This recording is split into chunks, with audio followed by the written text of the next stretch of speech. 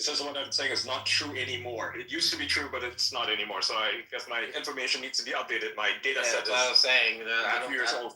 I was gonna say I don't think so. I'm pretty sure if they want you, they'll snatch you, bro. Like they do not care.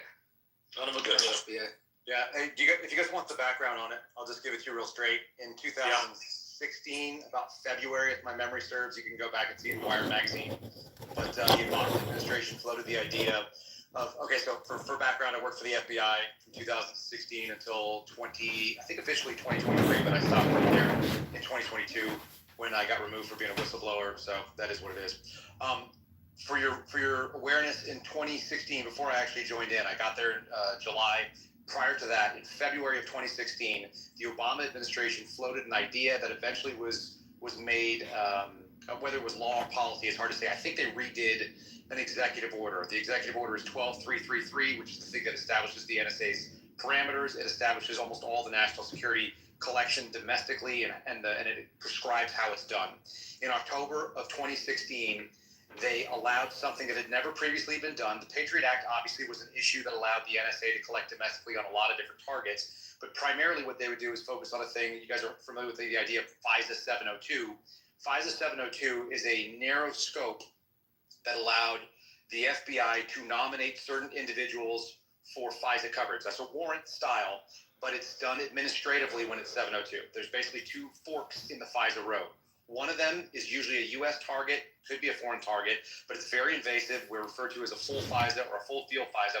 And when you do that, you take it in front of what's called the FISC, Foreign Intelligence Surveillance Court. You argue in an ex parte hearing, meaning only the government is represented.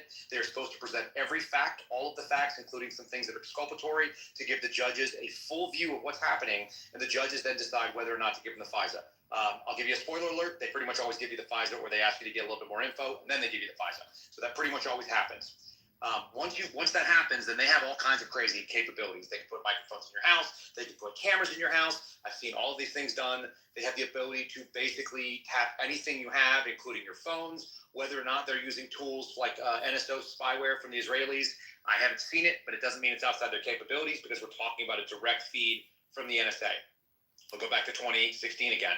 What happened in 2016 is the FBI was specifically given access to what's called the Data Warehouse System, DWS. That's the name of the software, and that's actually where all the info is housed. That happened and allowed the FBI to directly query the Data Warehouse System, which is raw FISA.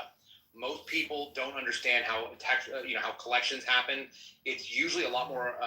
It's a lot messier than what people think. They're not just like hearing a phone call come in and then there's two guys sitting there with a tape recorder and a couple of headphones. That's not normal. What normally happens is there's digital collection. They grab everything and someone has to go back and play it, and they listen, and they do a thing that's called minimization.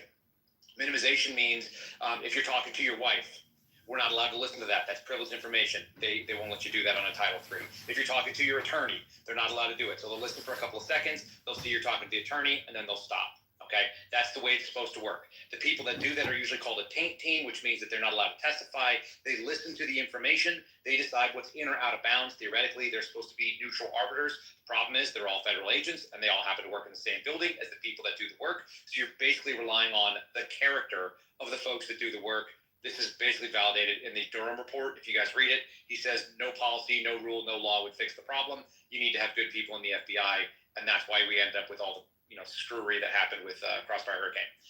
When they made DWS, the Data Warehouse System, available to FBI agents directly in 2016, late 2016, walking into the Trump administration, it meant me, as a guy who worked counterintelligence for 2 years in Washington, D.C., you could literally sit down at the terminal. I could type in Ian's email address, and I could pull him up if he was in there. And the way he would be in there is if he was an American that was associated with any of the investigations. It would also be if he was a foreigner that was being targeted for any association with any government or any foreign intel power, if he had any paths crossed with any foreign terrorist organizations or nominated groups, you could find people in there. And then they started operating on what's called the two-hop theory. Two-hop means Ian knows Jordan, so now I can pick up all the comms from Jordan and see what he's all about. And then anybody that Jordan interacts with, I can also get all those comms as well. So those are the two sort of things. It's a bullseye that gets bigger and bigger each time.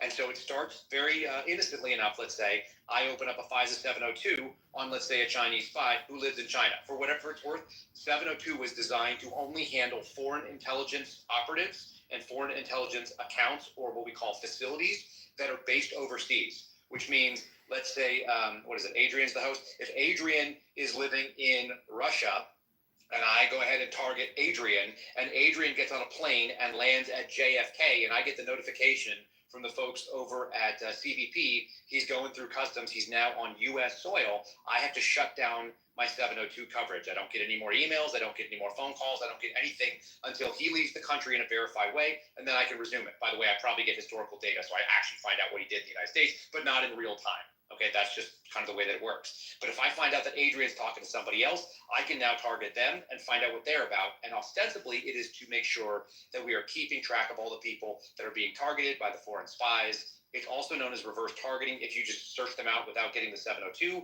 So there's all kinds of fuckery that happened. When they first started looking into this in like 2017, 2018, they found literally millions of violations of federal law that the FBI got involved in. And the last time I saw the numbers released was 2022, and it was down to 284,000 illegal, unconstitutional searches using FISA data. So very, long-winded version of it. Ian, you're not exactly correct anymore. You're not safe in your comms in the United States. God damn it. Oh well. We live in Panopticon. That's what you're saying. Yeah, it's not good. I mean, this is the single biggest threat that exists out there. This is why when anybody gets out there and gets riled up about anything else going on in U.S. politics, if you're rowdy about any of the other picks that have been done by Donald Trump, you don't like his Secretary of Labor, you don't like his Secretary of State, none of those things for people who live in the United States, and I understand that's not everybody here, but if you live in the U.S. and you're worried about civil liberties, the single biggest threat to civil liberties is, in fact, the FBI. It's way bigger than the NSA, who basically, nothing against people who work in the NSA, and they do some good work, I'm sure of it, but they're not a threat to human beings in their physical, their persons, their places, the things that exist in their own homes, because they don't have a badge and gun authority to go out there and do it. They can turn the FBI on you, but it turns out they don't need to do that anymore, because as of 2016, the FBI has access to that data. We used to have an embed from NSA. She looked like a troll. I don't even know what the fuck her deal was. I don't know what her job was. I don't understand why she existed. She had something like 75 dispensers of different M&Ms, and she had every brand of M&Ms and every weird M&M dispenser ever made. She collected them, and they just took up space in a federal office. And I never knew anybody that went and conferred with her and asked anything. I don't know why she was in our building, but she was. And she had an NSA terminal that I'd never understood how to use, and I didn't know anyone else that knew how to use it either. There were like probably 200 counterintelligence agents on the floor. No one ever visited that terminal. It was always covered in dust, and no one ever came over to see her unless they wanted M&Ms. So I don't know why the NSA exists. They're not really like a threat in that way. That being said, if I can query their database, I don't need an NSA embed. All I got to do is find out what I call facilities. So that's going to be your phone number. It's going to be your Skype handle. It's going to be your social media. It's going to be all the various pieces there. And I can go and query this stuff directly. And in the old days, what would happen is you would put the request into NSA. I had to ask people because I never experienced this. They would send something back that would be what's called minimized. And minimized is kind of like that taint team I was talking about on a Title III warrant. Minimized meant that somebody would say, okay, so let's say I'm going up on Ian's facility, so I know that it's Ian, and Jordan's name would come across the desk, and it would be like person 1 or U.S. person 1 or whatever. And then we'd have Freckles there, and it would be like U.S. person 2. And so if I wanted to unmask those people, if you guys remember, that was the big deal that was going on in like 2016 as Trump was coming to the office. They were talking about these illicit unmaskings. I'd have to request to find out who is person 1, who's person 2. How do I unmask this? When you have access to raw FISA, I get Jordan's name, I get Freckles, I get everybody's information right there, their email address, their phone numbers, whatever. And I can do whatever I want with that. If I want to plug it into Accurate, I want to plug it into Clear, I want to plug it into law enforcement databases, I want to search it on open source and go see what they're about. I can do all those things. And from there, all kinds of other wild things can happen. It doesn't mean that everybody is breaking the law when they're using it, but it means that basically the default position is, unless they go get another 702, if they don't start doing the hops, and not everybody understands that they have to do it, and not everybody does it, because it may just be an incidental thing, they're violating civil liberties. And the problem is FBI agents, every damn one of them are 1811 series federal agents. That means they carry a badge, they carry a gun, they have the ability to swear out a search warrant, they can go into your home, they can take your freedom, and they can take your life if you fight back in a way that is dangerous to that person. So they're way scarier than the CIA to me, even though the CIA is domestic and they're doing things. And, I've met people, I don't know anybody in the CIA that I'm worried about having the authorities they have. I'm worried about a bunch of people in the FBI because I've met a bunch of them, and many people chose not to stand up when they saw things going wrong. So just another kind of, like I said, I'm just giving you guardrails on their hand because it'd be nice to believe the world that you were suggesting. And I think previously maybe it didn't exist. It just doesn't exist today, not anymore. Yeah, that's sad. So Elon, how's it going? Wait, what? What? I know what you're referring to. Right, yeah. He literally just said, "I'm him. Fuck me." That's a good one. You know what? Fuck it. Screw it. Here we go. That's confused. Here we go.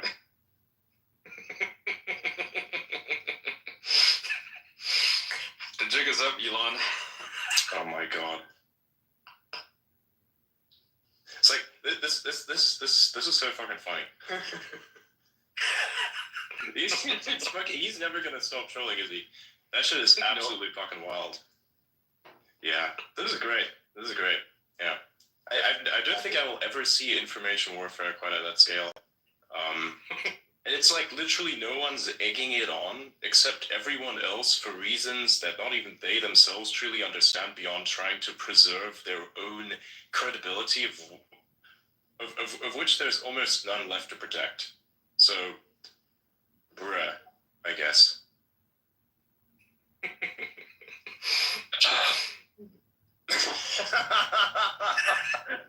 That is a good one. That is a great one. Yes. Yep, that is fantastic. If you guys wanted to bring up TJ Roberts, he said he'd be happy to elaborate on the constitutionality. I know it's PJ Roberts. Sure, he's speaker. Welcome. Yeah, I mean, on the Fourth Amendment side of issues, I mean, if the founding fathers were looking at how the federal government handles your data, your persons, your papers, your houses, your effects, they would be sending the olive branch petition and drafting the Declaration of Independence. And this is at the state, this is at the federal level.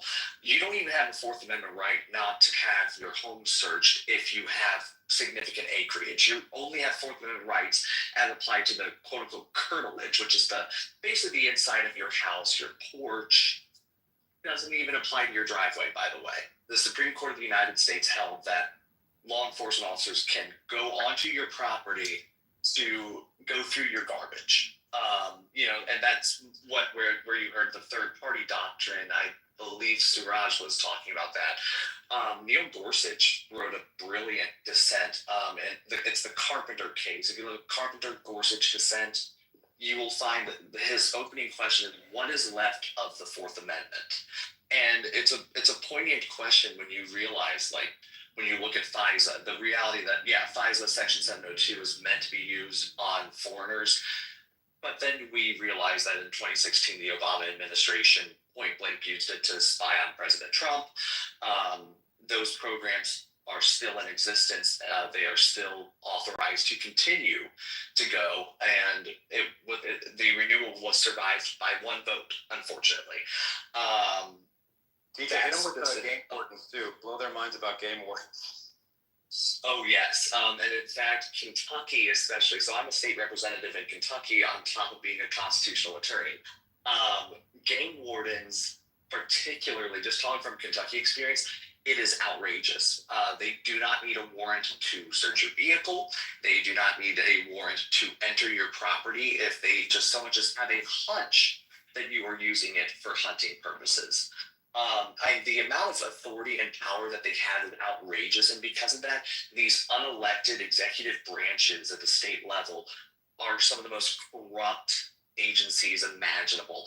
Just an example, we tried to reform this in 2023 in Kentucky, but instead of reforming it in any meaningful way, we just shifted it over to another executive branch department, and we imposed a requirement that you have to get a fishing license to fish on your own property if you have fewer than 5 acres of land. Also, the fishing license and the hunting license that you guys are talking about too, that's basically enough for them to say, well, you may have used it. Correct. You've got a Oh, yeah. database of people that when we say they can walk into your garage, they can check out your fridge. Imagine walking outside into your own garage and finding somebody there hanging out in your chest freezer, like looking through your cold cuts, because they can, Yes. and they will. And I hope I don't shoot someone that does something like that, because my instinct is not good when I find strangers in my garage. But like, they literally believe that they have that authority, and it's been upheld in court. Yes, and they will also say that you getting that hunting license was you consenting to those searches. So at that point, when you have consent, you don't even need a warrant, you don't even need probable cause, you don't even need reasonable suspicion, which is in my view, if you read the Fourth Amendment, it's a non-existent term that the Supreme Court made in the 1950s out of full judicial power. I mean, the exact words of the Fourth Amendment is no warrant shall issue but upon probable cause. There's no reference to reasonable suspicion. There's also no reference to any of the exceptions that we've decided exist for some reason that shouldn't exist. Correct. You're right. So that's the thing. It is one of those things where we have added so many words to the Fourth Amendment that it virtually doesn't exist anymore. And one of the reasons for that, in my opinion, is because we have less than savory parties when we deal with just a Fourth Amendment little issues. crust. If you're dealing with the Fourth Amendment Just case, a you're little probably crust. dealing with someone who has been accused of a crime. And judges just get extraordinarily uncomfortable with siding with the rights of the accused. But the reality is this: if you don't stand with the rights for the worst people, you're not standing with the rights of anyone. It's so easy to do free speech. I mean, I can think of my own experience. I sued the governor of Kentucky on First Amendment grounds when he tried to jail me for going to church. That's a very favorable case. It's very easy to get on my side. I shouldn't have been jailed for going to church just because COVID was going around, obviously.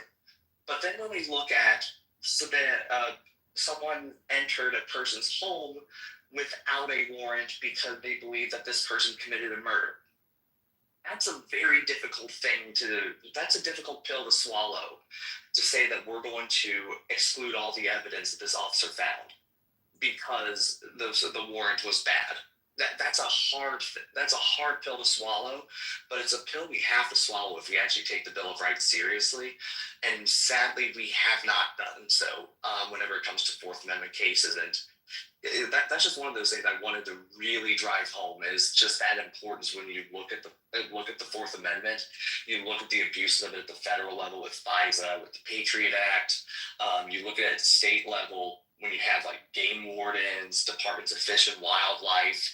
And it's insane, especially when you get into the open fields doctrine.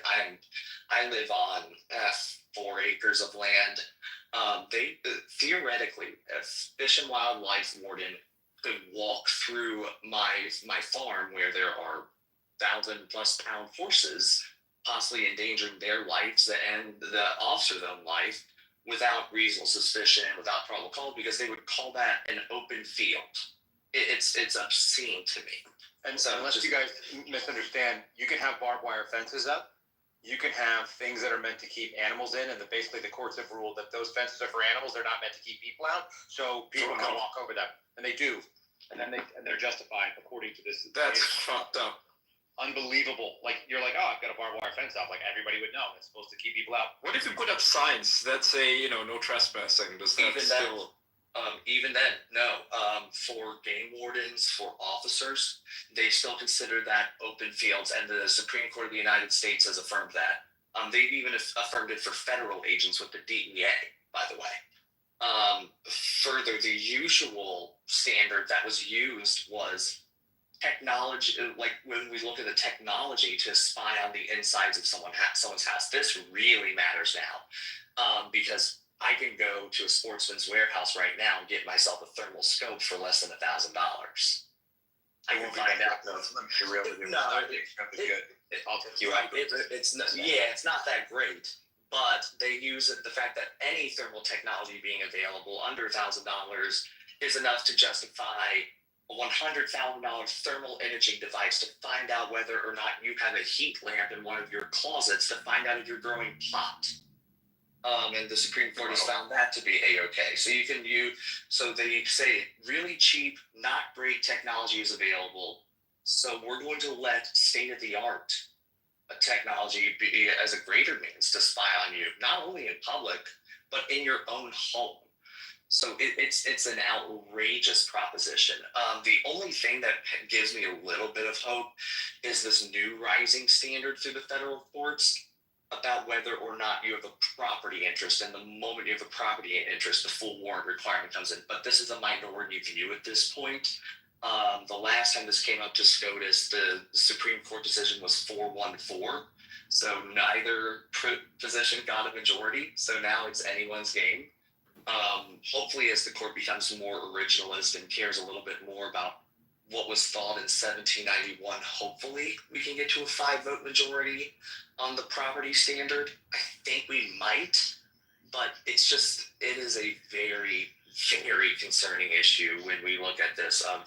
The Fourth Amendment was probably one of the most important issues, and to think about the things that we have right now, the biggest blessing, frankly, is what never became law. In 2013, Barack Obama tried to force through a domestic drone surveillance program. Fortunately, Rand Paul was willing to filibuster that. And that unilaterally led to a withdrawal of domestic drone surveillance. But now the technology is getting so much better that we don't even know they don't even need drones to really spy on you in your home anymore. They don't. And on top of that, they can use aircraft of various kinds. So whether it be fixed wing or rotary, that's an option. It was a regular tool that was out there. It's something that's kind of interesting. If you guys followed the Kyle Rittenhouse case, if you remember, kind of like the big bombshell was that the FBI had so-called drone footage flying over the top of what was going on. I remember that. That wasn't a freaking drone, y'all. I don't know if it's ever come out or if anyone's ever talked about it. I've talked about it publicly because I don't care. But there's no chance that was a drone. That was the man's pilot. That's how you know how to follow what was going on. They weren't putting drones up over there. It's really cheap. They've got a fleet of Cessnas that are in almost every field office. Mine had 5. Most of them have 1 or 2. They're up for 4 hours at a time. If you go and follow them on FlightAware, they just do circles over stuff. They just fly over unless somebody's moving in a on a highway or something where they're actually following them around. Then they do kind of like moving circles. But otherwise, they just circle houses and watch shit. And the funny thing about having a plane up in the air is they're almost useless unless you have spotters on the ground, which means there was probably ground surveillance. There was probably an entire FBI SOG team that was down there on the ground that didn't end up intervening. And I really, really am looking forward to Kash Patel getting in because I got some questions I'd like to go and have analyzed over the last couple of years. Yo, I'm listening to the Adrian Dittman live stream on X. What do you guys think? Federal agents that saw that. Not just That's really pathetic, right? I mean, we saw the same thing in Portland as well, right, where they would refuse to intervene in violence. You were there, right? Scott said, Yeah. I was in Portland in September of 2020, and I was explicitly aware that there was zero chance the FBI was going to back us in anything that involved justifiable use of force. To the point where I It's had called the declarations School that of I never Recordonomics. talked It's a about. whole Got new here, field so of we can economic provide this, sciences. because there are lots of guys, Recordonomics, somebody came up digital here capital with your window, I had surveillance, 6 storage, Antifa idiots. retrieval, There's no other way to blackmail. describe them. Surrounded my pickup truck while I was on the surveillance. I was 3 miles off the protest that was going on. That was also every bit of it illegal. They blocked off city streets with no permit. They were burning shit in the middle of people's parking lots on hotel grounds and stuff like that. They were just making a mess. But I'm way off from it, 3 miles out. And they had taken Several my Kitover, Buenos vehicle. Shalom, May We 53 heard them Saturday. call. By the way, the FBI also tracked every bit of their FRS traffic. So if you're broadcasting, It's an interesting radio, conversation. You guys want to take a anybody listen can in? grab it, A anybody can do couple, anything they want maybe a with it. minute or Well, two. turned out all the Antifa elements We're talking- had FRS radios. This is a Simple former stuff you can buy, FBI no big agent deal. and But they whistleblower were on categorizing it. They were talking driving it about on. We had government receptors all over the surveillance city, as far as I on can Musk's tell, live and they stream. were recording it for potential evidence. Those guys were every bit as organized, if not more organized, than every MS-13 neighborhood that we've ever gone into. They had more spotters. They had more people that were more prepared. They had response teams and elements, and they had people from the National Lawyers Guild, which I've had people be very excited about finding out. But the NLG, or at least people wearing NLG shirts and hats, including one particularly braless woman that we all recognize because she was walking around and bouncing heavily in her little green shirt, She was calling out the license plates of what she thought were feds. Some of which were actual federal agents. Some of it were not. They were just people that were parked on the side of the street because they couldn't get through. And then they would send these Antifa idiots wearing leather jackets and vests and shit like that to go and threaten people. And I had that happen to me. And I'm sitting there and I'm like, I'm pretty confident that if they try to shoot me, my vest will catch it. because I was wearing a vest under my hoodie. I'm fairly confident that I can probably kill like all 6 of them with a rifle that's at my knee if I take a hit. And I was bracing myself to get shot because I knew I wouldn't be able to do it. I couldn't react proactively. I had to wait until they actually did something like put a gun in the window. And that's a terrible feeling to have. And so they did an awful job of that. But we had planes up there following around. We were following weirdos on scooters that were organizing meetings all day long. We had microwave images beamed down from the planes into the actual tablets that we're using. We got to watch through night vision while the Portland Police Bureau like got into these like LARPing fights with the idiots that were carrying, I shit you not, like shields and wooden swords, and they were yelling charge and running through the dark grass, and we were watching that shit. It was hilarious. I mean, it was really funny in so much as you're watching a bunch of like LARPy teenagers try to fight with big riot cops that looked like that was like their favorite thing in the world to do. But it also was atrocious because we weren't authorized to do anything, and we didn't have any federal statute to be there. And then we didn't go and back up the Portland Police Bureau when they were doing these prosecutions because these were all kind of held under a national security banner. So you never saw these things added into prosecution. You never saw the feds go after them, even though it was pretty obvious that there were probably RICO charges they could have gone with because there was a lot of violence and coercion. A big part of the reason why there were no prosecutions was because the county DA is, he's Antifa himself, right? He's quite professed. Excuse the feds. We were asking questions. Like, hey, what the hell are you guys doing? Like, why are you not prosecuting cases? Why are you bringing agents in from outside of the field office to come in here and work your cases, which is what they did? And the answer was, we still have to live here when this is all said and done. And this is Portland, and we love our activists. And I shit you not, I was briefed by a very effeminate, 6'7", overweight. I don't know why I describe him like that, but it's worth knowing. He was just like a really odd-looking duck. And the thing he said was, Antifa is an idea. It's an ideology. It's an ideology. It's not a group. I'm like, the fuck is not.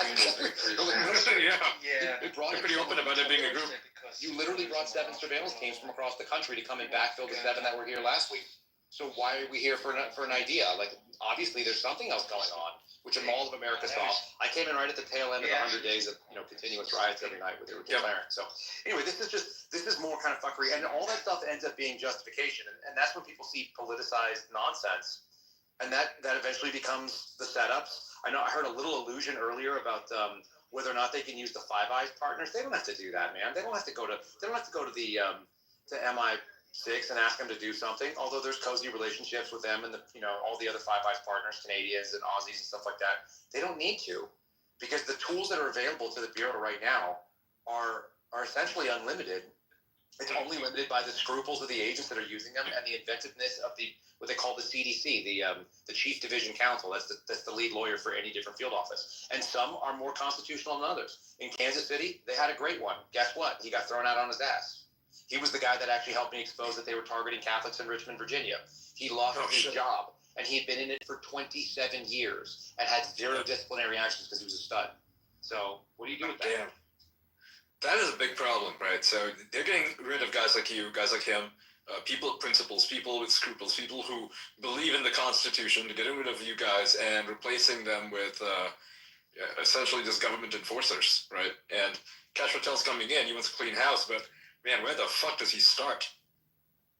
And one thing that we've shared some ideas. Let me just also say this. If you guys want to read something kind of crazy, it's in my timeline, but it was written by Kerry Pickett. FBI agents are calling in to guys that I know that are out of the game and are kind of receiving, and they share information with journos. Anybody that's been hired in the last couple of years, they don't even know what a domestic terrorist charge would look like. They only know that if they're wearing a MAGA hat, that they're fair game. And this is FBI agents calling and sharing this with journos right now. They're absolutely disgusted if you've been there for a while. So a lot of the new agents have no idea. They've been brought up in a culture that is, I think they said something like 30% of the FBI has turned over in the last 4 years. Shit. Wow. And so one of the things that I was thinking about what can be done, just looking at it from a constitutional law perspective, there's a really brilliant statute, 42 U.S. Code 1983. This is the statute that allows for lawsuits for violations of the constitutional rights of Americans. It's the #1 statute that I litigate under when I sue a government. That's the statute that I cite to. It's not count 1 violation of the First Amendment. It's count 1 violation of 42 U.S.C. 1983 parentheses First Amendment or Fourth Amendment, or so on and so forth. The problem with 1983 is it does not apply to federal No, but she agencies. looks hot. It does not apply to federal agencies. The most you can really get out of a lot of the federal lawsuit against a federal agency is a declaratory judgment saying that the agency has to stop, which even that's an uphill battle. But the problem is you get the agency to declare that the person was out of their duty. So, right. Yeah, at that point they're pretty much cooked. But most government attorneys are going to assert one of the immunity doctrines. But you cannot, you can't go for damages, and further, you can't invoke 42 U.S. Code 1988, which allows for attorney fees to be collected. Most people, when their constitutional rights are violated, they can't afford an attorney. I'm a very young attorney, and my hourly rate is at least $250 an hour, depending on the complexity of the case. My clients don't pay that. The government does after I beat them. But as a consequence of 1983 not going to apply there, well, I think Congress needs to make clear that it's applicable, because we're never going to succeed otherwise. And in fact, we're dealing with issues now. The Institute for Justice shined a light on this just recently, that federal agencies are deputizing state agents, so that way 1983 doesn't apply to them as well. I was just about to hit you with this, because this is the issue, folks. If you don't understand what a federal task force is, what TJ's talking about is exactly it. You can explain some of the other dangers, but I want people to understand. Here's the really wild part about deputizing. What they do is they deputize people either under Title 18 or under Title 21 for investigations. So they give them scope, or they give them 18 and 21, which means they can do drugs and all other federal crimes, essentially. And when they do this, the local law enforcement officer, whether it be a state cop, it could be also it could be a sheriff's deputy, it could be somebody in a police department, so they can go anywhere from state or local.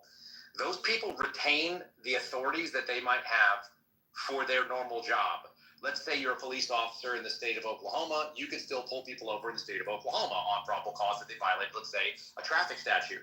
You can go and do that for taillights, whatever it may be. But you can also do investigations that have to do with the federal authorities you now have, which makes you a super cop. You are on all levels, and you have the immunity that comes along with being a Fed, as long as the United States Attorney's Office is willing to back you up. It gives them unbelievable, and game wardens don't even, like we talked about why they're so dangerous. Now put a game warden on your task force. Now you can start walking through people's things, because not only do you think he might have a short-barreled rifle, but you also know that he has a deer hunting license. He's got a tag for later on this year. So maybe you want to go start snooping through his freaking safe, or looking through his refrigerator and see what he's got in there. Oh, he's got money in there. Where'd that come from? Okay, now we're going to start asking more questions.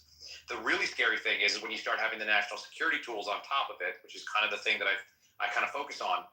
The minute that somebody knows where something is using a non-criminal investigative technique, 702 FISA is a great example of it. A true FISA is a great example of it. Those are not meant for testimonial. Basically the sources and methods are classified, and therefore they're not going to disclose how they had this warrant. They already know what they're going to be looking for is there. They're not going to embarrass a judge who signs off on some very thin probable cause and decides to give you a true search warrant when you decide to go look for some additional crime. Let's say I'm looking into you for, let's say, counterterrorism charges, which is what people get looked at for, and they use FISA on it. We had a guy, and I'm just going to give you one simple example for you to have your minds blown. In the Washington, D.C. area, this is in Woodbridge, Virginia, just outside. 23 years under investigation by the FBI. How many of you are going to survive scrutiny like that? I guess the only person who does that is like almost Donald Trump, but not quite. 23 years they looked at this guy. He was part of a mosque. He was a Muslim guy. He was looked at for counterterrorism, terrorist ideologies. Never had a single thing happen. They ended up arresting him while I was still working for the Bureau over child pornography. Now, I don't want anybody doing child pornography. I don't want anyone sharing it. I don't want anyone enjoying it or trading in it or anything else like that. I think some of those people should be fed to wood chippers, but the government has to go through the process, and the process shouldn't be, we had you under investigation for 23 years, we happen to find a violation after all that time, and it was on your hard drives. And now many people are probably going like, well, how much of that could be planted? The answer is, I have no idea. I've never seen anyone do that. I don't believe that it happens, but I can't rule it out, because how the fuck do you keep somebody under investigation for, like a quarter of a century? And this is the massive problem there. Once they know where something is, they're going to know it's going to be there, and they write the other process, and they're going to get it. They're not going to embarrass the judge. The judge is going to be like, well, that's a little bit thin. And they're like, it's there, Your Honor. And then it's like, sure enough, if you shared an email and said, yeah, I'm doing this thing and I got this cash coming in from this deal, and you're involved in money laundering, okay, or wire fraud, they're going to be able to find it secondarily, and they may find it through a covert means, but they can go find it overtly. Or the worst case scenario is, Ian, let's say I find that you're doing something shady, nefarious with money, and I can't prove it any other way. I just go to one of your buddies, and I'm like, hey, I know that you had this money. I know that it was in your comms. I know you guys had this conversation. I need you to come clean with me, or you're going to face charges too. And they're like, cool, I'll tell you that I know. Now I have a source. Now I can predicate it off a source and not off the thing that I did, which was intercepts via some sort of electronics. They're basically using this as justification, right? They're like, oh, this is the source. But in reality, they already knew and he just wanted to get me on something. Yeah, the term people use is called parallel construction, which is to say they construct the investigation in parallel. They just build another investigation that's called criminal investigation, and it's alongside of a national security. And in doing so, like, all evils are covered because you're still a federal agent. You're still an 1811.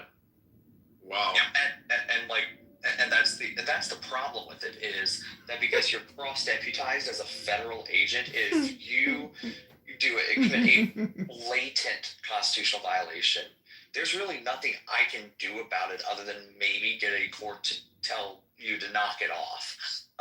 It doesn't matter if you went to prison because your rights are violated. It doesn't matter if you got the living crap beat out of you, if your speech rights are suppressed. There's no recourse. There's no cause of action. Just because 1983 makes clear it's only for state and local entities. So federal government, which I think we can just take a look at the last 4 years and realize it's one of the most persistently weaponized levels of government. One thing that you can absolutely do is encourage your congressman or congresswoman to introduce legislation to be clear that federal agents can be held liable under 1983 as well. That's one thing you can do. Other things you can do is fight for constitutional rights at the state level too. I mean, just an example, Savannah Maddox in Kentucky, one of my colleagues, is going to be introducing a bill to completely abolish the open fields doctrine that Kyle and I were just talking about. To make clear, game wardens, if you're going on someone's private property for investigative purposes, you better have a warrant. That's what the Fourth Amendment requires. It requires probable cause. And those are actions that you can take. And I'm just giving that advice because I see other state representatives across the country in this audience here. So I just wanted to just give that piece of advice. Like, that is something that you can absolutely do. Yes, the U.S. Supreme Court has said the open fields doctrine is okay. That doesn't mean it is mandatory. At the state level, you can have more liberty protective legislation than the federal government requires you to have. That is totally acceptable, and I would encourage you to do that. So that's just something that can be done to fight back on that and actually protect the basic privacy rights of your citizens. This is all very Soviet Union. Show me the man and I'll show you the crime. True. Orwell warned against this, and yet everyone seemed to have read his book and took it as a manual, a guideline on how to run a horrible society.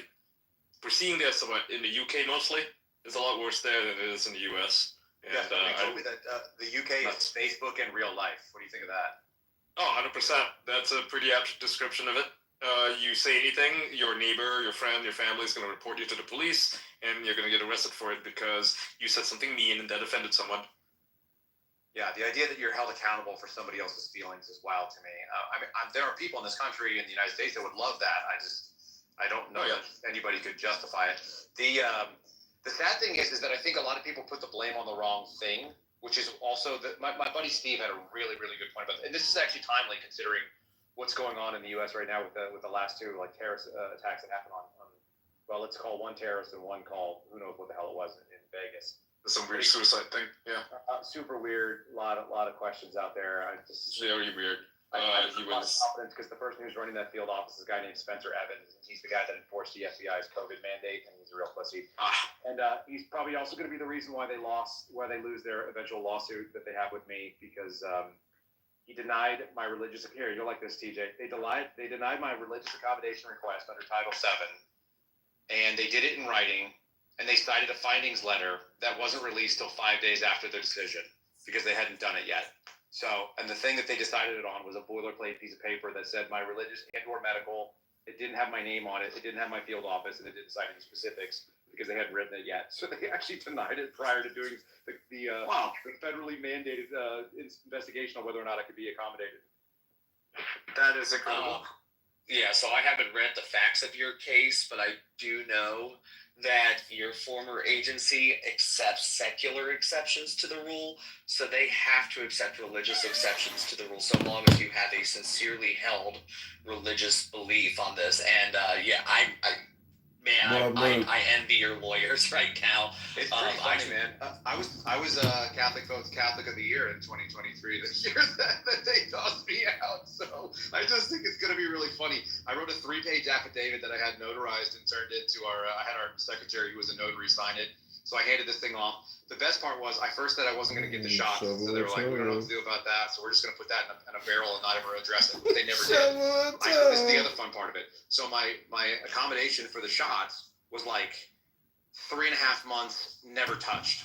But I put an accommodation request in after they came back and said, anybody who's not going to get the shots, we're basically going to ignore it. We're not going to do anything about it. We're just going to require that you all get nasal swabs and that you upload a COVID test that's negative every 72 hours. And I responded and said, look, as a sincerely held belief, I don't believe in discrimination of anybody, including myself.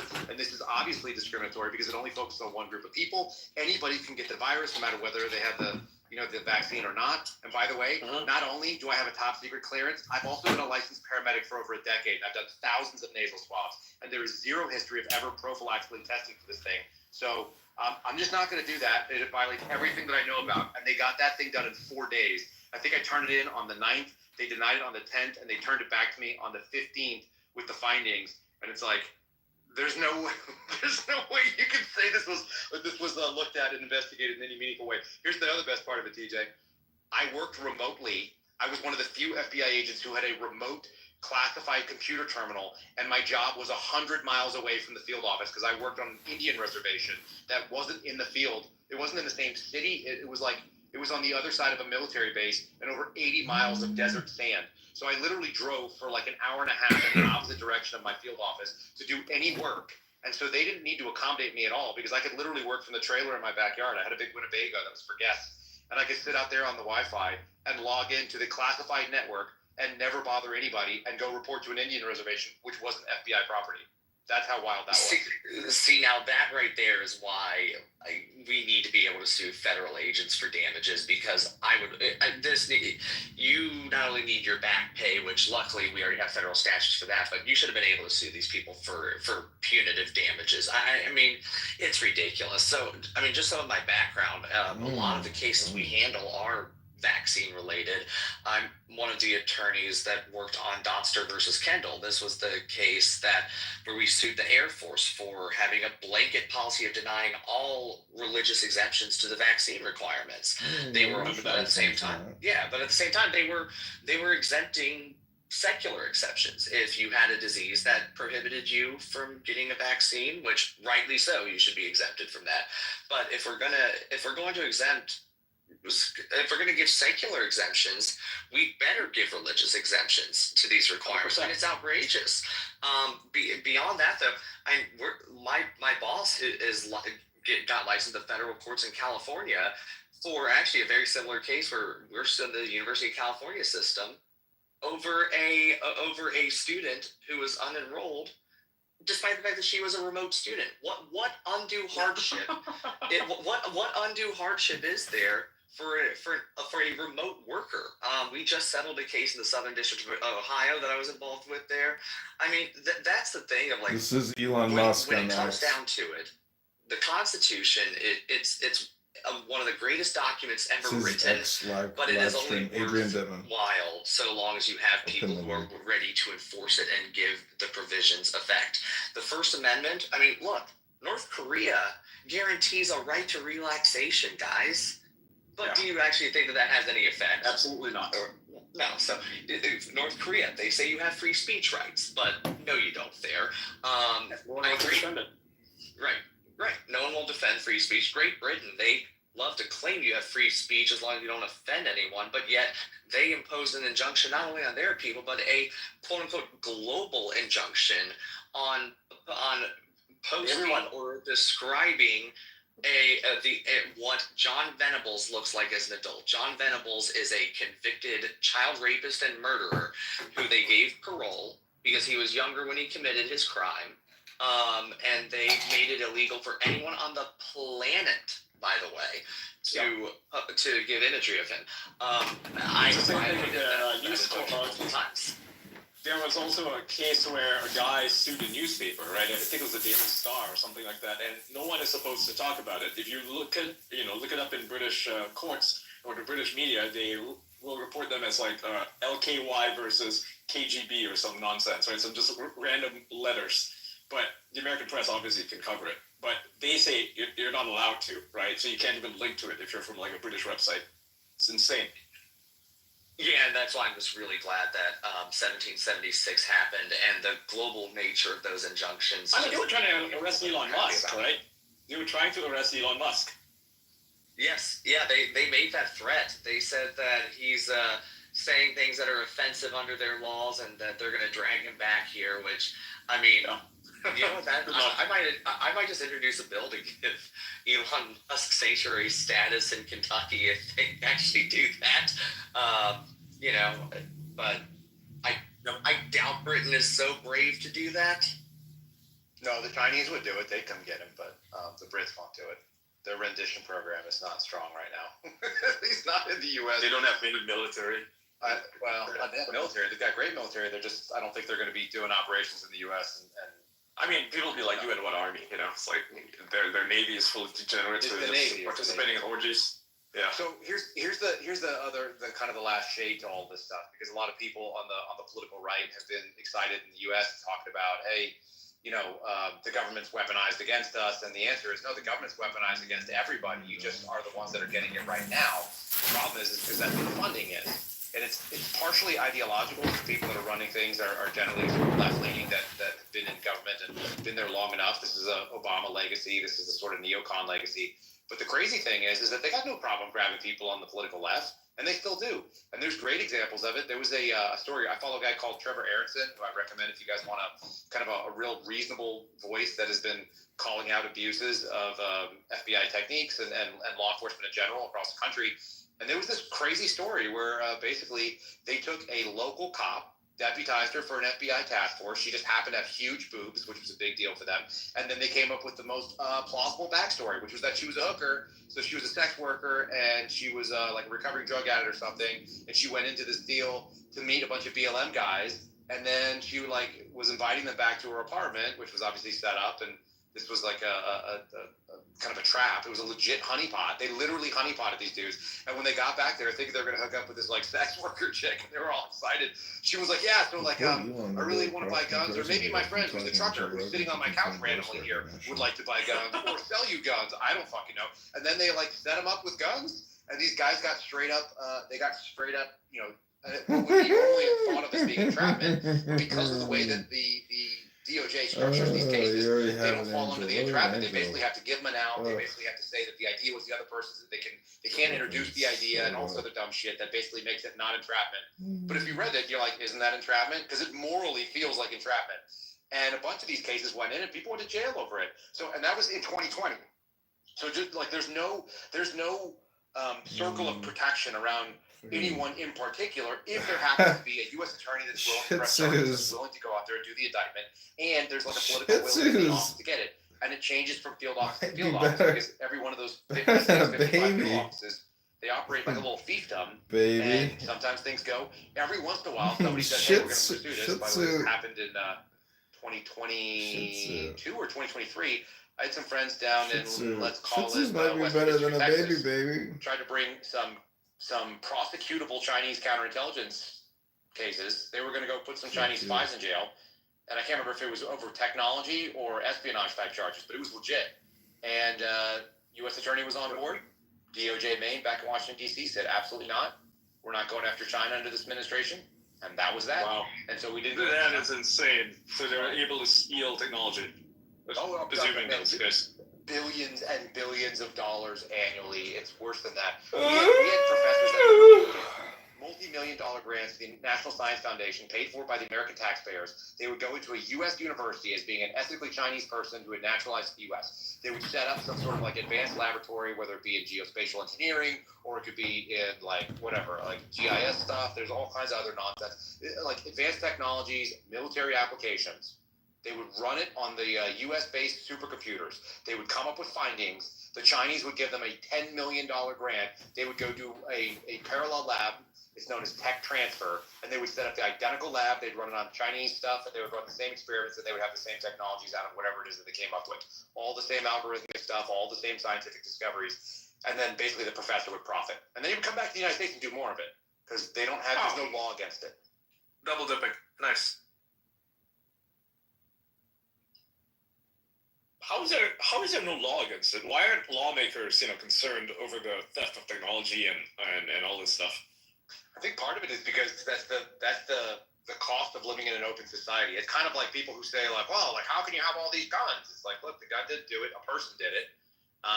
One of the things is that there's a huge push from people at National Science Foundation and a lot of different companies that spread across multiple, national boundaries. They want to be able to move technologies from one place to another. They want to be able to see, academic advancement, and especially the academics who lean left anyway, kind of more globalist than nationalist. So they think that, information is information and it should be shared. And there's probably a reasonable argument in that way, but maybe the American taxpayers shouldn't have, maybe any taxpayers shouldn't be spending money on it. And it does seem to go like kind of one direction. It's pretty, the shit gets exploded. You know what I mean? The Israelis don't the development of batteries. Yeah, like Chinese batteries, all invented in the U.S., right? They took that exactly. technology, actually sold it to the Chinese companies. That's right. Now, if you look at what the Israelis do, like they're really good at holding on to it, and they use all their advanced technologies as tools of statecraft. So if they have like a cyber weapon, or if they have technologies that are highly coveted by others, they use it as part of the reason that you should be nice and operate with Israel. And that's smart. There's just nothing wrong with it. They're defending it, and they're basically licensing out use of it. Only as long as you play ball and you play by the rules. So a lot of the cyber tools that are very, very advanced, and NSO is one of the big companies that does it.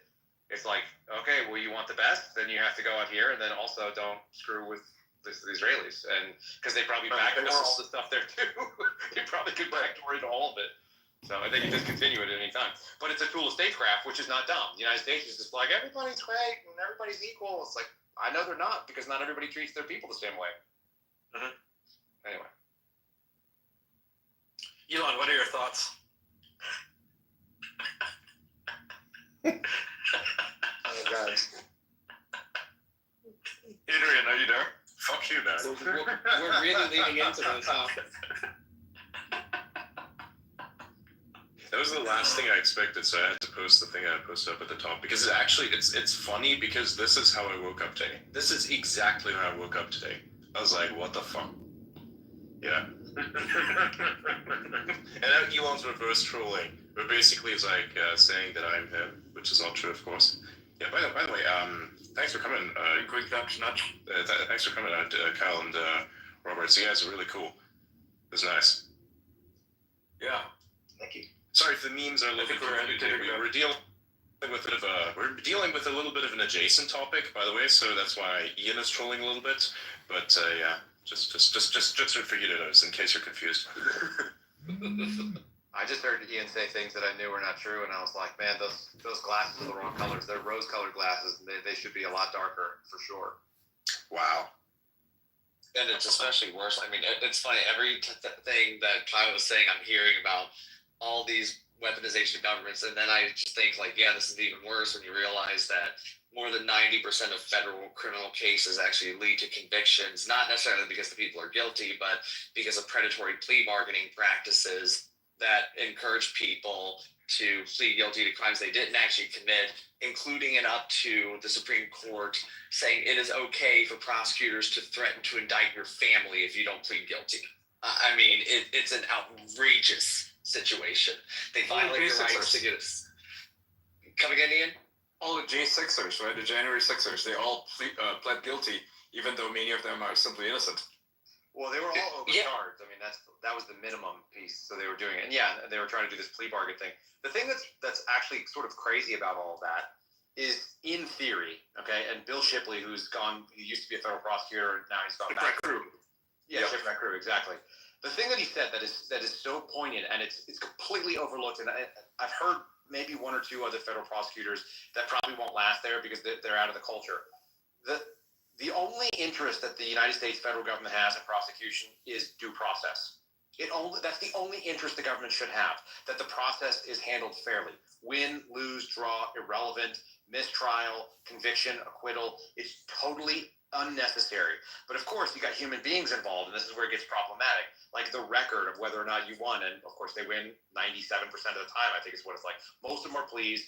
A few times they go to trial. Now, here's the other problem, TJ, because this is also true. Generally speaking, when they charge it, they've got it. You know, the joke is among federal agents is that, like, you know, we only catch the dumb ones. That goes right up to the point when they're actually, like, sort of maliciously setting people up, and that's in the counterterrorism space. You get a lot of that kind of bullshit where people are being set up with, you know, they don't have the means, the motive, the opportunity, the capabilities of executing anything. And the only connection they ever had with ISIS was an FBI, CHS. An FBI source that claimed to be ISIS that never had any connection to ISIS either. And that always seemed really weird to me. Like, how in the world can you convict somebody of giving money to ISIS when the ISIS person was in fact not ISIS, but actually a federal agent? And that happens all the time for whatever it's worth. It's just, that's absurd. It's Oh yeah, and you know, and let's be clear, I don't have a problem with a high conviction rate. Obviously, I wish that 100% of guilty people get convicted. I wish 100% of innocent people do not get convicted. But Blackstone's ratio says it's better that 100 guilty men go free than one innocent man go to prison. And that's a philosophy that the founding fathers took in mind when they dedicated 5 of the 10 amendments in our Bill of Rights to people who are facing the justice system. Half of our Bill of Rights isn't for free speech. That's just one amendment, right? Of speech, religion, the press, petition, and assembly. That's just one amendment. But your rights against searches, if someone suspects you, right? That's the 4th Amendment. Your rights while you are in the judicial process, that's the 5th Amendment. Your right to how that judicial process works, that's in the 6th Amendment. The right to the grand jury issues, the right to the assemblies in the civil justice system, that's in the 7th Amendment. The right against cruel and unusual punishment once you are convicted, that's the 8th Amendment. That's 5 amendments to our Constitution. But we don't treat it like it. The jury right in the 6th Amendment is the most slept on right because it's the ability to face your peers, and it's being denied systematically with whether it be coercion, whether it be if you don't plead guilty now, we're going to put in a superseding indictment and it's going to get way worse for you. We need to bring back the jury right. I mean, I think the biggest case that the Supreme Court came down on this year was not overturning Chevron. I think it was SEC versus JARCC, which held that you have a jury right when you are going before a federal administrative tribunal for possible penalties. I think that was the biggest one that we got, because talk about a way to grind the administrative state to a halt when they're trying to shut down your gun store because they arbitrarily defined one of your triggers as a machine gun, or the EPA comes in and says that the water you're feeding your horses with don't comply with their extremely arbitrary interpretation of the Clean Air Act, right? All of these things, you demand jury trials. Now they have to assemble people to determine guilt or innocence. It's no longer these quote unquote Article 1 judges, which that doesn't exist. Administrative law judges are not permitted to exist under the Constitution, but yet here they are. This was a huge win. And I just hope one of these days we respect that jury trial right in the criminal system the way that we now do in our civil justice system. So I just wanted to add, thank you so much, Kyle and Rob. I think you're doing some great work. I'm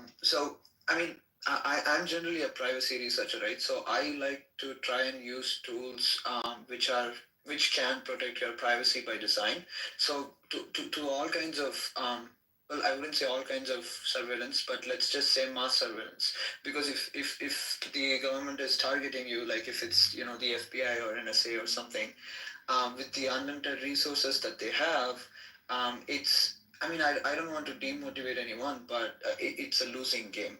But we can very much protect ourselves from any kind of mass surveillance. And I just posted about like what kind of tools that we could use to sort of start with protecting your privacy. You can check my post out. And these have been like very well documented and audited, and I have personally researched myself. So you guys can check it out. And I mean, you guys know law more than me, and that's one of the reasons why I generally think there's always loopholes in laws, right? But if you would like to protect your data, I would say trust in math, because at the end of the day, encryption is the only one that's going to protect you, nothing else. Because I mean, think about it. Like, who else can give guarantees? Privacy guarantees cannot be guaranteed by law. Yeah, feel free to correct me if I'm wrong. I mean, you're absolutely correct, because the law only goes so far as people are willing to comply with it. And when you're dealing with things like data breaches and stolen information, you're dealing with people who don't care about legal compliance. So what they do is whatever they can to get access to the data, which includes infiltrations, it includes social engineering. There are so many risks out there that the law does not cover, that the only way you can really be secure is managing your own digital footprint, managing your data, and exactly what Suraj said, encrypt everything you fucking can. So this is just a gentle reminder for everyone who's using X. If you text someone by default on X, none of your chats are encrypted. And so that pretty much means the admins of X can basically read your messages. I'm not saying they're reading it, but even if X gets breached, all your data and the private messages are leaked forever on the dark web. Just saying. Also, if you DM me, then the FBI has subpoenaed my records more than once, so then you can get them going there, which is pretty cool too. Elon actually fought that in court in DC. Elon not personally, obviously, but X Corporation actually took that into the appeals court in the District of DC, the DC appeals circuit, I guess. And they were attempting to push back on it after they'd already had to comply with it because a judge had ordered them to turn it over. And we haven't heard a decision on that yet, but I'm kind of interested. It's pretty cool that they actually took it. It was me and Garrett O'Boyle, another FBI agent, who he actually still works there, although he hasn't been paid there in 28 months. So does he really work there? Do you really work for a job that hasn't paid you in 28 months, doesn't give you medical benefits, takes away all your authorities, and won't let you come into the office? Is that really an employment? Wait, what? Yeah, so my buddy Garrett O'Boyle, he's at GOB Actual, if you guys want to look him up, GOB, the word actual. He's a military veteran. He's a former cop. He was a whistleblower, brought a lot of information, including stuff about parents at school boards. He actually went out and documented for Jim Jordan's committee all of the actual parents who were being investigated, specifically after Merrick Garland said that wasn't happening, and a number of other things. He's got about a couple dozen whistleblower activities that he was involved in. Lots of stuff to Congress. The Bureau, against Bureau policy, so it's not against the law, but what they did is they said, the FBI policy says if you're under investigation internally, they can't transfer you. And he applied for a new unit that he and I were both going to go to. I actually got removed before I got to go do the tryout. He went to the tryout, was selected to be part of the unit, so he sold his home. By the way, his wife was pregnant, about to have a baby, sold his home in Kansas, in Wichita. They went into temporary housing. And then he went to go report to his new unit, which was outside of Washington, D.C., at Quantico. And when he went to report, they took him into an interrogation room, questioned him about something, and they accused him of several things, including media leaks, which he denied. And I knew he didn't do it because I did it. The thing that he was being accused of was something I had done. And then they suspended him. They pulled his security clearance, kicked him out of the office, and he's been on unpaid suspension for 28 months and hasn't received a paycheck. If he takes another job, they will fire him for cause. If he requests outside employment, he can earn up to $3,000 a year. And he's been reliant on fundraising and charity that we've been able to basically accommodate to keep his family fed. And he has a disabled veteran benefit through the VA. But he supposedly has been an employee for 28 months, and they've been doing internal investigations to try to fuck him over, We've got whistleblowers who've come forward who said, we already adjudicated that he didn't do the thing that they thought. He should have been reinstated automatically, but they continue to screw with him because politically they want to just end this guy, and he just hasn't quit. He's testified in front of Congress. Anyway, just there's some real fuckery that goes on. Imagine if they'll do that to somebody that works inside the bureau. What up, That's not a Scott? problem. If they'll do that to another FBI agent, imagine what they'll do to you. And that's really the biggest thing, I guess. Because if you think that these things are all possible, they're not just I possible. can't turn this They background actually off, by the way. And once people understand that, it kind of radicalizes it. It kind of makes you want to put like a frog in your profile and tell them to go fuck off. So outside of encryption, what can people do to protect themselves from agency overreach? Well, manage your digital footprint, right? Like, be conscious of what accounts you have, how they're connected to each other, what information is out there online. Be conscious of all the connections that can make their way back to you, right? If you have a business, if you own a home, there's going to be information that is out there about you, potentially at least. Homeowners, it varies from jurisdiction to jurisdiction. But you need to be very careful and aware of what information people can find about you. Things you can do, you can manage search results that show up and turn up results about you. You can request that certain search results be removed. Siraj has given us some good information about how to do that. Just like deleting, shutting accounts down, any account that can have a private setting, make sure that you've selected the private settings so that people can't just view your data. Be careful about what images and knowledgeable about what images of you or your house or the location that you're at are online. Like, think about all those geolocator people and what they're capable of doing, and understand that AI assisted geolocation is going to be even more like fast and accurate. So you're going to want to be very wary of anything that is connected to you. The other thing that people should probably realize is there are ways to almost start from scratch and go completely invisible if you're willing to move, if you're willing to take like a lot of steps. There actually is a book on this. It's a Bible, it's Bible thick. It's hundreds and hundreds of pages. It's called Extreme Privacy. There's a new one issued every couple of years. It's by Michael Bazzell. You can read it, and then what you'll realize is that you don't have the attention span, you don't have the interest, and you are not committed enough to actually do it. You can totally do it. You can actually pay him as because they perform a service where if you have enough money and you're willing to go and do like all the weird shit, you'll have, some third party will go and buy a cell phone in cash, and do it in cash on your behalf and be able. There's techniques and spies and drug dealers and federal agents all do this kind of stuff. Like when you want to do it for small, independent little parts of your life, but to do it for your whole life, to put your house in a trust that's set up by somebody else, that's that ties back to some shell corporation, like it costs a shitload of money. It's really, really complicated, and let's just be really realistic. You're not going to do it. So just know that every time that you sign a terms of service on anything, it doesn't matter what it is, whether it's an app, whether it's the phone, whether it's a technology or a subscription to software, every single thing that you're doing that has a digital footprint, you're basically trading your privacy for convenience, as long as you just own it and know that's the case, and then become a proficient firearms owner and user, which you should be carrying that all the time. If you live in America, you can carry in all 50 states. You're not a bitch. Just saying. If you do that, then the next day it's like, come at me, dude. Look, it's actually so Kyle, you'll find this very funny.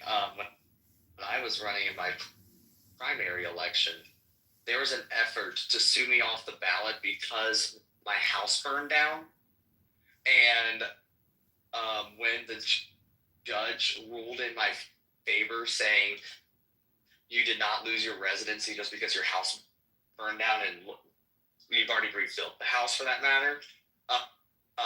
What I did in response was I posted my home address online, and the reason why is because anyone who has threatened violence against me either is not serious enough to carry out your own food and clean your water is crucial.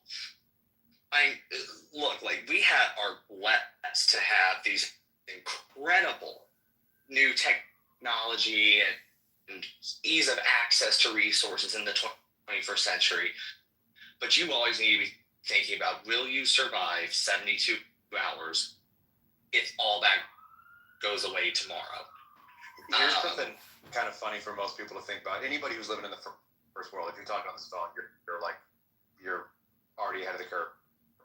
My dad used to live in St. Augustine, and he was talking to me about these cattle. They were like Longhorn Andalusian cattle that came in from Spain, and they came and dropped them off.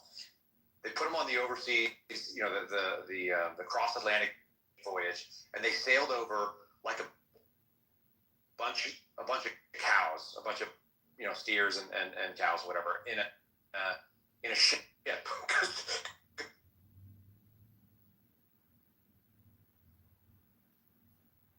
It just cut off. See, this is the problem, Scott. It's like the X live stream actually has technical difficulties. So as a director producer, if somebody's not here at the command station, I lose my whole fucking recording and opportunity to capture more information on the world famous Adrian Dittman, aka Elon Musk, the Dirt Man.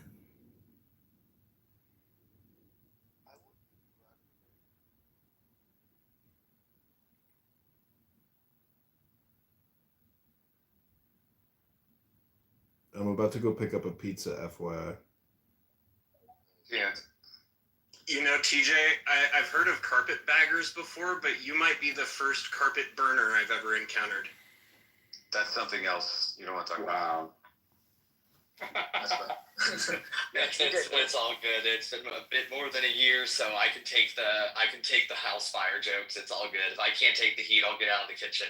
TJ, the opening sort of origin story was also the beginning of the show Hung on HBO. If you remember that, the coach who becomes a male gigolo. So I do. You went into politics, which is basically the same thing, I think. I was in politics well before the house fire. I was actually trying to retire from politics in 2019 when I was graduating from undergrad. I was trying to go into corporate law, and then 2020 came around. I almost went to jail for going to church, and I'm like, yeah, all right, I'm not getting out of politics.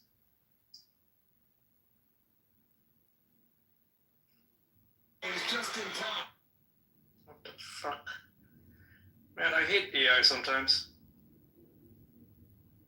Why is that?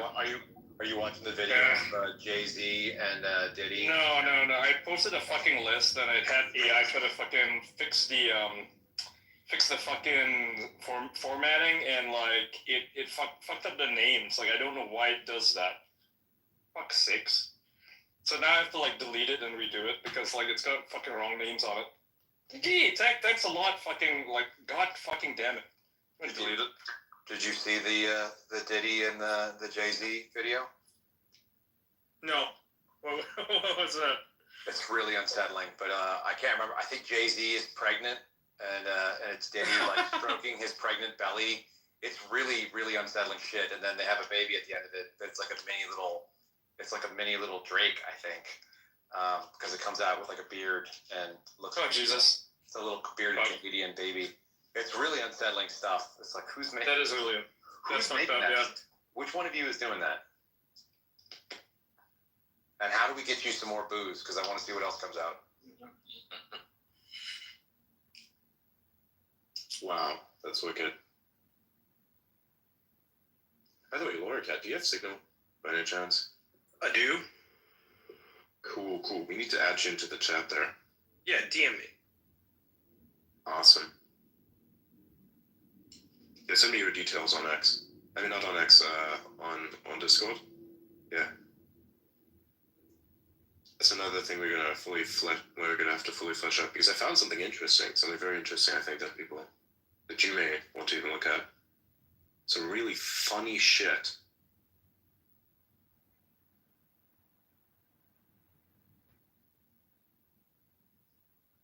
I'm gonna duck out.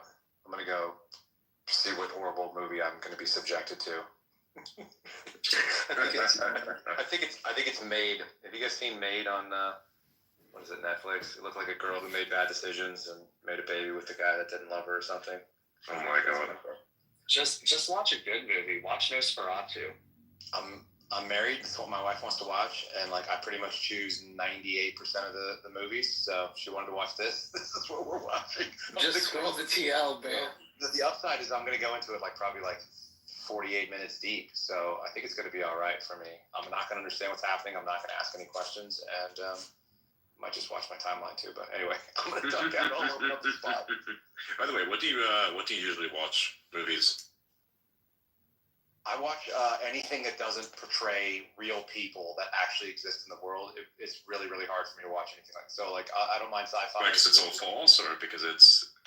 Yeah, it's really badly done. Like any of the police procedurals are hard to watch. People tell me, oh, you gotta watch Homeland, and I'm like, it's so bullshit. I can't handle it. I can't handle any of the stuff that people think is really good and well done dramatically. So it might as well just start with like, if you start with a premise that is already not reality. Do you watch anything that's extremely violent, perhaps? There's no particular reason why I'm asking this. I'm just like wondering, because I've watched this TV show called The Boys. It's insanely extreme. It's like so far removed from reality. It's insane. Do you watch it? I've seen it. I've seen probably 3 seasons of it. I think it's really funny. Yeah, it's fucking insane. There's the butcher guy and everything. It's unnecessarily violent. So oh yeah, dude, the comics are even worse. The comics are so much fucking worse. I like had a look into them a while back. Holy shit, man! The Netflix series doesn't even do that justice. It's like a whole lot worse and even funnier in my opinion. I don't know that I have the pages for it. Sorry, Amazon. My bad. The premise on the Amazon show, though, is that we're already in an alternate universe, so I can just accept whatever kind of weird shit's going on. Oh, someone squeezed the guy's head. You're gonna go squeeze some dude's head apart. Okay. Dude, the fucking opening scene. Dude, the opening scene for that on season 1. Remember that where like he ran through? Is that when he runs through the girlfriend? Yes, exactly. Yeah. I was like, whoa, holy shit! I did not know what to expect. Then I started watching. I was like, what the fuck is this? This is insane. But the fact is that like if you had human beings that actually had skills, like they wouldn't do awesome. It's the premise of this is exactly what it looked like actually. Is this as if it would be reality? Somebody would take the superheroes, commercialize them, and then some of them would do fucked up shit because they're so disconnected from reality. Yeah. Yes, 100% that. It reminds me of every single time Hollywood has imagined what would happen if people could be invisible. Like every single Invisible movie, the Invisible Man, he's always raping and like peeping Tom. Like why is it? Because that's what happened. If a dude didn't have any consequences, he would do that apparently, or at least enough of them would that's who would have that power. So yeah, like it's just. I think realistically, if somebody had the superpower to be invisible, they were somewhat intelligent. I'm pretty sure maybe an agency would reach out to them and be like, hey man, we're going to train you a little bit. Would you be down for this? And we'll give you like X amount of payments, these kinds of privileges. Like, what do you think is the likelihood of that? I think I would just be hanging out in Nancy Pelosi's office and just doing stock trades. So that's oh my fucking. Wow, that's nice probably just what I would just do because why not? I think that'd be a good place to be. And then also, she had some pretty augmented situation, some cannons that she put on recently that my buddies keep sending me pictures. That's the other problem. Oh my God. My friends, I have federal agent friends who send me nonstop, like at least once a day. I get a picture of Nancy Pelosi, which may or may not be real, from various different angles, and it's just like, I've had enough of this. But I imagine that would be sort of like either the fringe benefit or the fringe cost of spying on her when you were getting your stock tips as an Invisible Man. Oh my fucking god. Because like it's funny, the first season, I think it was in the first season where they had the invisible dude, they literally put explosives up his ass and blew him up. Like that's insane. But then he was visible, which was wonderful. Yeah, exactly. It was the fucking Huey guy of all people that pushed the button. Like that was his transformation, I think. That's where it began. Yeah, no, it's a truly dark show. My wife doesn't like that very much, but she watched it with me for 3 seasons. So that's why I have to go watch May. So. That explains it. So she probably had the fucking Homelander look on her face at the end of that. Yeah, just horrified. See y'all. See you, man.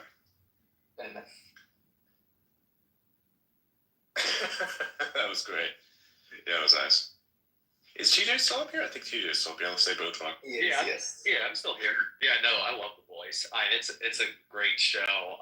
But yeah, just the premise is so outrageous that it's hard not to enjoy it. It's weird. It's extremely far removed from reality. It has some stuff in it that I think they're trying to push a specific narrative, which is kind of stupid. But realistically speaking, I mean, it's all just bullshit. Literally nothing ever happens in that show. It progresses, but there's always a bigger bad that's not as bad as the previous bad, and it's always the same way that they try to take him out somehow.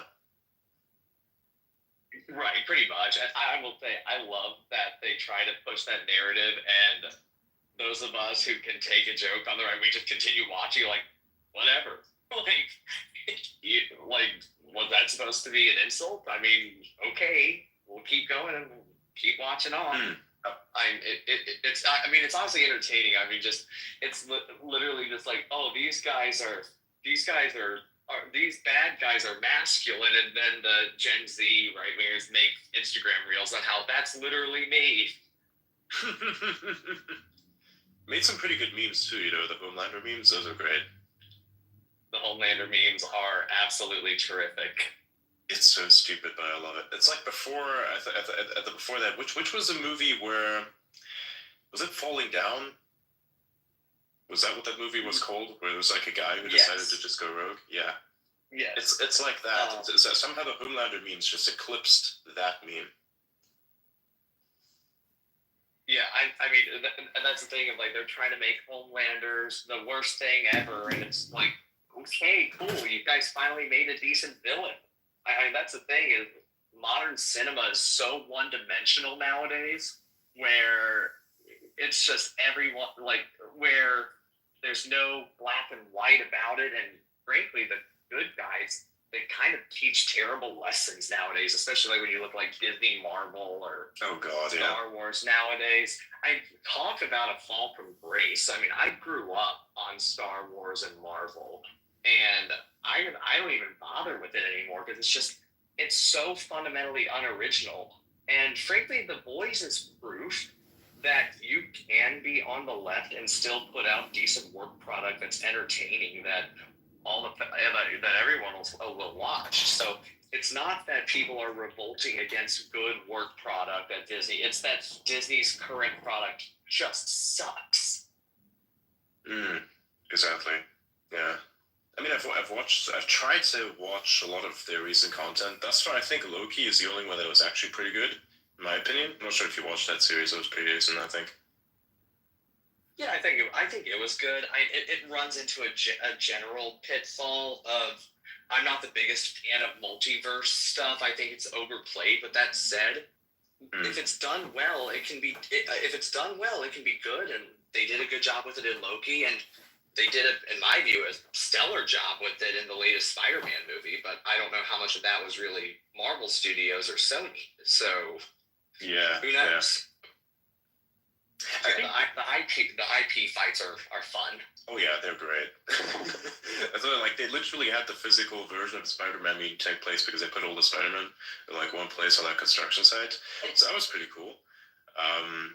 There's also I think Marvel itself, from a content perspective, just peaked right up until Infinity War, and then everything just kind of went downhill from there. I have no idea why. Like, every single movie leading up to Infinity War was just absolutely banger after banger after banger after banger. It was incredible. And I think a lot of that may just have to be that before Infinity War, they didn't take their audience for granted. They take it for granted now, and they're just like, well, we're just going to plug and chug the same general platform of it, and we're just going to put it out no matter what, and consequently the work product has just been declining because they think no matter what, people are going to go right back to the movie theater, pay for their tickets, keep their Disney Plus subscriptions up to date because they've got that much buy-in. But that theory, in my opinion, has been thoroughly disputed now. So don't even get me started on DC. They have a different problem. Their movies are just dog shit, like, realistically. I have no idea what happened to them. They were, like, on a really good path with something like, I think, the the Superman movie, many people disagreed with the Green Lantern, but it could have taken off, but was kind of shoddily made, I believe. The Dark Knight.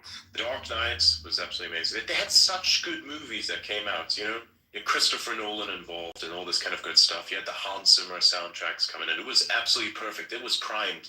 Then for some reason they just decided, no, let's throw all of that into the trash and do whatever this shit is. Have you watched that? I tried to watch one of the recent ones. It was Blue Beetle. I was like, I don't know how much that costs. I don't know how much it costs to make that, but there is no, it's probably too much. Whatever you pay to make this piece of shit is way too much. It basically felt like watching one of those badly made college movies, you know, like you're in film school and you're trying to pull something off and you put it together. You don't really know what you're doing, but you got to come up with something, right? You're kind of already stressed, you're behind a little bit, and then you just put something together and pull it off somehow. That's what that movie feels like, in my opinion. It's a great character. No, it's just shit.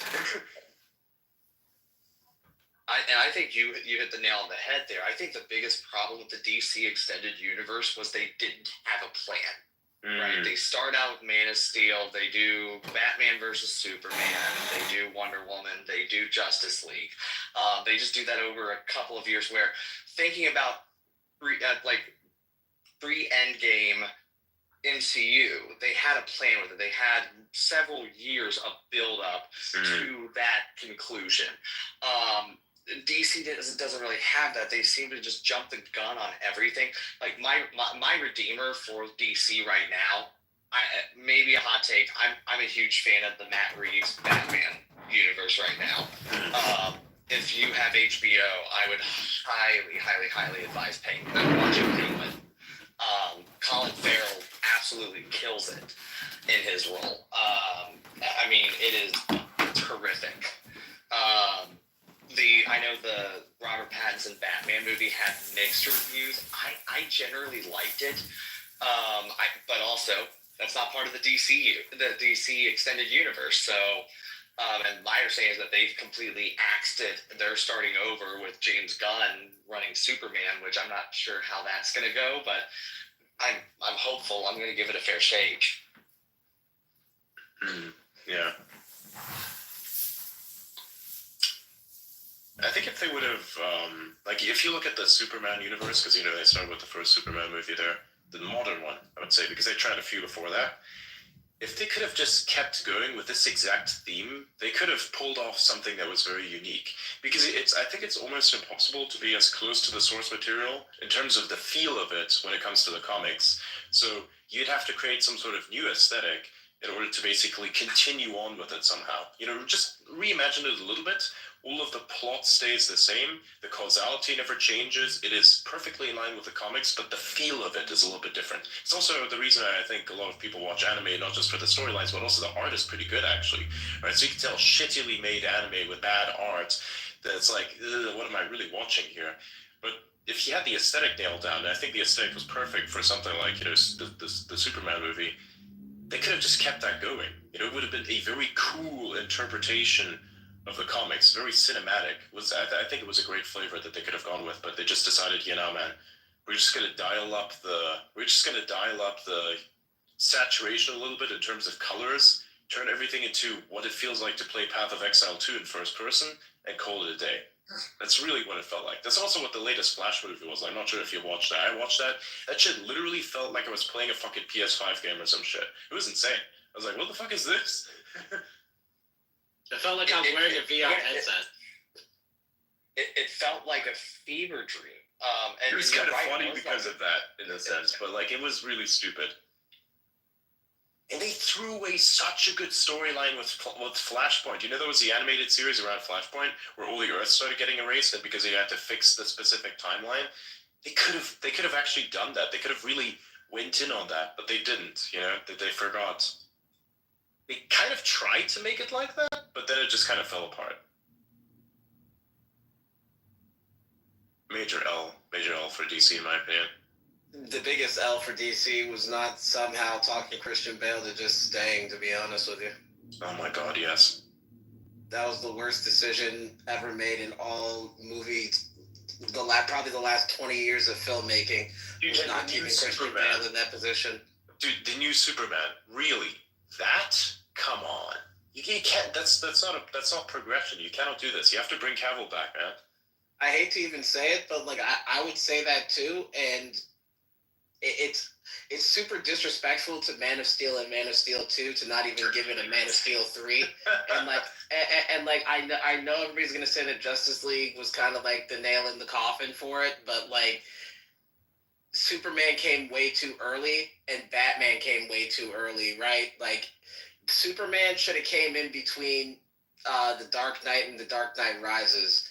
And after the Dark Knight Rises, it should have been like Man of Steel 2, and then it should have been Justice League with Christian Bale, and that would have changed the whole aspect. Like this new Batman, like Robert Pattinson, like I mean, it was dark, it was different, it was not the same type of Batman, but like if you're gonna do that type of Batman with Robert Pattinson, it should have been Batman Beyond. If you were gonna do that, if you remember Batman Beyond, the animated series, so it should have been that, but it wasn't. It wasn't a modern 2045 Batman with Bruce Wayne or Christian Bale or something being an older, Bruce Wayne. It was something that I don't want to say felt rushed, but it wasn't that good.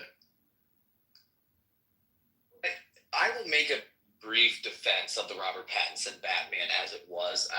My thing that I love about it is it goes back to that classic of world's greatest detective type of vibe, which is something you really didn't get to see in any other live action Batman. So that's why I kind of enjoyed it. I'm definitely not against it. I'm definitely not against it. So don't take it that way. It's just like when you compare all of the Batmans, it doesn't matter which actor it was, Christian Bale stands out so far ahead of everybody in terms of like, yes, it was Christopher Nolan, and I get it. Like He was the Batman. he was the Batman. Like it doesn't matter. Even if he's in another movie, you're still like, that's Batman. Like it's the same way that Robert Downey Jr. is even if it's Robert Downey Jr., he's still Iron Man. He's not Tony Stark. Like that's just what it is. And sometimes you kind of have to lean into that. And when you do, you get great cinema. Like for example, everybody wants Matthew McConaughey to do Interstellar 2, right? That movie was filmed perfectly. Another Christopher Nolan film, I know, but like it's just that good. Just stick with it. If the wheel, is already rolling, don't stop rolling. Keep going. I just saw the most disgusting tweet. What'd you say? What's that? So, there's the grooming gang thing. It happens, right? It's fucked up. Lyman Ahmed is defending it. I'm sure you guys are quite familiar with that character. Spaces and so on. Yeah, you guys want to let Mandy up by chance? Let her up. Miranda, you should see her down there. Well, I'm not a moderator. But no, yeah, that's a thing I saw. It's on my timeline. That is seriously fucking disgusting. He said that social workers claim that consent was given by these women, and when consent is given, there is no rape and there cannot be any grooming, and as a result, this would be a non-case. This point is ignored by those who want to create a propaganda campaign against Pakistanis. So, essentially, their defense by a lot of these people, which I'm seeing, I think Mehdi Hassan is another one, is the claim that there is no, in fact, no child grooming, there is no child rape, there are no gangs, and that all of this is simply a propaganda campaign against Pakistani British people. Right. Even though the courts would entirely disagree with them, and there is significant evidence that many children were raped. Yes, it's all made up, guys. It's all made up. And also, just to be abundantly clear, children cannot consent to sex. They just cannot. And that's the thing. The age at which these people are, even if they theoretically, quote unquote, consent, it's not consent. They're not at an age where they can consent. Their minds haven't developed in that way. That's why age of consent exists. And it doesn't matter whether or not in the backwards culture that Britain, for some reason, is trying to defend here. It doesn't matter. That would be sufficient then. By every Western standard, these are children. They can't consent. It's rape, and these people deserve to die in prison for what they're doing in Britain. They should be hanged on the streets. There should be lamp poles littered with their fucking corpses. I'll go on record in saying that. It's fucking absurd that anyone in this day and age, right, this is not the 12th century, right, thinks that this is okay.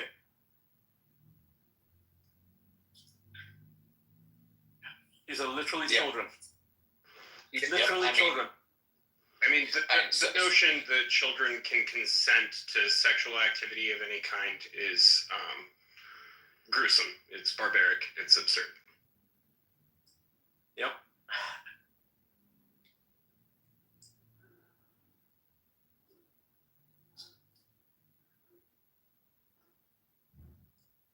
But yes, it's all a propaganda campaign, and none of this happened. They're all liars. You see, all liars. Never mind the evidence. How fucked up is that? I mean, it's just an Occam's razor thing. It's not difficult. I mean, it's obviously happening. It's still happening too. It's still happening. Right. Yeah. Right, and people are being arrested in Britain for calling it out. It's obscene.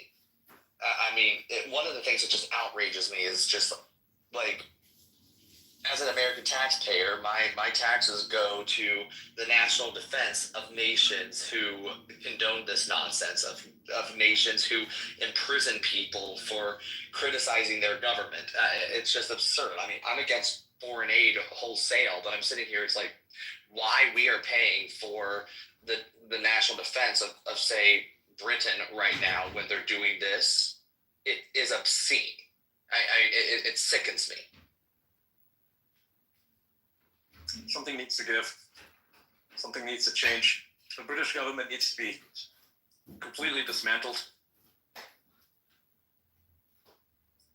I mean, theoretically, the king has the authority to dissolve Parliament and call for a new election, which but he refuses to do anything. He refuses to do anything due to process, as was explained to me by a number of British people in my DMs. And I say fuck process. Children's lives are at stake. Oh, wait, what? But you can't just say fuck process. Yeah, fuck process. So you're the king, and you have the ability, the means to do something, and you refuse to do it because of process. I thought you were saying something else, like court process. Okay. No, I'm talking about the king. Yeah. The king has the means to do so. He has the authority to do so. He refuses to do anything due to process. Absurd. And how is he a king, right? How is he a king? How is any king? A king is supposed to be benevolent. He's supposed to care for his subjects. Okay? Even getting rid of the democracy thing. A king is supposed to care for his subjects. A king who does not care for his subjects is not a king. Well, and the other thing is he has options, like, beyond just doing that. He could also put it up on the table and say, hey, take it seriously, do something, or I will. Yep. That's all it takes. Absolutely. That's all it takes. That's right. That's all it takes. And they will act.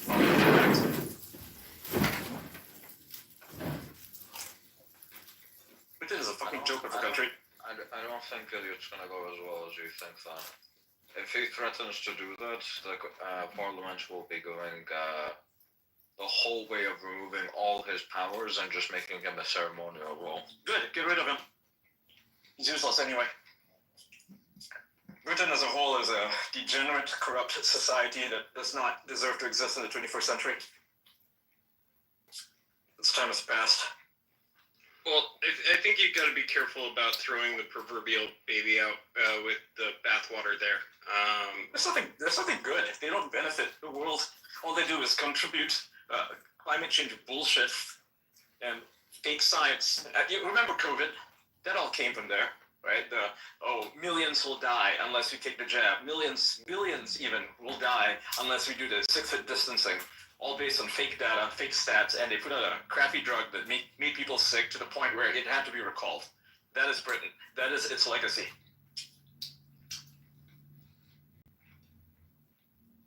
Yes, I'm upset.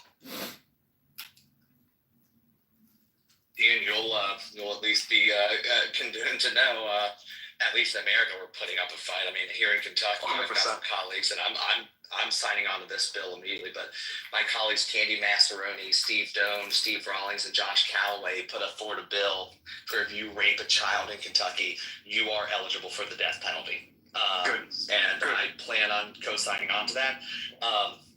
Bad news that we have is the Supreme Court back in the day said that it is unconstitutional to ever execute anyone for any crime other than homicide. But I think we have the votes in the Supreme Court to overturn the case, and I'm ready to take it all the way to the United States Supreme Court. Good. What are you gonna do if they decide that it's not rape? Like they did in Britain. What do you mean by that? Well, like what they did in Britain. Like, what if that language comes here? I mean, if we get so bad that language comes here, it's going to be time to completely to reconsider the fact that there is a provision of our Constitution that tells you how to do it all over again in Article 5. And at that point, I think it's time that we figure out where this claim that that's not rape is coming from and just seclude them and invoke Article 5. But by the way, you can, under Article 5, remove states from the Union with their permission. It's like, you guys are just gone. Done. That's I guarantee it would come from like California or New York or something. And just looking at the Electoral College, I think a whole lot of the Americans would agree that we might be better off if we just go our separate ways from them. Yeah. I mean, to me, I would see it as confirmation of the conspiracy theories about pedophiles at the highest levels of government. I mean, that would be a drastic change. It sounds like you know, was it TJ? Hi, nice to meet you. It sounds like you know about law related to this stuff. Is that right? Yeah, I do constitutional litigation primarily, but I also do some civil litigation and criminal defense law. Okay, so you wouldn't know about Britain. I was curious, like, what if any legal processes are there to deal with people who say things like, when they came out and said, oh, they were consenting, so there's no crime. What do you do then? We do have someone in the audience who is a licensed, I believe, solicitor in the UK, Preston. We might want to bring Preston up to talk about that specific topic. Yeah, Preston, I know you're in my DMs. If you want to request, we can bring you up. I'll get, while Preston's coming up, I'll handle it from an American perspective. I mean, if a government official says that, there are censures, there's expulsions. If it's a legislator saying it, you can expel them. All 50 states have expulsion motions. In Kentucky, I know it's a 2/3 majority to expel a member from the legislature. Further, some states have recall petitions where the citizens can force a recall vote on whether or not this person stays in office. If it's executive branch, they can impeach them. I know that. Generally speaking, constitutionally, you can impeach civil officers, so the executive or the judicial branch. I will say, if a judge in Kentucky ever says that our age of consent law is unlawful because it's not rape because the child consented, I would immediately file articles of impeachment and force a vote on impeaching that judge. And by the way, in Kentucky, our impeachment area, once you're impeached, not only does it remove you from office, but it bans you for the rest of your life from ever receiving any position of public trust or profit in Kentucky. So you wouldn't even be eligible to receive unemployment or food stamps in Kentucky. I would absolutely do that. There's also the good old-fashioned election to run them out. I mean, there's a judge who I am eyeing to destroy, who is one county over from me, and the reason why I am looking to destroy this judge politically is because she gave a no jail time misdemeanor sentence to an 18-year-old who raped a 13-year-old, and because he got no jail time, because he was free to go, he then 3 years later came to my district and committed a mass shooting at a birthday party, killing multiple people. If he had gotten what I view he deserved, which was the death penalty because he raped a 13-year-old in the first place, he would have never had the opportunity to take those lives. So I fully intend to go after that person with the full force of whatever political machines I can invoke in Kentucky. I've got a follow-up question. What, if anything, have we done in that vein to people who use language in similar ways about, like, some protests are, righteous, but some of them are illegal? Like all the right-wing ones were crimes, but all the left-wing ones were, like, fun. And you know, like all the stuff, all the other things that are going on that they use twisted language for, like the imposing, you know, basically trans brainwashing on kids in schools, and there was a third one that's escaping my mind, but you know, do you understand what I mean? How they use language? Yeah, of course. Yeah, the manipulation of language, and that's important. And that's one thing. Like, we as Americans, we as human beings need to own our words as well, Yeah. right? And that's one of the things. Is the first thing you can do is just refuse to play their game. Yeah. Don't use their rhetorical parameters. You know, and that's one of those things like what you're talking about. But also mobilize. I mean, I can speak as a politician on this. The number one source of fear for politicians is a large number of angry voters. And we can think about that ridiculous omnibus bill that was trying to go through in Congress. The thing that got Congress to go to a much cleaner, I would still say was a bad bill, but was a much less bad bill, was the ex-grassroots, Elon Musk, Vivek Ramaswamy, Trump, Thomas Massey, Rand Paul, all these people getting together saying, like, this is a horrific bill, and they mobilized their supporters and got to work on that. Likewise with yours, I mean, I'm thinking, for example, all the right-wing protests were criminal acts. Well, let's be clear, Liz Cheney and Adam Kinzinger will never hold elected office in the United States of America ever again as a Republican. Ever. It'll never happen. They're unelectable because of it. And that's the thing of just showing that there are consequences to bad political behavior. That works. There is a state representative who is very close to my district who claims to be a Republican, but when it came time for us to ban the castration of children in the names of transgender nonsense, she not only voted against doing so, but she stood on the House floor and called us Neanderthals for trying to protect Kentuckians. She had hundreds of thousands of dollars in her re-election campaign, and this really nice old lady who just cares about her granddaughter's future ran against her, raised about $8,000, and she only lost by 84 votes. That sent a message, right? She didn't win, but it sent a message. It bloodied that politician to where I suspect that this individual is going to be voting a whole lot more conservative than she has in the past. You know, that's just some thoughts that I have there, is utilizing the tools available to us.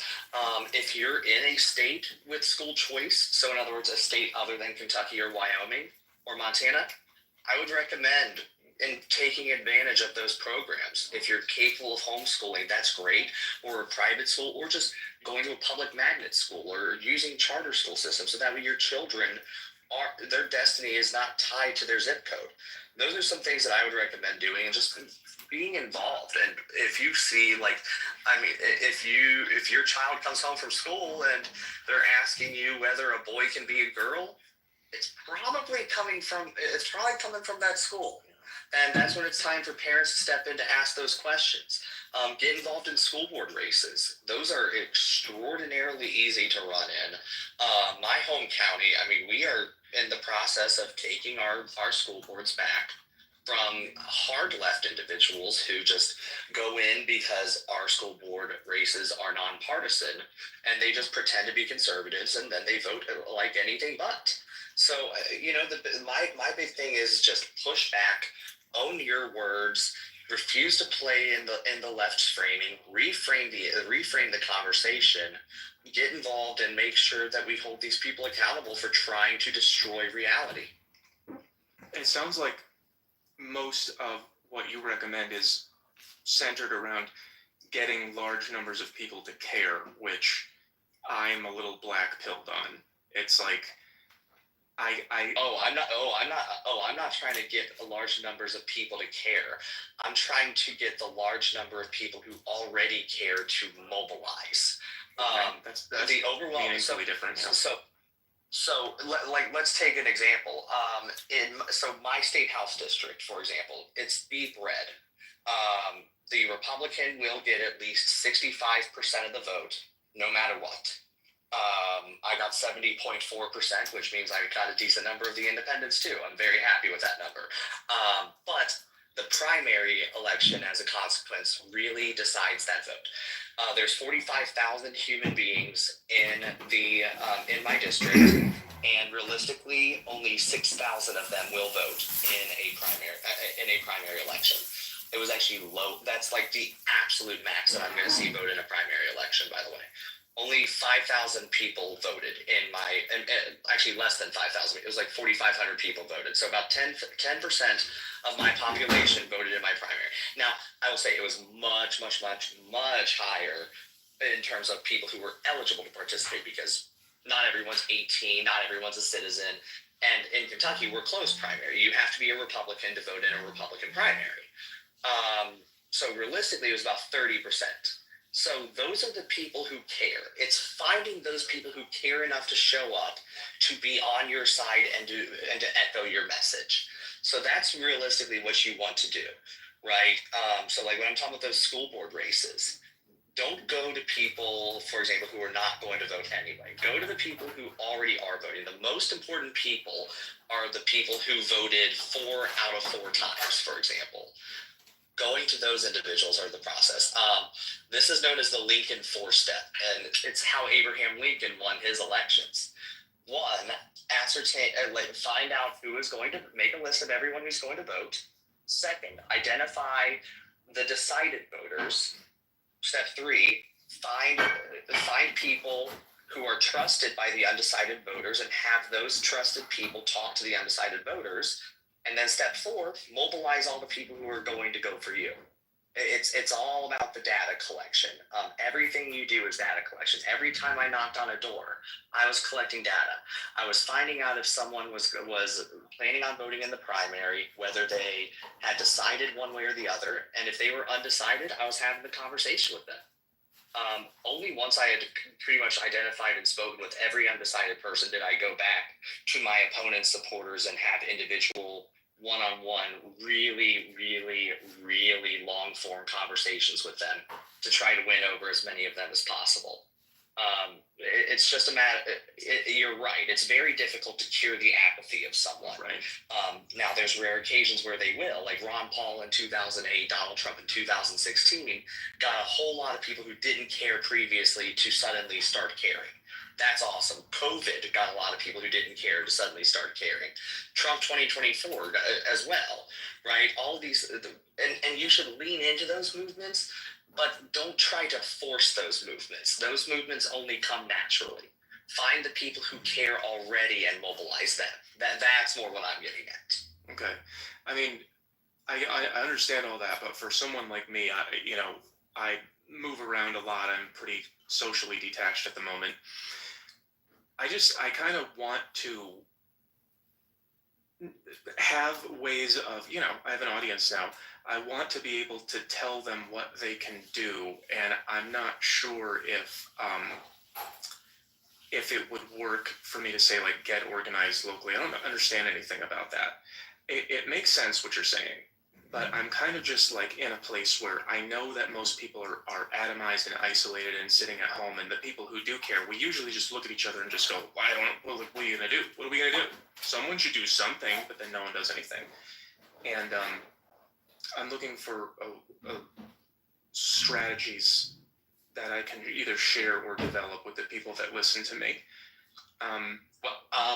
So I'll say you're using a platform that can allow for greater organization and mobilization. Sure. X was actually instrumental in my campaign. Over 10% of my budget was done by fundraising on X Spaces. Actually, it was like people would host spaces to just ask me questions, and I would not be really forceful about it, but every now and then, like every 15 minutes, we just say, by the way, I'm running for state representative. If you like what you're hearing, I'd appreciate a donation at votetjr.com/donate. Just things along those lines. Yeah. But realistically, spaces, group chats is a way to like make sure that these problems are being identified. It's where you can find people who have been involved in campaigns. I mean, that was the thing. I've been on more campaigns than I care to list off on this space. but you can absolutely use this platform to make a difference, even if you're relatively socially isolated in person. And it's when you find people through this platform, just that are near, just to ask if they'd ever like to meet, go grab coffee, go grab a bourbon or something along those lines, and just meet up from there and organize accordingly. And the reality is this: politicians love to say that they only care about what the people in their districts are saying. That's just not true. And the reason why is because we know full well that anyone can come from anywhere to knock doors in support of my opponent. Right? Yeah. So a huge there's this state representative in Kentucky, down in central Kentucky, who just attacked Thomas Massey completely unprovoked. Just entirely horrible neocon who voted to keep vaccine mandates in Kentucky, openly praised Joe Biden for his mandates, and she has an R next to her name. And she got ratioed to high heaven just today on X, and it sends a message. It sends the message that people are fed up with this, and the reality is this: most of the people that went after her probably don't live in her district, but they can come in and knock doors. They can donate to the opponent. They can organize together to do digital ads and just let people know, like, hey, this person's terrible and needs to go. Those are all things that people can do, that they have done before. Those are issues that I would urge everyone to get involved with. And if you're looking for more local involvement, I know you travel around a lot, but if you have a permanent base set up, I highly advise get involved in your local community organizations. Like in Boone County, Boone County, Kentucky, we have one of the most active Republican parties of all time, and that's why, I'm just one of the many state reps that come out of Boone County. We're one of the more populated counties in Kentucky, but if you look up Northern Kentucky's dynamics, like the hardcore, like Ron Paul, MAGA, Pat Buchanan type state reps, we're all up in Northern Kentucky, and it's because we have really great infrastructures built up.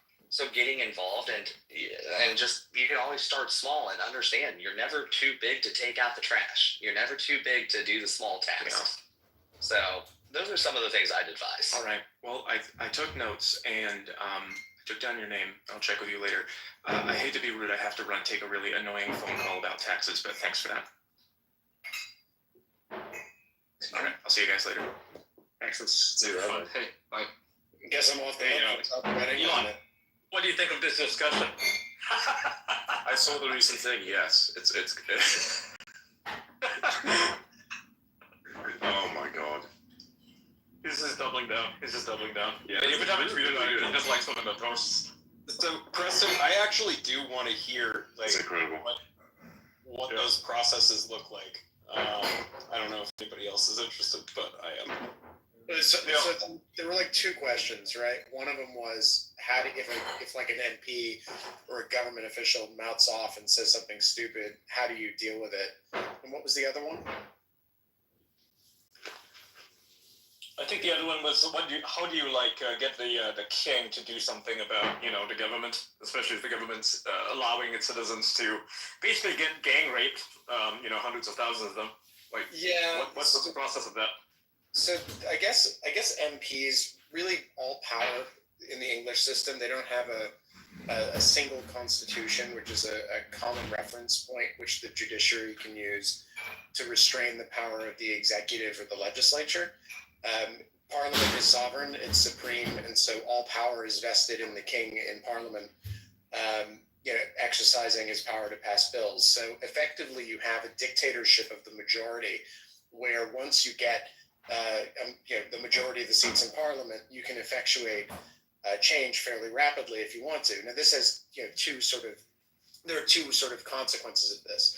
The first one is that when you get an establishment party like Labour, which is very well represented by the trade unions and in the civil service, and then Labour kind of goes out of power and you get something like the Conservatives coming into power, not a whole lot changes. The Conservatives are very much Labour driving the speed limit because because the institutional power in the civil service and various other places around the country has, is there, right? And it's entrenched. It's all entrenched, right? It's essentially a uniparty. Yeah. So the second consequence of that is, however, if you can get a majority of a sufficiently radical group, for example, like a Javier Milei style leader, Nigel Farage potentially is that man. I don't have any faith. Nigel Farage. Well, I mean, once they're in power, like there's nothing you can do to stop them or dislodge them. Okay. So essentially, the king might be able to dissolve parliament, which is one of the powers. Dissolving and convening parliament is one of the powers that's still the monarch's. Even though it's usually done, with the advice on the advice of the prime minister by the parliament itself. So in terms of like what you can do to like remove someone who mouths off, you could expel them from the House of Commons. That is exceedingly uncommon. I think the last time it happened for anything other than a serious criminal offense was in 1947, and it's only happened twice for people who haven't committed. I know, but I love listening to lawyers talk. They're so smart. I mean, okay, so I'm forgive me, but I don't have the exact date, but there was a sort of farmers' revolution, right, in like the 1400s, in which a whole bunch of farmers, not even barons, right, I'm not referring to the whole King John thing, which was much earlier, a whole bunch of farmers sort of banded together, and they made a whole ruckus around the whole countryside, and then they forced the king to meet them and to accede to their demands. Is that a thing that could happen in a modern time? Where the vast majority of, say, people in Britain rise up and basically force the king to actually use his powers against the ruling government. Is that a possibility that could happen? Since that is a precedent. Yeah, so I mean, it's like years, but yeah. I don't think so. I mean, it bears mentioning that the only people with guns in England are barber-wearing farmer types wearing tweed and barbers, which is really based, and which is why we should all wear barbers at all times. But I have rubbers. That's like, you know what? Like that's going to be the uniform of the revolution. Is going to be barbers and like a tweed vest. So if it happens, I don't see that. I don't see that really happening. The problem with the king engaging in the unilateral exercise of prerogative power, which is traditionally exercised by his ministers, and the king's just sort of there to kind of wave the magic wand to make it all official, is that if the king were to do that, it would immediately trigger a constitutional crisis, right? So if the king were to... Is that a bad thing, though? ...and try to push parliament around, the likelihood is the king wouldn't survive that fight. Because sure, I mean, you see that happening in France right now, right? They're undergoing a constitutional crisis with, the dissolution of the president basically got kicked out, right? And in Germany, we're seeing the same thing where they're almost at a constitutional crisis. Would that be not a bad thing? I mean, isn't that a thing that seems to be where Europe is headed in general? That seems to be like the general trajectory, right? Yeah, it's a little different when you're a monarch because I mean they're kind of the last ones standing. And keeping in mind that the last, or at least two Charleses ago, the first Charles who sat on the British throne, Charles I, he sort of lost his head. And there's never been a good Charles in history. His head was separated from his shoulders, not that he lost his mind. So I think that it's really, I don't think it's an interesting concept.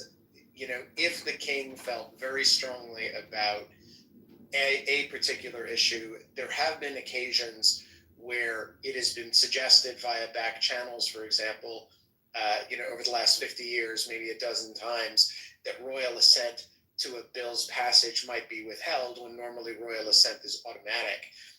So royal assent is the equivalent of the president, signing a bill into law, except it happens automatically once the House of Lords and the House of Commons have agreement on the form of a bill.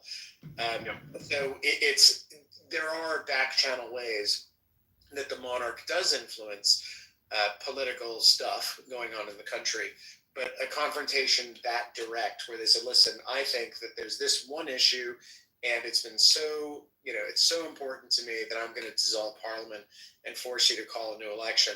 And there's a question of whether the king actually has that power. He certainly, no monarch has used it in that way that I can think of in memory. So it would be an interest. I mean, ultimately, 21st century. I mean, the decision, if there were going to be an election before 2029, it would have to be because labor was such a shambles that it resulting in internal divisions that. Please, Trump. Please, Trump. Force your hand. Tear the shit out of him. I don't know if Trump could do it either. I mean, but you'd have to tear the shit out of Britain, right? Tear the fuck out of it.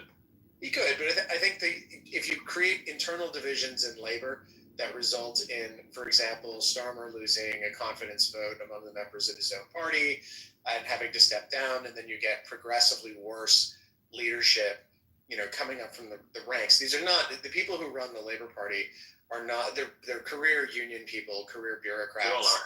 They're not really, they're not dynamic. They're not particularly interesting. And in my opinion, and I don't like to say stuff like this, but I don't think they're particularly bright. Tony Blair was brilliant, right? Like, well, he was a bad man, but he was brilliant. Amazing. I mean, he wasn't great for the country.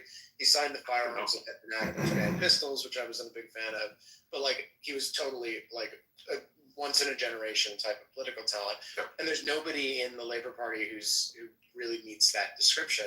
And there's frankly only, I think, one person in the entire country who meets that description at the moment. The Tories have a pretty thin bench as well.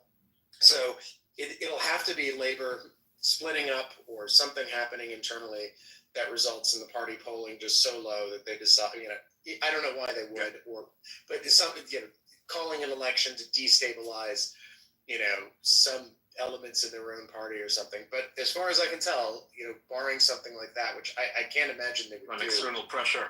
Elon Musk. Weird external circumstances that causes them to. It could happen. It could happen. And by the way, just briefly, right? I just want to briefly say, guys, like Americans, you're listening to all this, do not give up your guns. Do not give up your guns. Otherwise, they'll turn to Britain. Okay? I have a recurring nightmare because obviously I'm an American and I lived over there. And I had one recurring nightmare when I was living there, and I have one recurring nightmare now that I've moved back. And the recurring nightmare is that I wake up, I'm in my apartment on Tooley Street, and I somehow have my Glock with me. And I'm like, oh shit. Like what am I going to do? And I have a firearm and like lots of ammo in my apartment. What am I going to do? And I've sort of like done the analysis on that, the Jungian sort of dream analysis, and I've determined that basically I loved living in the UK. I still love it. I go there 5-6 times a year. However, like I totally can't stand the fact that it's way too expensive to have a truck, and you can't own a gun, and you can't speak your mind, and you can't do this and you can't do that. And as an American, it's particularly if you have any interest in civil liberties whatsoever, right? There's, I sent you a post, Ian, that I wrote in 2016, and I was at the time I was writing for a think tank, working at a big law firm over there, and I was just getting really fed up and like feeling the pressure of living in a country where there isn't any political freedom. So I wrote this 8,000 word blog post, basically saying, listen, here's everything that's wrong with the United Kingdom. Here are all the Bill of rights that the Americans have that the British don't, and like, here you go. Here's the big table. And spread this as far and wide as you can, because the only way the Brits are going to know that their situation is terrible if they realize how much better we have it in the U.S. And it's a really weird place, and the only thing that's going to change it is dramatic reform at the top, which is then followed by the gutting of the civil service. I mean, these cops who are running around central London, cracking heads and arresting people for saying offensive stuff. You could change the free speech law all you want. The prosecutors and the judges in the United Kingdom, aren't equipped to handle American-style free speech. They would immediately revert to enforcing whatever new rules they had after you had some type of high-level constitutional change. They would immediately begin interpreting it in such a way that it worked exactly in the same way as the old system. So you need to both replace all the legal rules, and then you need to fire every single person who is responsible for implementing them, and that's a huge task. And it'll take many, many years to get it done. That's insane. Britain needs a revolution. And the revolution, I feel, I know this sounds seditious and I'm not British, so I don't give a fuck, will be live streamed, probably on X. I saw someone post, I'm not sure it's going to be a revolution. I don't think you can do that in Britain these days, given just give And another a heavy surveillance society. It's Orwellian. I heard someone post the other day. They said the West is going through glasnost, right? Where all of these old lies that everyone believed that the media told you, and that your institutions told you, and that your HR department tells you, all of those are getting swept away in a preference cascade. And we don't know where it's going to end, right? It's going to start with crises in confidence in governments, and maybe we're going to see governments that are more right-wing than, for example, Hungary's government being installed in Germany or Italy or France or even the UK. But like, it's going to be, this is like a multi-decade process. It's starting to play out. And yeah, I don't think Britain gets a revolution. I don't think the people just don't have the taste for it. They're just not. I know most of the people are just fucking apathetic. All they do is they get drunk and then they watch football, and that's like the only thing they're mad about.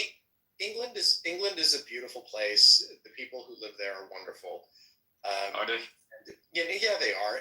But they seem pretty apathetic to all the shit that happens. I mean, I know a lot of British people and I'm friends with them, but the general sentiment I get is that nobody really gives a fuck about anything. They care a lot more than they used to. And they care in places and among people who used to think that, I remember I've been doing political stuff over there for 10, 12 years or so. And when I started doing it, a lot of my friends were like, mate, that's pretty cringe. Like, you're very earnest. You should really knock that off and like just go have more fun and enjoy your life. And those people have now begun to recognize that there are problems, and they're not alone. There are millions of people who know that. Free speech is very similar. What's something that's been bringing you 10 years nervous ago, like or women? 6-7 years ago, even, you couldn't get anybody, right, to recognize that free speech was a problem. If you told someone in the UK you don't have the freedom to speak your mind, they would laugh at you. They weren't even aware that the problem existed. And now it's just common knowledge everywhere. Particularly among people in technology and business, that Britain has all these speech restrictions, and they've lost the argument, right? And losing the argument is the first step, right, to actually getting political change. Because I don't think anybody would agree that Britain at this point, maybe in 2018, when you had like, the Stanford Internet Observatory and Graphica and companies like that, were still broadly listened to here in the United States, and everyone bought that line of shit that they were spinning about misinformation, disinformation, and why we needed to censor the internet. But after Elon bought Twitter, the preference cascade began, where everyone said, actually, no, nobody actually believes this. We think it's all horseshit. And the important thing is that you have the free and open exchange of ideas on the internet, because that way people will find the truth through a dialectical process all their own, right? They'll debate it, they'll argue about it, they'll synthesize ideas, and then they'll come up with whatever the truth is as a result of that process. So that argument has now won, right, pretty conclusively. You no longer see good right-thinking opinion in corporations or universities seriously saying that censorship is a good thing. And that's like the first step, right, is that we had to basically sweep away, the perception that everyone actually agreed that censorship was good. And once everyone saw the emperor had no clothes, I mean, it's amazing how quickly it evaporated in like 24 months flat. Which is why it's not popular for them to even suggest censored X, right? It was suggested and was shot down pretty much immediately, right? They're not even pursuing that anymore. Well, I mean, they kind of are. So they've obviously got this new Online Safety Act in England, which is an extensive regulation of any social media platform which is accessible within that country. As part of that, they can imprison. They say they have the right to throw senior management of any company that operates in the UK as a social media company into prison if they don't basically follow the bill's procedures on content moderation and censorship within the UK. So it remains to be seen how that's going to be implemented. I believe the powers I believe that they enter into force in March of this year, and there's a regulator called Ofcom, which is Ofcom's it's called a Quango, so it's a quasi governmental agency which is set up under the aegis of the British government, which regulates communications platforms in the country. And so it remains to be seen the extent to which they're going to try to throw their weight around and regulate. Good question. Yeah.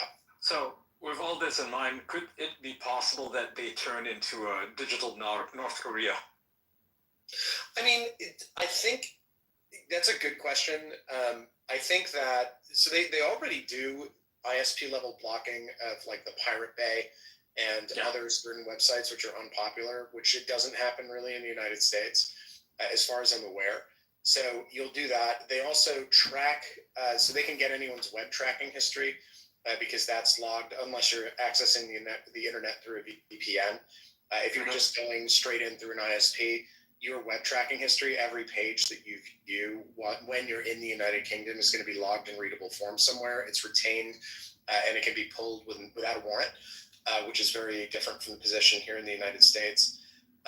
So will they become a digital North Korea? I mean, I guess will social media services and other types of services pull out of the United Kingdom if they decide that they're going to push X around or push other social media companies around? Absolutely.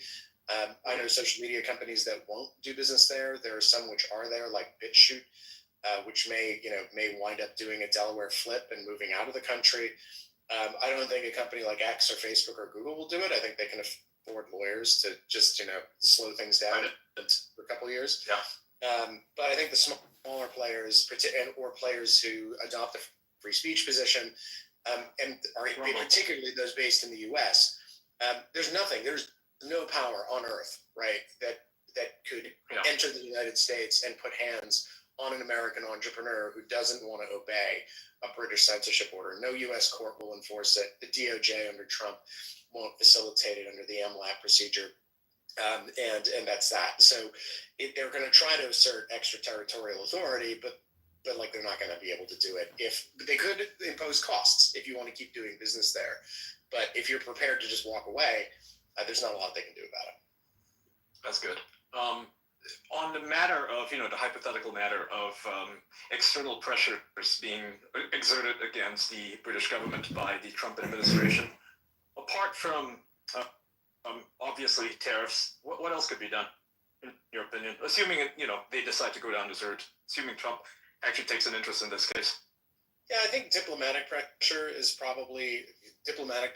of various kinds, a free trade deal. I think Britain's looking for a free trade deal. They have been looking for one ever since they left the European Union, and they haven't been able to get one. So perhaps as part of any deal that they do with the United States under Trump too, there could be conditions imposed, saying, for example, that they will grant mutual recognition to American citizens of our free speech rights when we're operating in the United Kingdom, so that any business activity in the UK, by an American, won't be penalized or censored, and that way we could use that to port, right, or sort of export the First Amendment to that country. And maybe that's a model we roll out elsewhere. We say, listen, if Trump wants to eliminate income taxes and go tariffs only, we can turn around and say, listen, you've got to accord your citizens basic civil liberties. Do that. We get access to your markets and you get access to ours. You don't do that, and we'll impose 200% tariffs on everything you build for the rest of the time. So I think there are it's basically diplomatic. Obviously, Britain's a sovereign country. It has nuclear weapons. It has its own military, although small. So I'm not too concerned about their nukes. Yeah, and they have three nuclear submarines, one of which is deployed at any time, and they're world power, and they have their very proud world power, and not unjustifiably so, given the things that they've achieved over the last 500 years. But they also have this crazy old rule book and very censorial rules and very censorial laws, where we have no power to directly intervene. But maybe what we'd say is, listen, if you want access to our markets, part of accessing the American market is ensuring that people are free, right, to talk about things and to offer services, goods and services. AI in particular, is going to be a big part of the future. And maybe we say to them, listen, you're going to have to make sure that you have a rule like Section 230, where we're not going to get sued in your courts as a result of users using your users in your country accessing our platforms, and we're going to need a rule like Section 230 for AI, so that our AI platforms aren't getting bogged down in lawsuits, both in the United States. We actually need something like that, but also in the UK. And maybe we say, it'd also be really nice if you don't arrest any Americans for exercising their free speech rights. It's unprecedented, but who knows? Because right now they tend to go after American companies, large ones, even like Apple and Google, right? Which they go after Americans principally by banning them from entering the country. So Michael Savage, who's a right-wing radio host, I believe he broadcasts on WABC, and he's got a show called The Savage Nation. He was banned from the UK from entering the country because of his views on political Islam. About 10 years ago, I can't remember the exact date. I believe Lauren Southern was banned from the UK as well for her political opinions. There are various other people. Just a Canadian citizen, no, just so you know. She's a Canadian. Story short, that's another way that they tend to punish Americans. They say, listen, you can't come here because your presence would not be conducive to social order.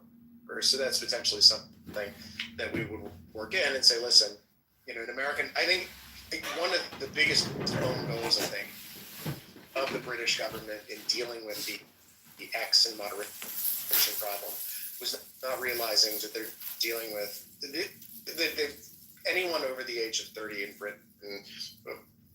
Over the age of 40, the problem is worse, but over the age of 30, the problem sort of still exists. Is that they haven't realized that their empire is long gone, because when they were growing up, it still existed. So they do things like they get very, shall we say, bullshit, I believe is the term they would use over there, with companies like X and Elon, and then they say, oops, well, actually, we'd really like to invite you to an innovation trip.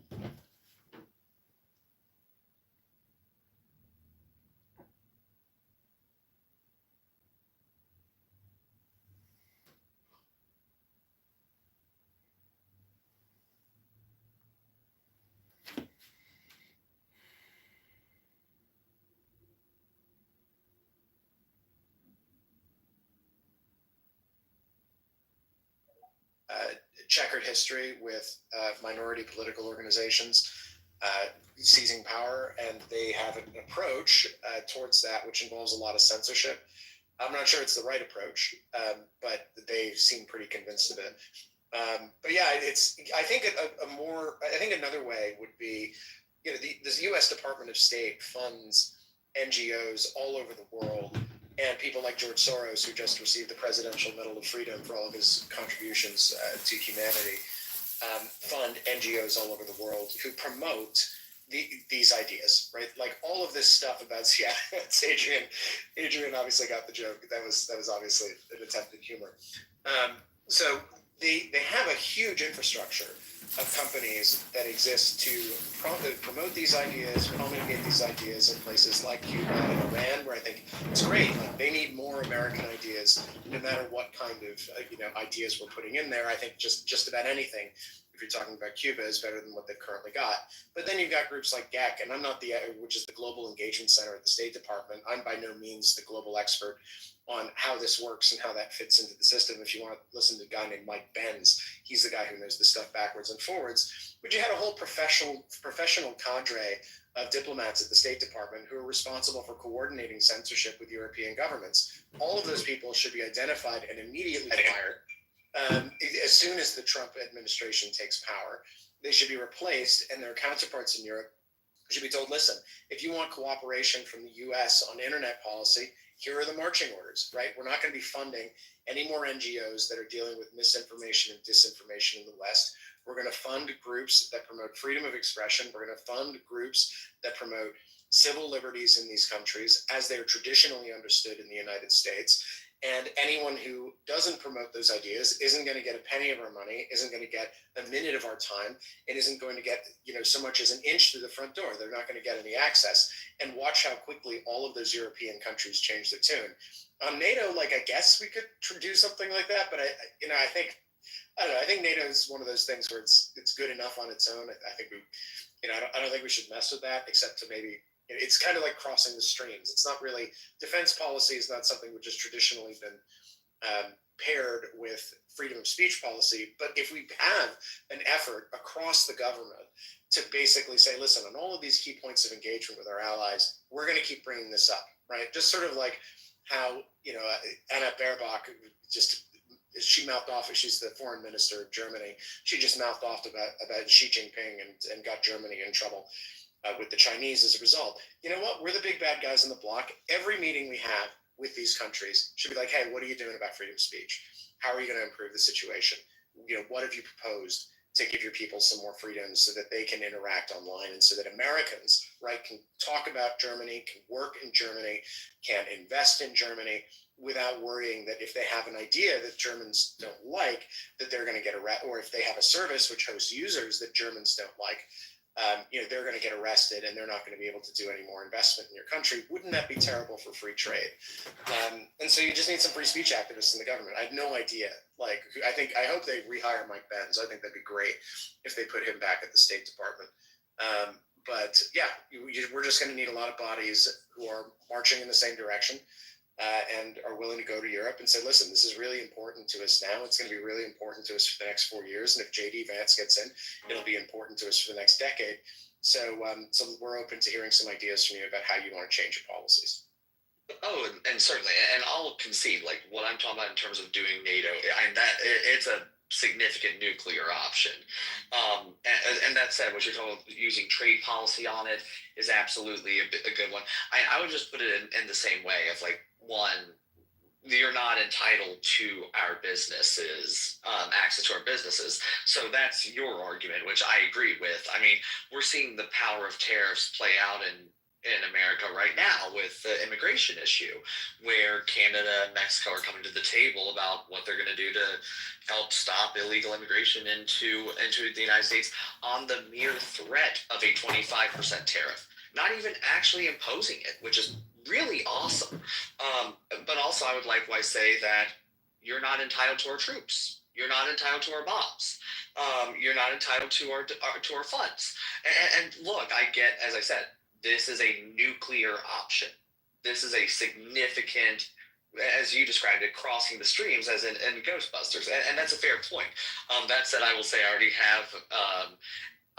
have one advocate for the censorship industrial complex yelling at me and saying, how dare I, as an American, talk about how I can control the House of Lords and the House of Commons. Well, I'm not. Is someone in your menchies talking about that right now? Yeah. Yes, because of my NATO threat. Yeah. Well, you know what my answer is to those people? Go for it. My answer is fuck you. If you and your people can put ground troops on American soil, and you can successfully get those ground troops to our servers, maybe we'll start listening to you. Except at that point, we'll be exercising our Second Amendment rights instead of the First. Precisely. I actually said exactly that to European government officials on behalf of a client, word for word, exactly what I just told you.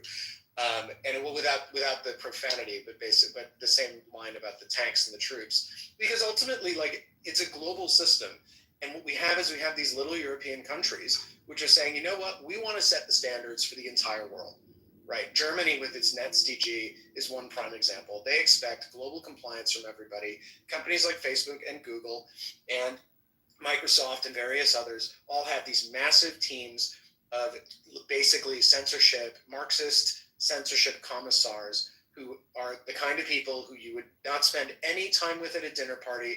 They recite the same old tired mantras about misinformation, disinformation. They all get paid $150,000 a year, and they work on these teams that focus on censoring content online because Germany doesn't like it. And then they have other experts for the content that Italy doesn't like, and other experts for content that Spain doesn't like, and other experts for content. It's a jobs program for humanities graduate, loser, blue-haired pieces of shit who have no other useful function except that they understand politics and they understand how the politics should be implemented to censor Americans.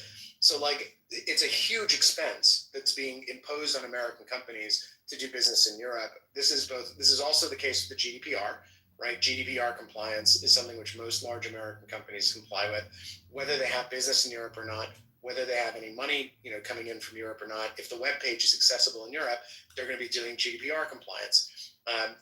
You've got to have that stupid cookie banner. You've got to have that stupid cookie consent and click through, right? And it takes 10 seconds every time you want to log onto a website that's European or that serves people in Europe, or if you're in Europe and accessing an American server, because you've got to go through that process. So Europe is throwing up all of these barriers to Americans doing business there. And frankly, for their own companies doing business there, it's just as bad for the Europeans as it is for us. And we should just draw a line in the sand and say, listen, guys, like, this thing where we are expected to have legions of employees doing your bidding because you don't like free thought isn't really going to fly for us too much longer, right? There'll be some transitional period. You'll be allowed to, step back, change your laws, do that sort of thing. But those days are over. We're going to pass rules that ensure that our companies are absolutely immune. I think they already are, in the case of social media companies, absolutely immune. But our companies are not going to be threatened with fines of 6 to 10% of their global turnover just because you have decided that you don't like it when people say meaning words online, which is the current state of affairs. And instead of pushing back on this huge administrative burden costing billions of dollars for every American technology company in the world, the Biden administration approved of the censorship because it was achieving by the back door what the Biden administration wants to do through the front door, but hasn't been able to do ever since the Republicans took back control of the House and got the subpoena power. So, which basically meant that they were forced to retreat from things like COVID censorship and all that. So they approved of it. And they said, you know what, this serves our interests to make sure that the social media companies are censoring wrongthink.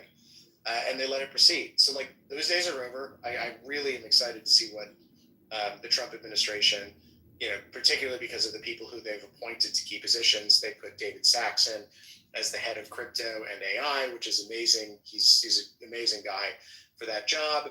I don't know who they're putting on. They put another guy named Bo Hines, who's the crypto guy, but that's a conversation for another day. Shahram obviously is going to be the deputy to David Sachs running the AI stuff. Elon is running Doge. Vivek is running Doge. They're interviewing smart people for that. All these people understand, right, all of these issues really, really, really, really well, right? They're all aware of every single aspect of how Europe tries to screw with American companies and is doing so for political reasons. And the second, right, that we get a directive from the executive saying, okay, those days are over, I think Europe's going to wind up folding like a cheap suit. Yeah, and I think so too. Like, I doubt we're gonna have to go to the extent that I'm at. But yeah, my thing that's just so funny is they're just like, "Oh, how dare you try to control us?" And my response is, "I'm not trying to control you. I'm just not going to subsidize your openly censorious policies toward your own people." That's just my thing. Bit of a pet peeve. It's it's sensorial. So censorious is extreme. Extreme criticism. Sensorial is the correct. And this is like, no one knows this. It's just like my pet issue. So I just had to. You're good. I mean, I have the same. Like, I have a niche grammar issue. Like, it drives me crazy when people call a quotation a quote. Yeah, Quote is a verb, quotation is a noun. Guilty as charged. Yep. Yep.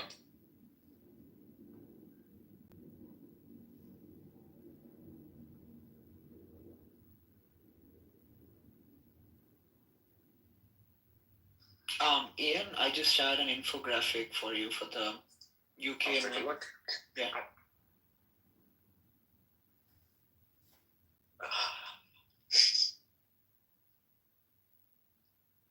People are DMing me saying, responding to the post in the top.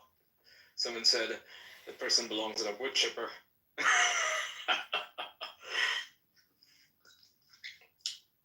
Amazing. Oh yeah, that's a nice graph. I'm gonna post that. Thanks. Yeah, it's worse than we thought. Very nice. So according to this graph, and it's been prepared by the New World Wealth, accessed via Henley and Partners, it says that 9,500 millionaires have left the UK in 2024, and 6,700 have entered the UAE. So I wonder how many of them are British. Probably most of them. In crypto, I know tons of guys who've moved. So Abu Dhabi went and set up a special economic zone. So you know this. I'm going to repeat and I know you know all this, but just for the benefit of everybody in the group. So each of the little emirates in the UAE, what they do is they set up these special economic zones within each emirate. So if you're in Dubai, there's the Dubai global market, and there's another place here and another place there in these little neighborhoods where you get special incentives to open your business. Abu Dhabi went one further, right? And Abu Dhabi's the big emirate. It's where the Sultan comes from and all the rest of it. And they went one further and they set up the ADGM, or the Abu Dhabi Global Market. And it's basically designed with one purpose, which is to take Canary Wharf, right, which is the London financial center, and completely destroy it by being a better place to do business. So within the ADGM, they directly ported over English law directly. They just said, as of this date, we are porting over all English law, and we're now an English legal jurisdiction. The only other country I know to do that actually did that was Rwanda, I believe. And they said, and come over here and do business, and you won't pay taxes. And like people are flooding into Dubai and Abu Dhabi, because in England, if you, let's say you earn, I don't know, 300 grand a year, you're going to pay at least 150,000 of that, probably more, in taxes. And so they're just like, you know what, this isn't worth it. Like, my speech is being restrained. My business is being regulated. I'm being taxed into oblivion. And if all I have to do is leave the country, and I'm going to fall outside the tax net, unlike the United States. So tons and tons and tons of Brits are going to Abu Dhabi. It's this strange, thing where basically lots of places in the Middle East, people are going to London, but the people who live in London and are sort of historically English are saying, you know what, we're out of here. We're going to go to the Middle East. Yep. They're going to the UAE and Saudi Arabia, which is also welcoming thousands of investors these days. That is going to be the next big hub. It's a very interesting development that I think not too many people are paying attention to. Riyadh? Yep, Riyadh, yep. And some of the smaller cities that they're building up. UAE, though. Yeah, to Abu Dhabi and Dubai. Whatever happened to that city that was going to neon? That was going to be a giant line. They're still making it. Really? Yeah, they're still making it. Yeah, it's still being done. Yeah, so I think it's slated for 2028 or 2030. It's being done, and there are smaller cities that they're building over there. It's not just the neon that they're making. They're modeling it after Dubai. The scale of the stuff you see over there is just like mind-blowing. Dubai, like the Burj Khalifa, is like it's a religious experience seeing something that large. In Saudi Arabia, they built a clock tower above a hotel, and the face of the clock is larger than the tower of Big Ben in London, right? So it's just like the scale of the stuff that they're constructing in the Middle East is incredible. Oh, and if anyone is, if you're not familiar, you might think, oh, it's just one tall building in the middle of nowhere, right? You might think it's just fucking desert or slums or something. No, there's no slums, first of all, and there's no desert, so to speak. it's surrounded by similarly tall buildings, similarly beautiful buildings. It's nothing but gardens and vistas, right? If you walk near the Burj Khalifa, for example, nothing but gardens, right? There's a lot of stores, there's a lot of restaurants. It's just an amazing experience. You know, if you've ever played Mass Effect, the Presidium, right? That's like the central hub of the video game. It's kind of like that. It's very, it's. I wouldn't say surreal. That's not the right description. It is a testament to what humans can do, given when there's no crime and there's actual good governance, when you have people in charge who know what they're doing, who understand that this is progress. This is a real progress, not putting in 50 new genders on a sheet or something. That's not progress. That's garbage. This is a real progress. There was a movie starring Robin Williams called Bicentennial Man, and where he's a robot. And in that movie, there's a scene where you see it pans over to New York and southern Manhattan specifically, and you see like a version of the Twin Towers that's there, except they're 3 or 4 times the height, and you've got all these super tall buildings, which you're kind of starting to see in Midtown Manhattan. There are a couple of apartment blocks, which are really tall and narrow. But like the expectation 30 years ago is that the United States was going to be what Dubai now is, right? We didn't do it. We didn't build the giant, monumental, mega-scale cities, and Dubai did because we were hampered by regulations. We lost our self-confidence. We spent all our money on war, and Dubai didn't, right? They have their mojo, right? They've still got it, and they're just going full steam ahead. And so hopefully we can recapture some of that. But like that was the optimism that we once had over here. They now have over there. It's a really refreshing. Obviously, it's not politically the freest place in the world. And if you die, someone can pay your family $50,000 in blood money, and that's. But there are some other local quirks of local law which are not ideal for a civilian. But yeah, if you're willing to deal with that, it's a really interesting place to be. It's no big deal.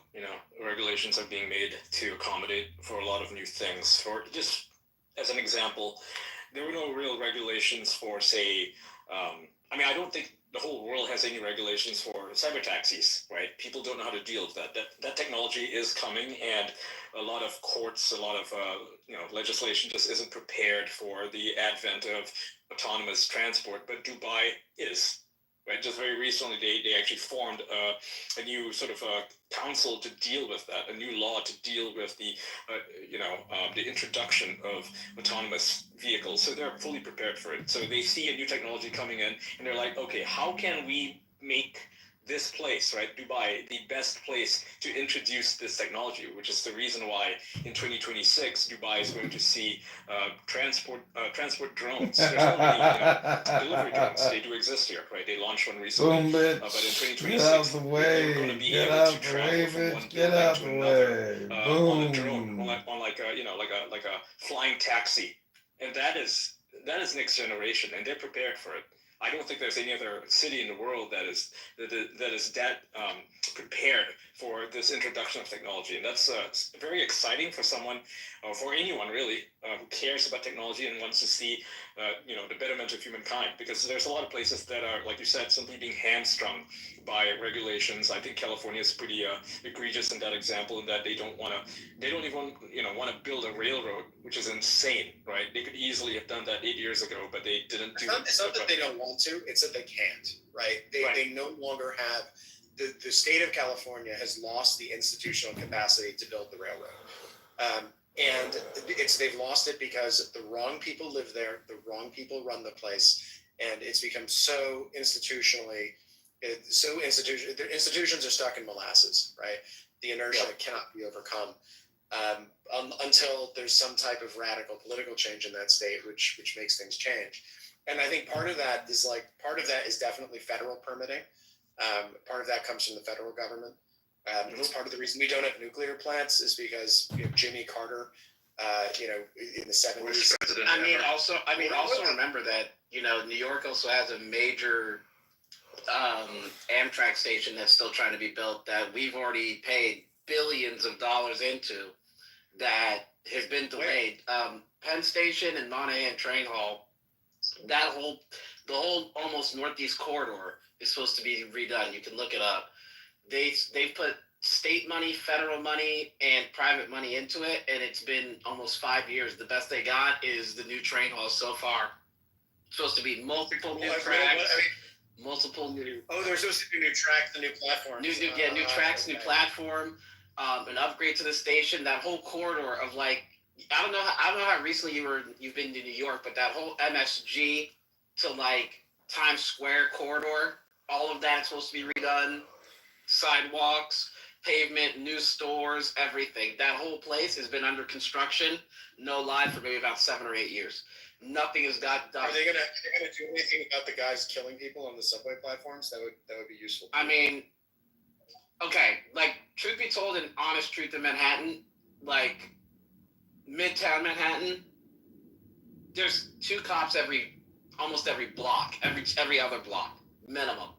Like midday. Yeah. For that to happen in the subways, especially since that happened last week.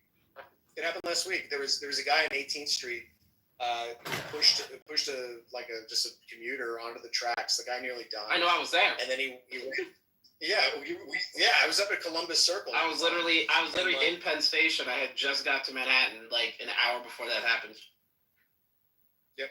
So we were off to the opera that night, and we were just like, oh, there's another death on the subway. Isn't that nice? I've been like, there is plenty of cops. It's just there's too many people. Like, don't tell me that you don't walk a block, see a cop, walk another block, see a cop, walk another block, see a cop. Like, yeah, no, I see the cops. Like the issue is that the people who are committing the crimes are being released to go commit more. And so what happens is they're not being locked up and excluded from society. What they're doing is they're running around and they're committing more crimes until eventually someone gets hurt or dies. But like, I've been in Manhattan, I probably go once a month. This year I've had 2 homeless guys like go bananas in my face at various different times. At one point, a couple of kids on bikes tried to mug me on Central Park South. I was walking from Columbus Circle back to Grand Central. So and basically you just kind of like, to be honest with you, that's insane to me.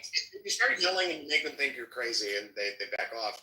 But like, it's not a pleasant place to be. And so it would be nice if, and contrast with Dubai, as long as we're talking about Dubai.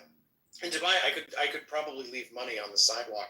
I could probably take $1,000, put it on the sidewalk, and nothing would happen. You can.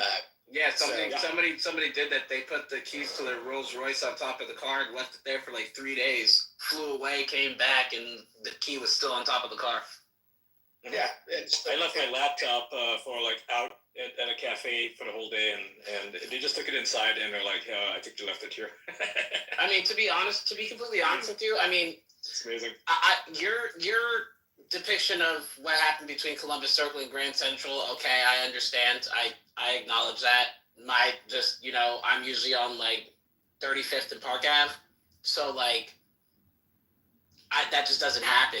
Like, to me, it's not going to say it's going to happen over there. I mean, I walk around 3 in the morning, 4 in the morning. Dude, I don't care.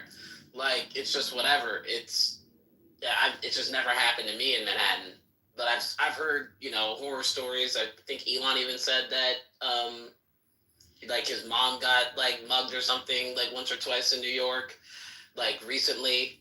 And it's kind of crazy over there. I'm not going to say it's not, but just don't go out after 8 p.m. I know that's a crazy thing to say, but it's a horrible thing. The thing is, it's an easy solution, right? There's an easy solution to all of this, right? Which is that you triple the prison population and you allow people to be, and you don't eliminate cash bail, right? You basically give people an incentive to come back to court and not to mess around in the interim.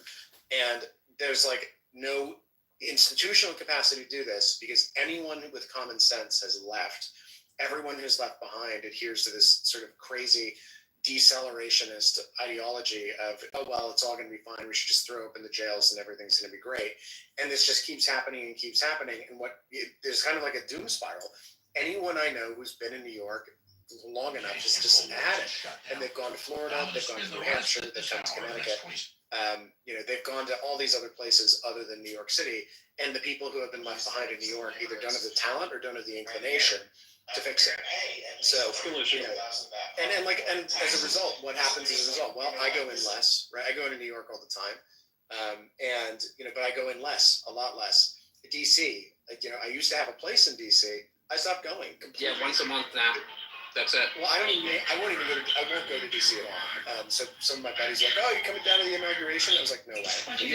No way. Georgetown, maybe, but like not DC. The day we sold our apartment, the same day, we got so after we closed, the following day we got a notice right from the co-op saying, "Oh, by the way, about the incident out front in the driveway yesterday when 3 kids attempted to carjack an electrician's van with guns drawn." And this is on 16th Street in L. This is 3 blocks from the White House.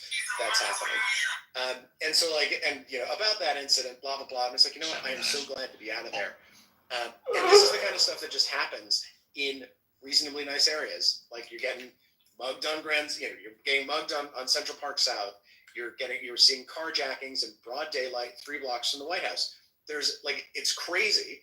The state doesn't really acknowledge that it's happening. They don't want to. If you say it, some asshole like Noah Smith comes along and goes, well, statistically, it's more likely to happen because statistically, blah, blah, blah. It's like, okay, well, statistically, it didn't happen 10 years ago. And statistically, it's never happened once in the 30 years that I've had any affiliation with Connecticut, right, in the area where I live in Connecticut, and so maybe it's not statistics that matter. Maybe the mere fact that it is happening is bad enough, and what we should be doing is we should be not trying to say, oh well, statistically it's more likely that you're going to get carjacked in DC than you're going to get carjacked in rural Connecticut. We should say if someone carjacks someone else, they should go to jail forever, and we should attempt to abolish it completely, that particular practice. Within our borders, and it is good and right that we do so. It's just you see it happening and like right in front of you, and nobody's doing anything about it. And I can't. Another awesome thing would be if Congress. Is that Brother Danks? DC home rule, because I think that's Brother Joseph. You could actually fix DC because Congress could take back control of DC and just say, okay, listen, local officials, you're done. We're in charge now. We're appointing a board, and we're going to fix this city by doing it our way, right? And so that's that, right? Now, granted, that would then flip partisan control depending on who controls the Congress. But I think there's a chance that you could save DC if you got really aggressive and just police the ever-living daylights out of it for 2 years. It's possible, but I don't see how California gets fixed, and I really don't see how New York gets fixed at this rate, because they're just, you had the governor taking selfies on the subway, the same day that poor woman was burned alive, by someone who should have been, on an immigration detainer and also should have been arrested for other, offenses, who's back in the United States after illegally entering once. So like that level of brokenness is something which requires real leadership to fix. And the system is set up so that those leaders will never emerge. It is the sorry, Ian, you go ahead. No, I was just going to say it's the permissiveness of the lax law enforcement that allows these things to happen. When broken windows policing, right? When you allow people to smash windows and vandalize cars or whatever, and you're saying, hey, it's just a slap on the wrist, or hey, you stole less than $950 worth of merchandise, we're not even going to charge you. That allows these criminals to get worse and worse. The term broken windows policing actually originally had the opposite meaning. Which is that if you see a broken window, you issue the citation to the shop owner, right? And you say, fix it, get this done. And you go after all of the little minor stuff that people are doing, because then what happens is everybody conforms their behavior because they know that, the sheriff's back. Yeah, right? You install the fear of God in them. Well, right, but the issue now is that what's happening is shops are getting broken into. This happens apparently all the time in the Bay Area. Shops are getting and someone puts up a board over their window. Then someone puts graffiti on the board, and then they get a citation from the city saying, oh, you've got graffiti on a board outside your shop. If you don't clean it up, we're going to cite you. And so what's happening is the victims of crime are being themselves victimized again by the city, because they are the only targets the city can enforce against, because the city doesn't want to enforce against the people who are causing the problem in the first place, which is the criminals who are doing the vandalism, doing the burglaries, doing the killing. So, Daniel Penny, another example. So you've got the people who are the victims of crime are easier targets than actual criminals for whatever reason. Even the police are targets as well. The police become targets. And everyone's a target except the people who should be targets. Correct. Which are, Yeah. For instance, Derek Chauvin, he's a political prisoner. He's a victim of restorative justice. He did nothing wrong. The evidence shows that. It proves that. Floyd, right, the patron saint of fentanyl, had an overdose. He consumed a shit ton of drugs, and he was alive even after they brought him to hospital. And he died in hospital, and yet somehow they charged Derek Chauvin, who was simply following the his training on how to subdue these guys. Just to follow up what you said, Ian, you remember yesterday we were actually talking about Senator Kennedy. He was talking about the same thing. He said next time, if you guys keep attacking police, call a crackhead, call a meth head. You guys need the cops. Trust me, you want the cops. The one thing I always hate is that it's the same thing that happened in Minnesota, right? It's the same thing that happened, I guess, across the whole nation. Everybody wanted to revolt against the cops. As soon as something happens to them, the first thing they do is call 911. So it's if you guys you can't play both sides. You really can't. Florida is the only place where that didn't happen, right? Florida is the only place where they did not become soft on crime in 2020. They just beefed up their police forces to the point where, if guys are out there in Antifa suits or Black Lives Matter blocking traffic, DeSantis signed a law saying that if you're a driver on the road and you accidentally run over one of these guys, you're not going to be charged. If anything, they'll be charged. The victim, quote unquote, victim will be charged. And so this really cracked down on any efforts to block traffic, and the police have just brought in and just swept these guys up for actual crimes, because what they're doing is disturbing the peace. And they got all of them, and that's the reason why during 2020 you didn't see anything happening in Florida. You might have seen small flare-ups, but they'd be shut down within a matter of hours. I'm not gonna lie, if you actually watch, I do. Oh, go ahead. No, go ahead.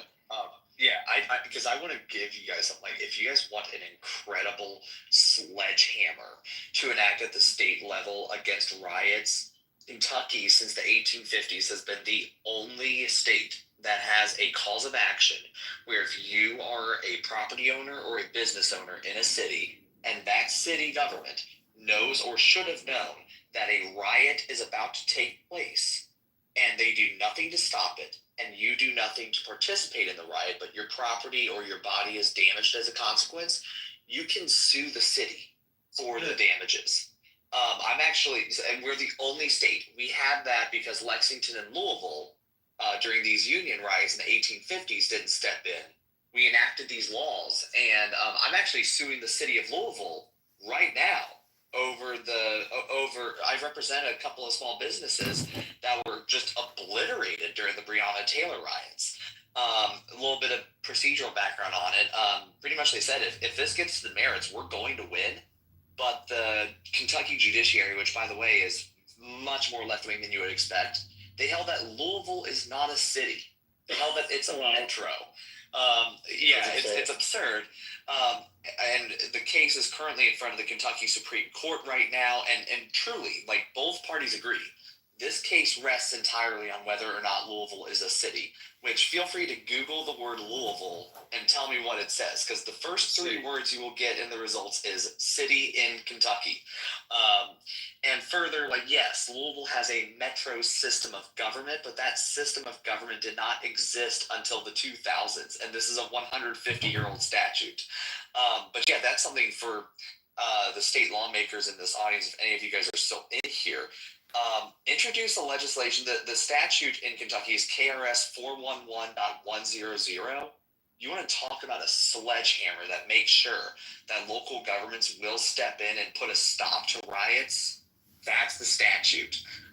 Make it clear that it applies to all local governments, so that way, whether it's a county government, city, metro, town, whatever type of word, make sure that they can't play word games in court. Is my advice if you're trying to draft that. But that's something to really fight for. Truly, it's a good statute. So just wanted to throw that in there. That reminds me, people are always surprised. There was an image of the recent victimization of that woman on the New York subway when she was on fire, of a police officer from the NYPD just sort of callously walking past her as she has literally gone up in flames and is standing there on fire, right? The police don't have to come and rescue you, right? And that's something that I think a lot of people learned the hard way during 2020 and the crime wave that happened subsequent, is that people got disappointed when Anna Kasparian, I think, is one example of someone who became very disillusioned with her previous ideas because she realized, oh my gosh, we actually want to have the police. We want to have a government that responds to lawless disorder and steps in promptly and effectively to put that disorder away when it takes place. So that's a great law, holding counties and cities liable. It certainly, it certainly sounds like something that would work well, and it's kind of like it's not too aggressive. It doesn't make some of the anti-riot bills that we saw proposed. Some of them have some First Amendment implications. For example, there was I think the Florida law was challenged on that basis. I can't remember off the top of my head exactly what that challenge constituted, but this is just saying, listen, do your job or we're going to sue you. And it's pretty clear that when violent disorder and riots occur, that's something you want stopped. I really like that idea. Yeah, I love that. I love this law. I mean, it's one of those things of, I'm introducing a bill to make clear this applies to all local government in Kentucky just because, and also I cleared it with ethics to make sure that I'm okay to do it as an attorney for a city, for one, because one, it wouldn't fix my client's problem. Sadly, you can't do retroactive stuff. That's an ex post facto law. But moving forward, the fact that I have to put this in front of the Kentucky Supreme Court to determine whether or not Louisville is a city, Louisville, a region that has more than twice the population of the city of Cincinnati, Ohio, which has its own international airport. It's a city. Let's be very clear. Louisville is a city. But that should never happen again. And if there's any role of government, it's protecting the life, liberty, and property of the people within it. And talk about a failure when there's blatant riots, they're coming. And if you want to talk about the facts of how Louisville handled the Breonna Taylor riots, it's insane. The mayor, Greg Fisher, put out a stand down order saying that the city is not to, the city police is not to stop these riots. But at the same time, he actively ordered Louisville Metro Police to get cement trucks to block access to his own house during these riots. Amazing. Talk about liberal hypocrisy there. It's disgraceful, and thank God he's now the former mayor of Louisville. But that's the thing of we just have to keep that fight up. There's great ways to give up charges of if you commit a violent or a property crime.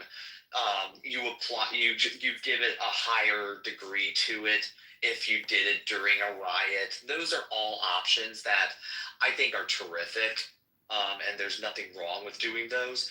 But as Preston was talking about, how the Constitution doesn't confer upon the government a duty to protect its citizens. That's Castle Rock versus Gonzalez, decided in 1986. By the way, Antonin Scalia was in the majority in that case. Just a little heads up on that. Scalia says that the government has no duty to protect you. And that's true. The Constitution doesn't give them an affirmative duty to protect you. But there's no constitutional prohibitions on state governments adopting their own duties to protect. And that's what the statute was meant to do. So that's one of those things I'd love for people to fight for at their own state level, wherever you are. Unless you're in Kentucky, this is not the law. You don't have a right to recover damages from city governments unless you take the plunge and sue them. You don't have that ability. You cannot do it unless you're in Kentucky. Fighting for your legislature to adopt that law in any of the other 49 states. It's a great fight for you guys to get involved with.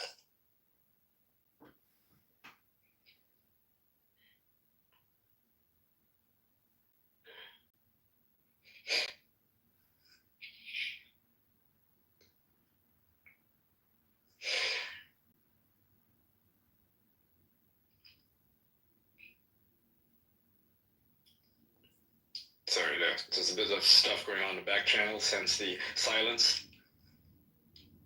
That's all good. The super secret organizer group. Something like that, yeah. So how's it going, Elon?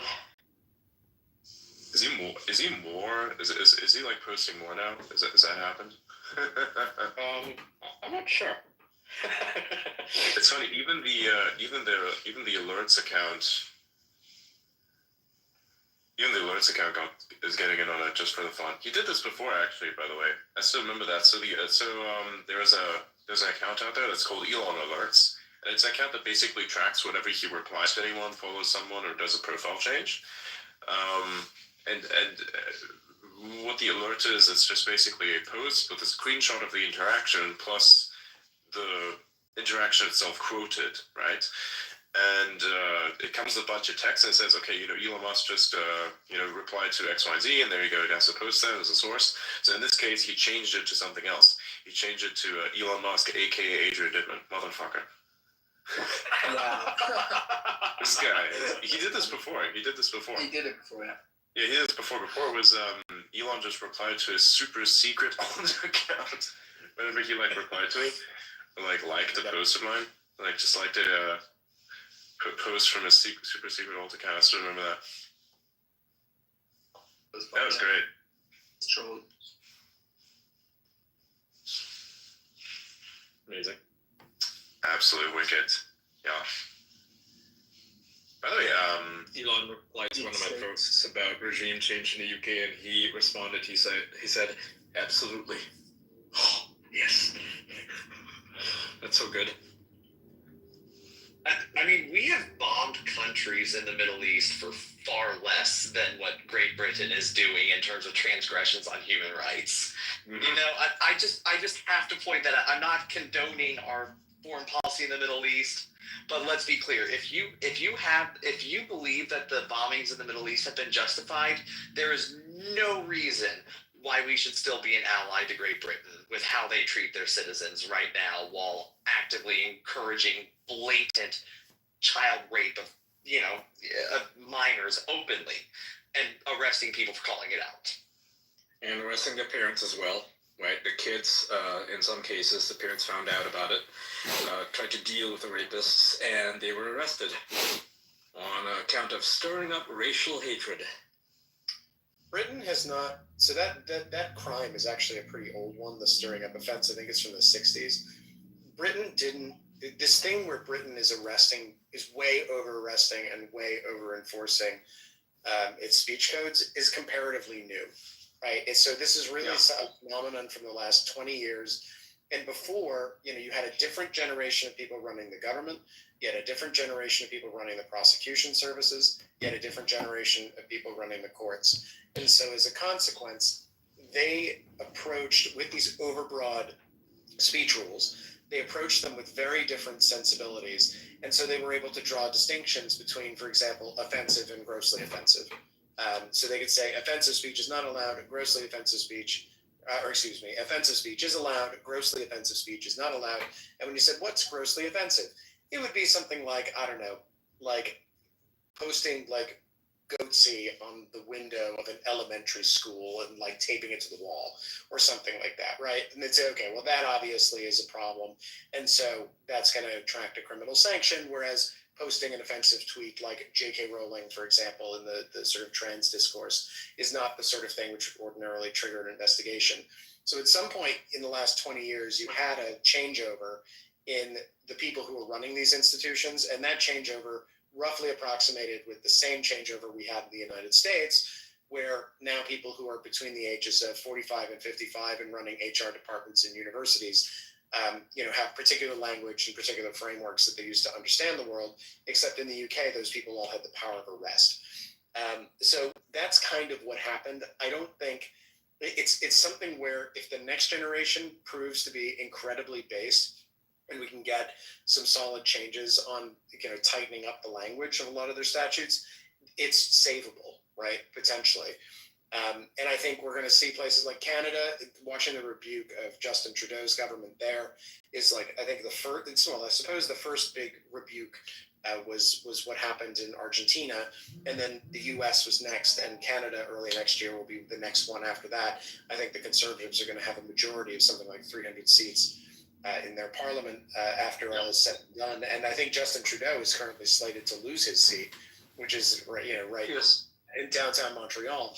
So what we're going to see as well in Germany. The AfD in Germany is poised to take over. Doing very well in Germany.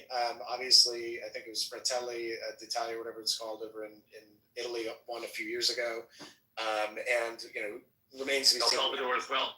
El Salvador used to be a leftist country that had no free speech. They had all these fucking shitty monuments instead. Communist monuments. They've all been torn down. It's run by Bukele, and it's the safest country in the Western Hemisphere. It is literally the safest country in the Western Hemisphere, which is crazy. Percent. But like what we're seeing is like the rightward shift is happening. The key will be after the rightward shift occurs, right, in all of these places, the U.S. included, are the people who take over determined enough to do what Milei is doing and gut the government of all the people who are responsible for all of these terrible things, do some rule changes or revocations or abolitions, wholesale abolitions of agencies in such a way that they're going to be very difficult to be established. And then after you do that, then you see whether you fix the problem, and then you can iterate. One thing that was interesting is when Elon Musk and Vivek Ramaswamy announced Doge, they put a expiration date on it of 18 months, right? They said, we've got 18 months to do this. We're going to wrap this up by July 26th. And I think the reason when people are like, well, July 26th, why wouldn't they stick around? I think they recognize that they have to get this done in the first Congress, and they have to get it really done in the first year. Otherwise, you're in an election year. It's another election cycle. You're not going to have people paying attention to it. You're not going to be able to get anything finished. So I think they have the right idea here, which is that they're just going to blitz it starting on January 20th. I would imagine they've already got draft executive orders and things like that already ready to roll. But they're going to blitz it January 20th, hit it as hard as they can for a year, maybe 14, 15 months until they finally run out of momentum and run out of steam.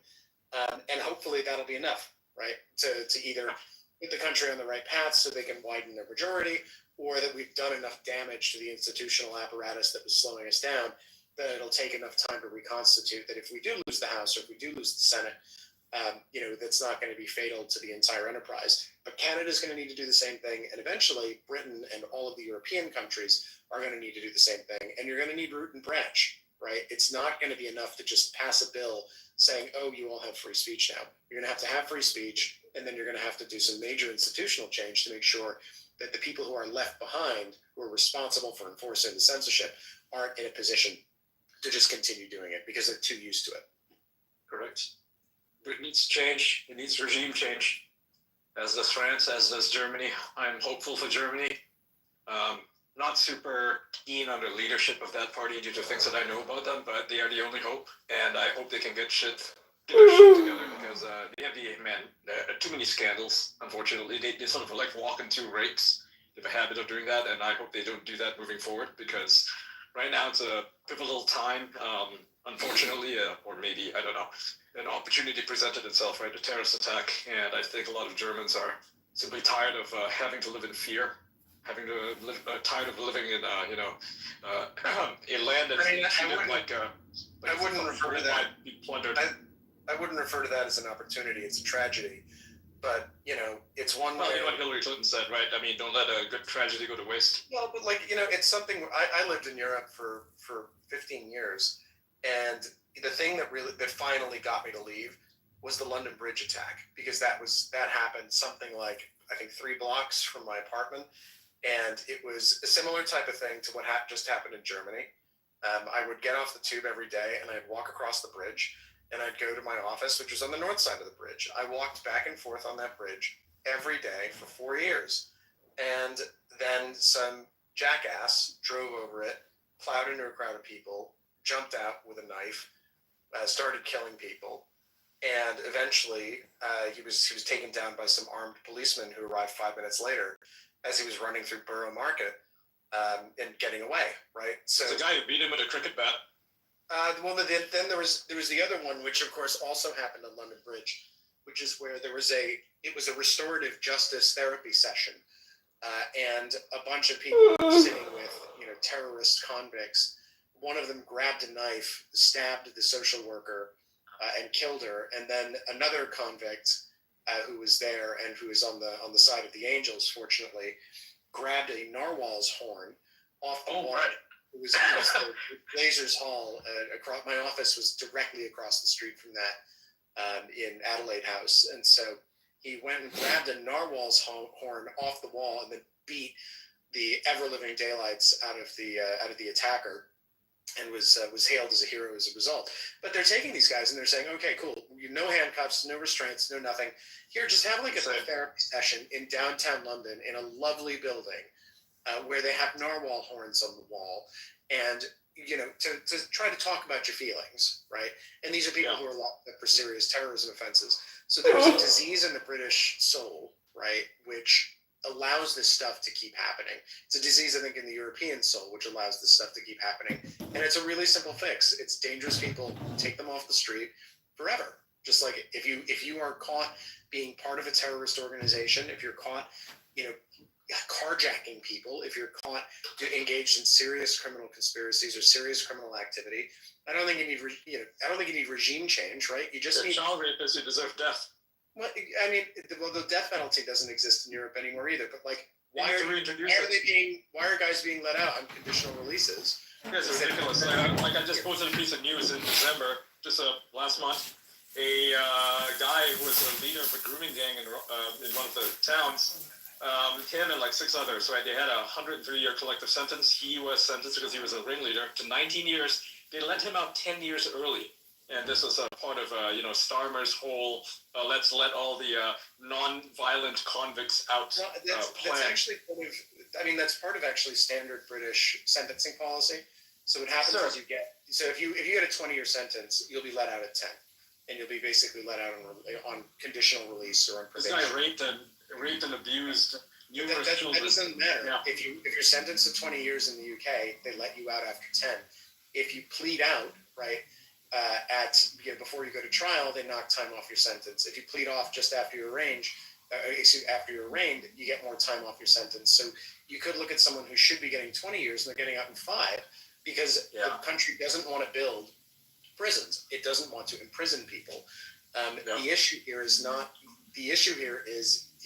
20-year sentence.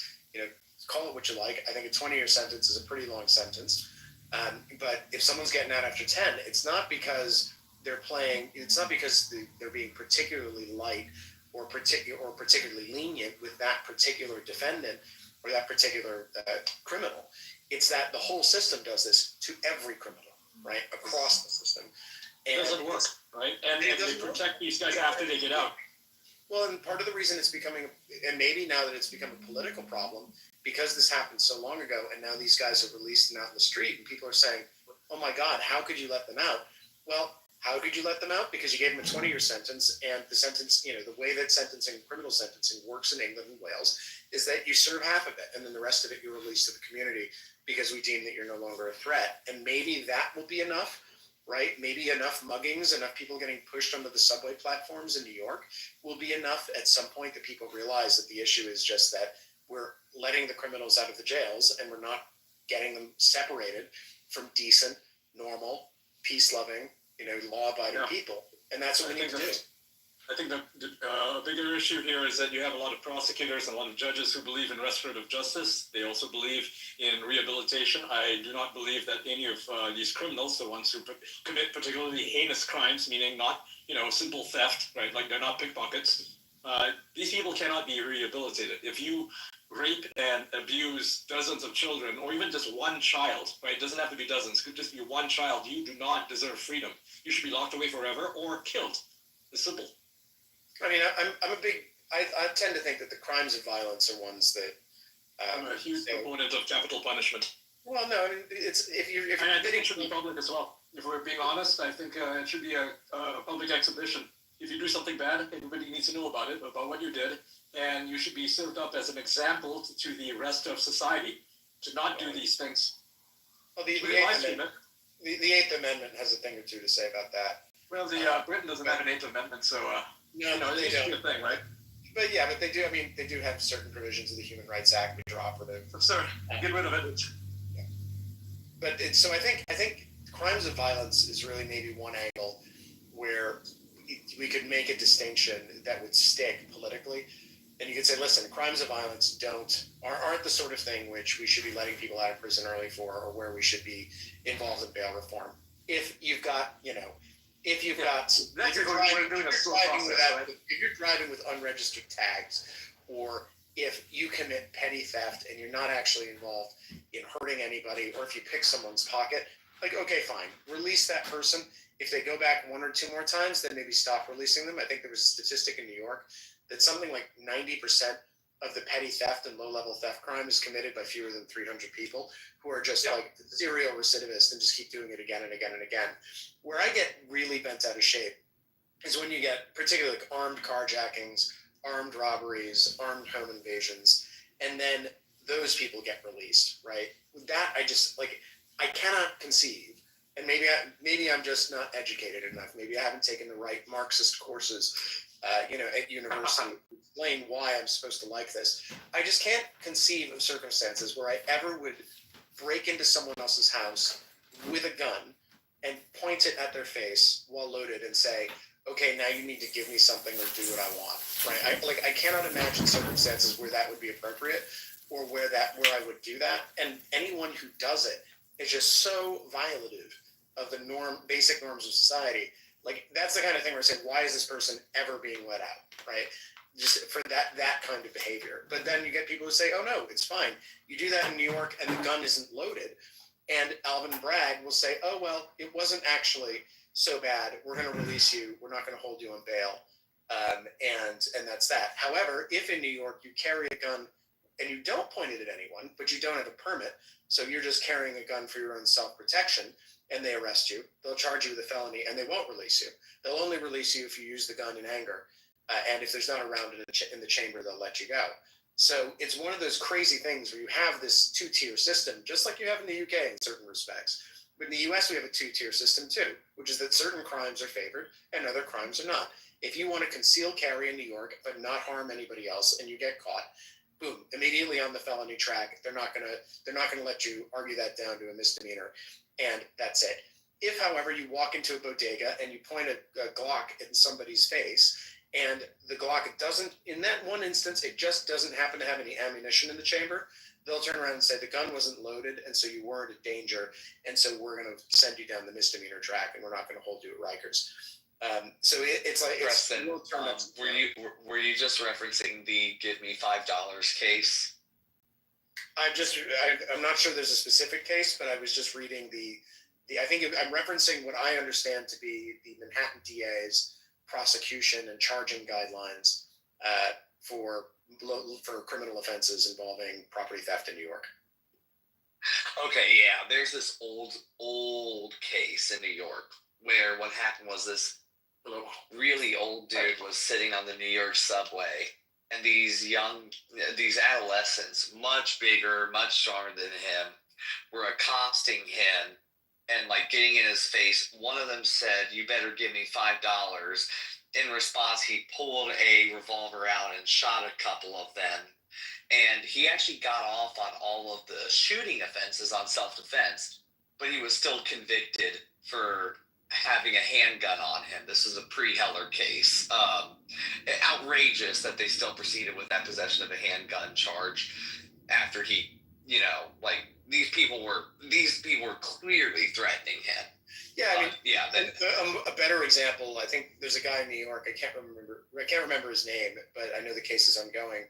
He was making guns in his own house, right? And he had ammunition in his apartment, and they have thrown the book at him because he was 3D printing, lower receivers to handguns in his home. And there was no way for him to get a license to do any of this in New York at the time, because it wasn't a pre-Heller case, but it was a pre-Bruin case, meaning that he wasn't able to get a permit because New York was a May issue state, a very restricted May issue state, and New York City in particular was. So he's appealing on the grounds that it would have been impossible for him to get the permit anyway. And we'll see how that turns out. But that's the guy they were going after, right? That's the kind of person that they expend considerable resources in order to stop, but they're not expending considerable resources. So, you go walking around New York City, it's crazy. You go to a CVS, everything is locked up, or Walgreens, everything is locked up. You cannot go in and buy a tube of toothpaste without calling an attendant over, having them unlock the item you want, and then putting it in your basket, going downstairs, and then you have to go and check it out. So like, that's the kind of stuff which people in New York have just kind of gotten used to it.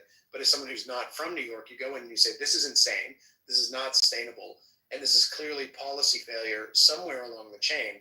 But like, everybody in New York just kind of tolerates it, or they adapt, right? They say, okay, well, I just won't leave my house, right? I'll just go order this from Amazon and I'll have them deliver it to my front door, because Amazon has a guarantee. So if my thing gets stolen, I'll get my money back, and the price, the cost of that, criminal stuff will be socialized. And I just won't have to interact with any of the problematic things. And and then the stores close, and then the jobs leave, and then the landlords start to default on their loans, et cetera, et cetera, et cetera. So there are all these downstream consequences. And I guess when those consequences get bad enough, maybe large corporations will be in a position maybe to tell the Democrats in New York, maybe you want to change course so that, we actually have an economy here that isn't just remote delivery by Amazon to everything. But I don't know. I wish I knew the easy way to solve it, or the way that you could, broadcast a message and say to the people of New York, guys, it doesn't have to be like this. You can fix this. You just gotta buck up and make some tough decisions. But of course, I think I saw it put this way once. If you say, if only everyone would just, everyone will not just, right? Everyone does not just. It's never happened in history. So we need to have some changes. It'll be slow and incremental, but it's very frustrating to watch.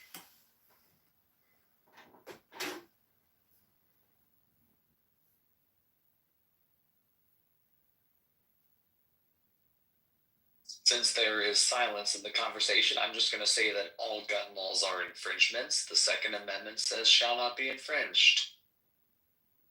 Hell yeah.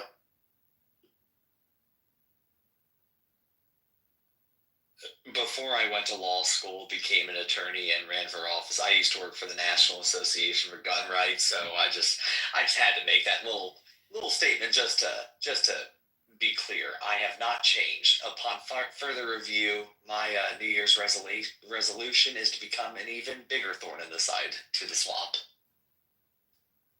My New Year's resolution was to wear black tie at least once a month for 2025. Hey, Adrian, question. That's actually, yeah, what's up? Do you want to take some questions from 4chan? Sure, if they're good. Okay.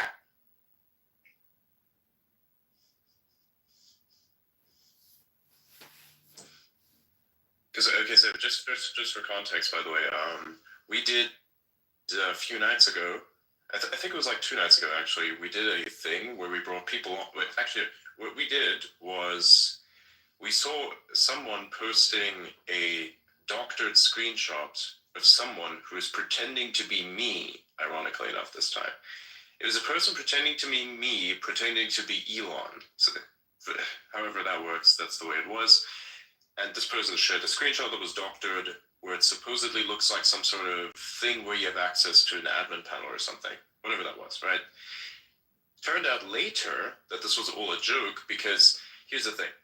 What happened was somebody picked this up, put this on Reddit, okay?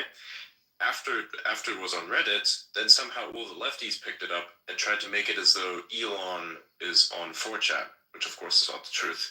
So then what happened after that was, because the individual who created this hoax figured this out, or understood, holy shit, man, what did I do? And then proceeded to post, this was all a joke, this is all bullshit, none of this is real, he never even thought this was going to leave their ecosphere, whatever, right?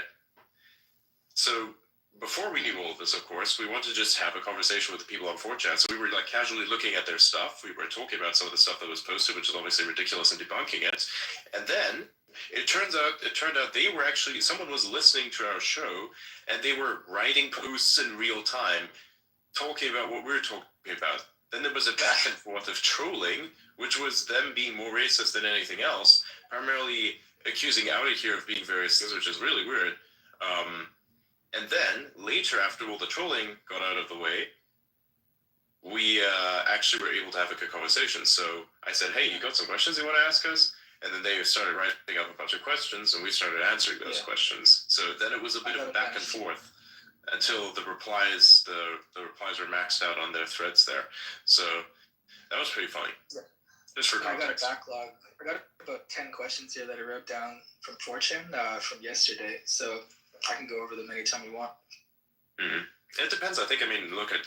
Is it still relevant to what's happening at the moment? I believe maybe we have discussed a lot of things regarding the. I think those will just be H-1B questions, wouldn't it? And I think we've kind of discussed that topic as much as we could. Right now, what we should really focus on is information and its protection, and just I think what's happening in the UK, because what's happening in the UK right now is absolutely insane. Like that cannot happen anywhere else. So it depends. I don't. Yeah. Well, it's not what happened. I mean, it's not what's happening in the UK, right? Because the thing is, it already happened, and it happened a long time ago. I think the thing that's insane is not so much the Rochdale incident.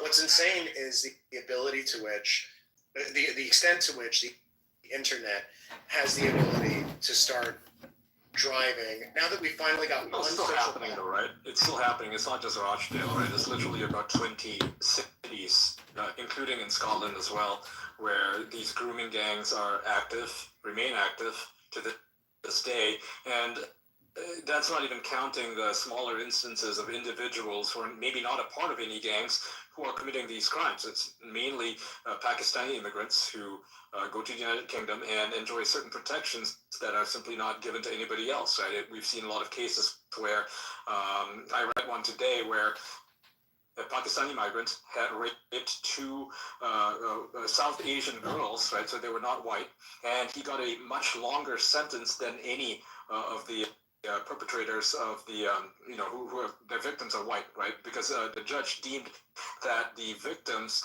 who in this case were South Asian, that their communities would, ostracize them, and therefore the penalty needed to be harsher. So in effect, what he was saying, what this judge was saying was that, white lives don't matter, right? And that is essentially. I saw that story, and I think that there's possibly some more nuance there than was reported. And I'm really skeptical generally. I mean, that's a direct quote from the judge himself, right? Yeah, I know it's a direct quote, but there will have been half quote. It's one that invites further inquiry and investigation, but I'm not sure it's as damning. I'd have to do more research, and I would encourage everyone to do more research on that as well, because it's just it doesn't sound like. If that were like the dicta of the decision, and you're looking at like some appellate decision, and said, well, because the identity of the victims was A instead of B, a harsher sentence is justified. Maybe, right? But you're probably dealing with a lower court judge, probably even a magistrate, or a crown court judge. These are not. We're not talking about like legal. We're not talking about ironclad statements of legal principle that are going to be binding on future judges here. We're talking about a first instance judge with an offhand remark in a sentencing proceeding.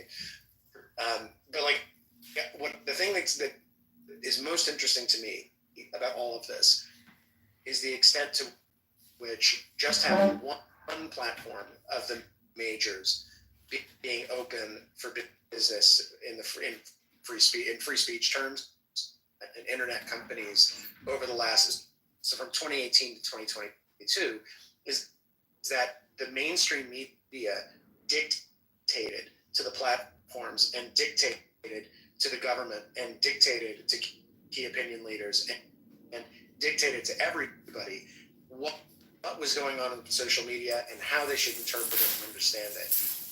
What we've seen now is a complete inversion of that, right? Social media is driving the narrative. Elon Musk, to be blunt, has the capability on his own to kickstart things by simply just talking about something and drawing attention to it. He's got the biggest megaphone in the world.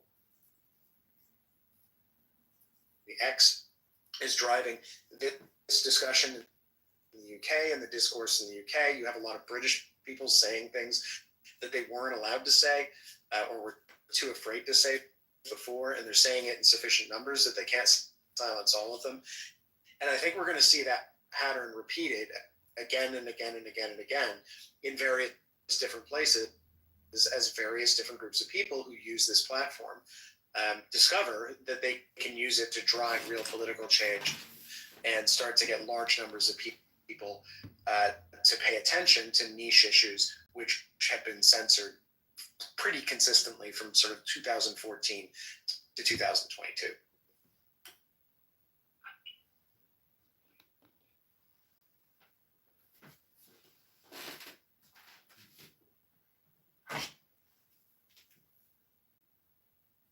I mean, we forget, right? We forget how bad, because now we've gotten comfortable and we've gotten used to it. We forget just how bad things were in 2000.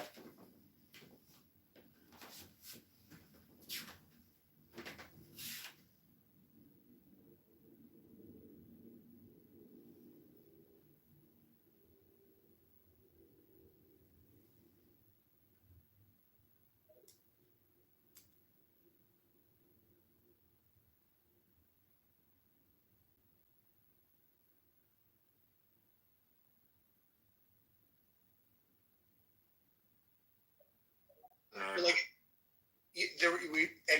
cried about it. We forget the reasons people were banned, right? How many of them were banned, and we're also forgetting because we've gotten comfortable, right? I was in the trenches the whole time. I remember. We forget that every time you would say, "Hey, hold on a second, it's kind of unfair that people are getting banned for expressing political opinions. You know, isn't that problematic?" They'd turn around and they'd say, "You're out of your mind. That's not what free speech actually means." Oliver Darcy, that's who he yelled at. Yeah. So they'd say, "You're out of your mind. You don't actually know what free speech is about. This is completely justified. There's no great government conspiracy to silence you." Of course there was. The government respects your rights. If you want to go build your own, go do this. But in fact, it was a systematic effort involving the whole of the United States government working in close, either collaboration with large technology companies, or by pressuring large technology companies and threatening them with, regulatory enforcement and other sorts of vague governmentese. And we forget, that was the norm until 24 months ago, almost to the day. And where we are now is a completely different world. So, just because there was one big hole, right, in the dike, and it's all started to flow through, and the hole is starting to widen, right, as people realize that it's there, and that you can talk about this stuff on the internet, and that Twitter does permit, right, basically all lawful speech, with some exceptions, and of course now we've got the criticisms I've heard in the last couple of days. People who've been demonetized for violating the TOS are claiming, "Oh no, we don't have our free speech." You guys have no fucking clue. They've forgotten, right? They've forgotten how bad it was. They don't know how lucky they are, and they don't realize, right, that but for this platform and this whole political movement that we've seen in the last 2 years in the United States and elsewhere around the world probably wouldn't have happened, but for the fact that there was one big hole punched in the dike that gave enough people enough breathing room to actually start, a preference cascade, and to start talking about what they believed, and saying, gee, maybe this stuff about gender ideology, this doesn't really accord with reality, does it? It's a little weird, don't you think? Yeah, I don't like it either. It's a little strange, and that has compounded, and it's going to keep compounding. But that's what I think is the most interesting thing, is we're seeing this pattern, and we've got AI now in the mix, which is of course super interesting too, because I think there's going to be a lot of use of AI on this platform, as is, I think, totally appropriate and proper for people to use AI to turbocharge their First Amendment rights and the expression of those rights. So yeah, it's a really interesting time to be alive. It's just endlessly interesting. So, if you ask me, for those who are complaining about X, I would highly recommend them to try every post that they posted on X on Blue Sky and see how that goes. I have my own suggestion for them. I have my own suggestion for them. If they think that X is a tyrannical dictatorship, they should try moving to North Korea. Oh my God. Well, and above and beyond the North Korea thing, I would love for anyone to look at how much X and their general free speech policy did to benefit me in my state representative run, and just say that X is discriminating against conservatives, X is discriminating against America First types or non-interventionists. The reality is this: is that if you took the verbal statements of myself or most of the people on the X spaces that fundraised for me, that led to more than 10% of the money I had to win my race against a person that held office longer than I had been alive, I would have been banned immediately. That space would have never happened. I would have been deprived of finances, of resources, of means. Look, is any platform perfect? Absolutely not. But let's be very clear. X is the best of them. It's amazing because, like, I'm very, very, very non-interventionist. And the reality is, I've noticed my engagement, I've noticed my impressions on X have been significantly improved since Elon took over, since every single algorithm change. Objectively speaking, there hasn't been punishment for any statements I have made on X. It's a good platform. Free speech is overwhelmingly recognized, and if the biggest objection you have is that revenue sharing is not being fairly applied to you, you don't have a First Amendment right to a private company's resources. They should try going, like Laura Loomer and company should try going on fucking YouTube and see. I think she's probably already been banned from it, but like, if you really think that X treated you unfairly, try using YouTube and see how long you last, right? The answer is not very long. And that would be like a platform-wide ban, right? Because that's how Google rolls. Well, I would say that the only constitutional right currently being denied to Laura Loomer is not her First Amendment rights, but her Second Amendment rights. And the reason why is because the Second Amendment, in my view, once you're currently free, you can have a gun. But since she was institutionalized for being extremely mentally unwell in Florida, against her own will, that rendered her unable to own a gun. Well, I most certainly would not trust Laura Loomer with a gun. We don't need to go into people's Well, I know. I'm just saying, look, I wouldn't trust her with a gun, but that being said, I get she may have a Second Amendment claim against the United States government, but I don't think she has a First Amendment claim against Twitter. Damn. Hey, Elon's fired. That is something. Wow.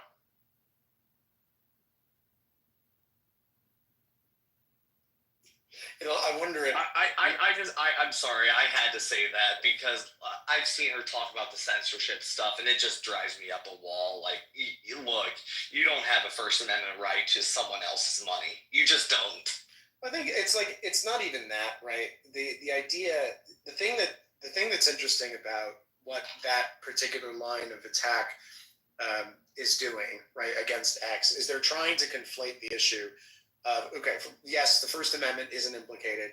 The platform, I think, the way to think about it is it's not like in the sense of like the platform being a public forum.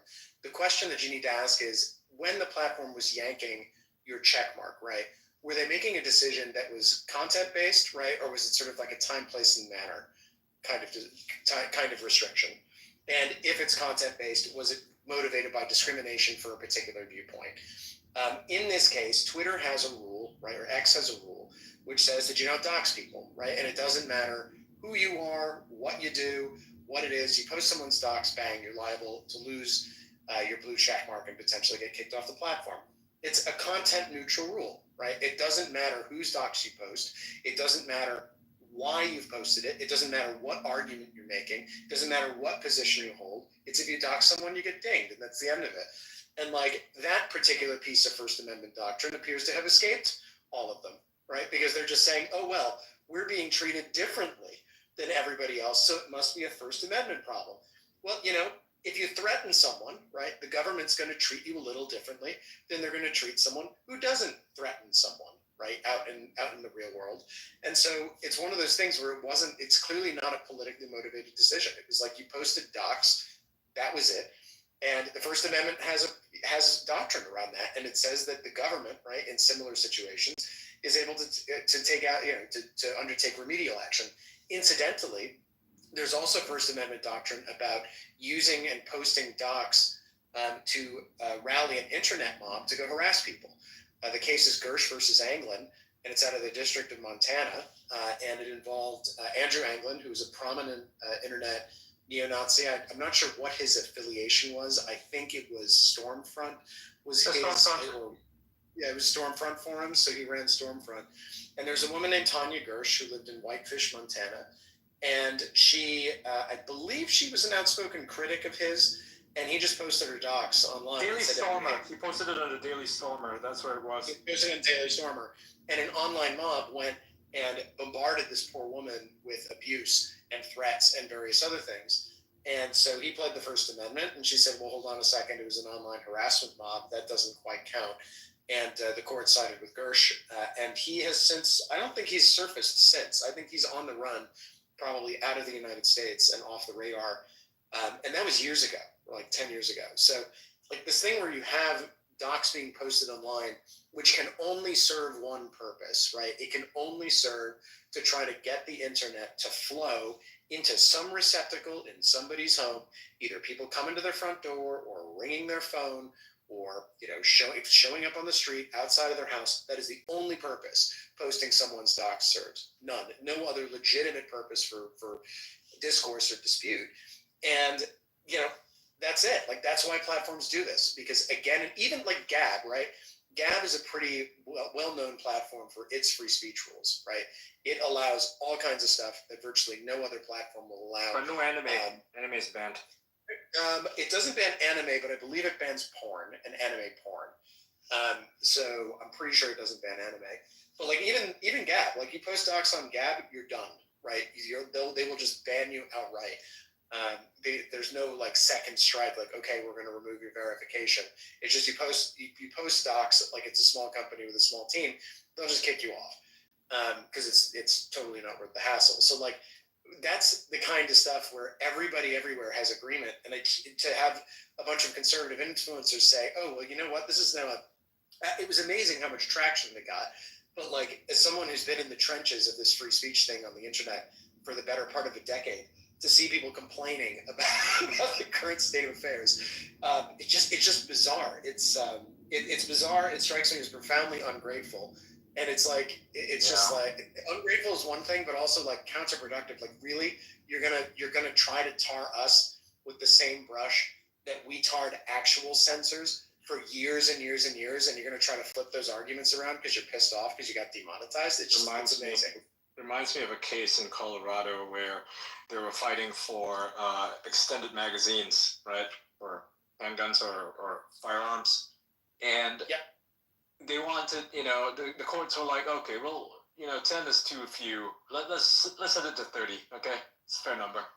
And the guy suing them was like, nope, can't be 30. Must be unlimited. Has to be unlimited. I want a 1,000-round thing. I want to chain feed my rifle with as many bullets as possible. Well, he lost the case.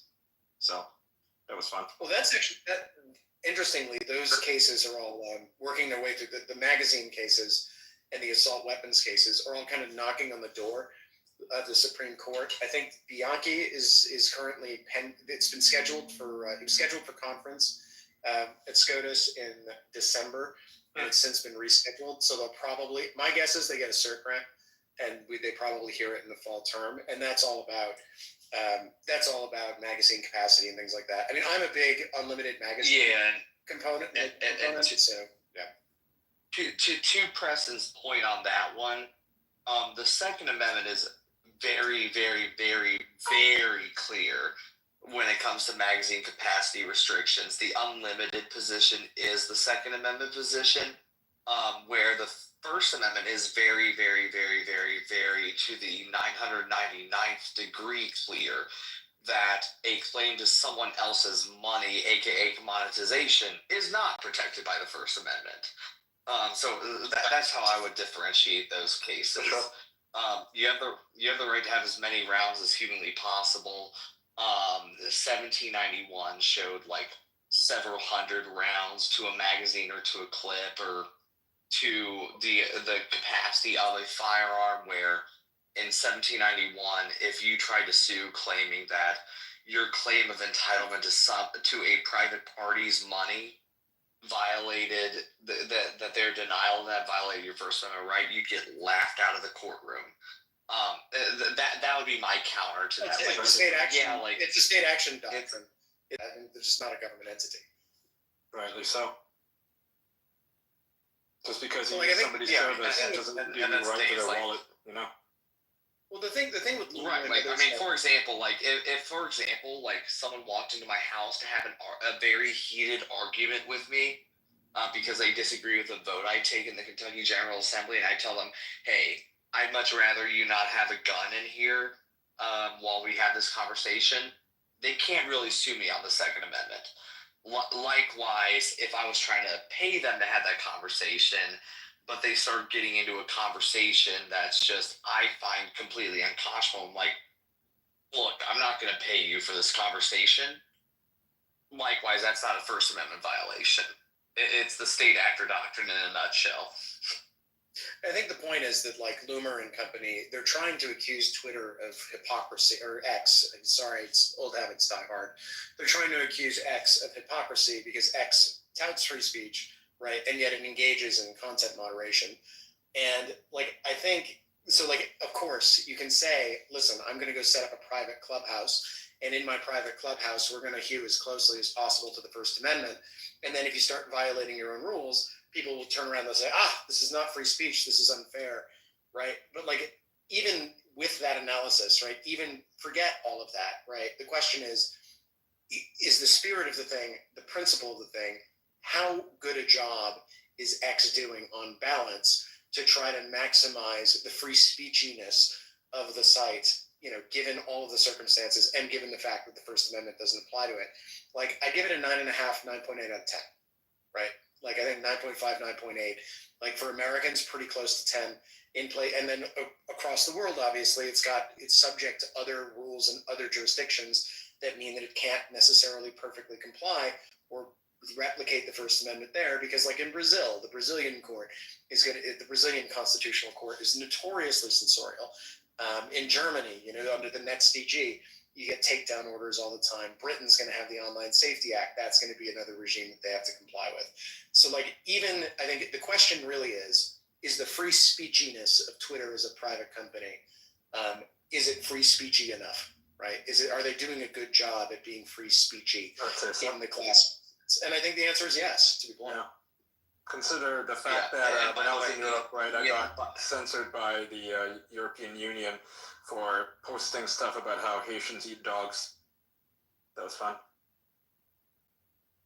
Also, Ian, so to everyone, this is an ADHD moment for me. I haven't had one this entire time, so I feel I'm entitled to one ADHD moment. I do have to point this one out. There is an absolute champion in the audience named Rep-elect Lucas Schubert, Lukas. Ian, I'm pointing you out particularly to him because you've been talking about protecting children throughout this space. He has been big on, like, standing up for children's rights and, like, parents' rights in Montana. He's the youngest incoming legislator, I think, in the entire country right now. I just want to give him a shout out because he is dealing with a judiciary that is openly left-wing. Like, these guys just said it's unconstitutional to ban the gender mutilation of children. He's in the audience right now, and he's been fighting against that judiciary. I just want to give him a shout out. I just saw him here. Just wanted to point that out. Oh, man, like, thanks for fighting the good fight. We need more of you guys. Seriously, it doesn't matter where you are, whether it's anywhere in the US, Canada, the UK, anywhere else in Europe, you know, it doesn't matter, right? We need to win this fight. So thank you. All right, let's bring him up.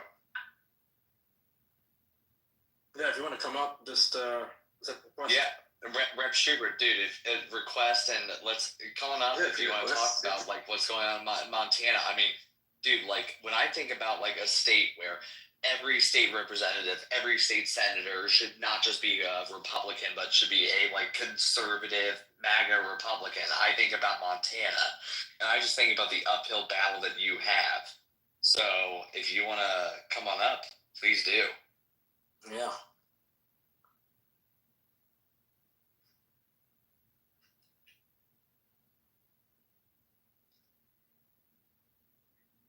He just shot me a text and told me that he's requesting. So, if anyone's a host, co-host, You want to pull him up? Prove.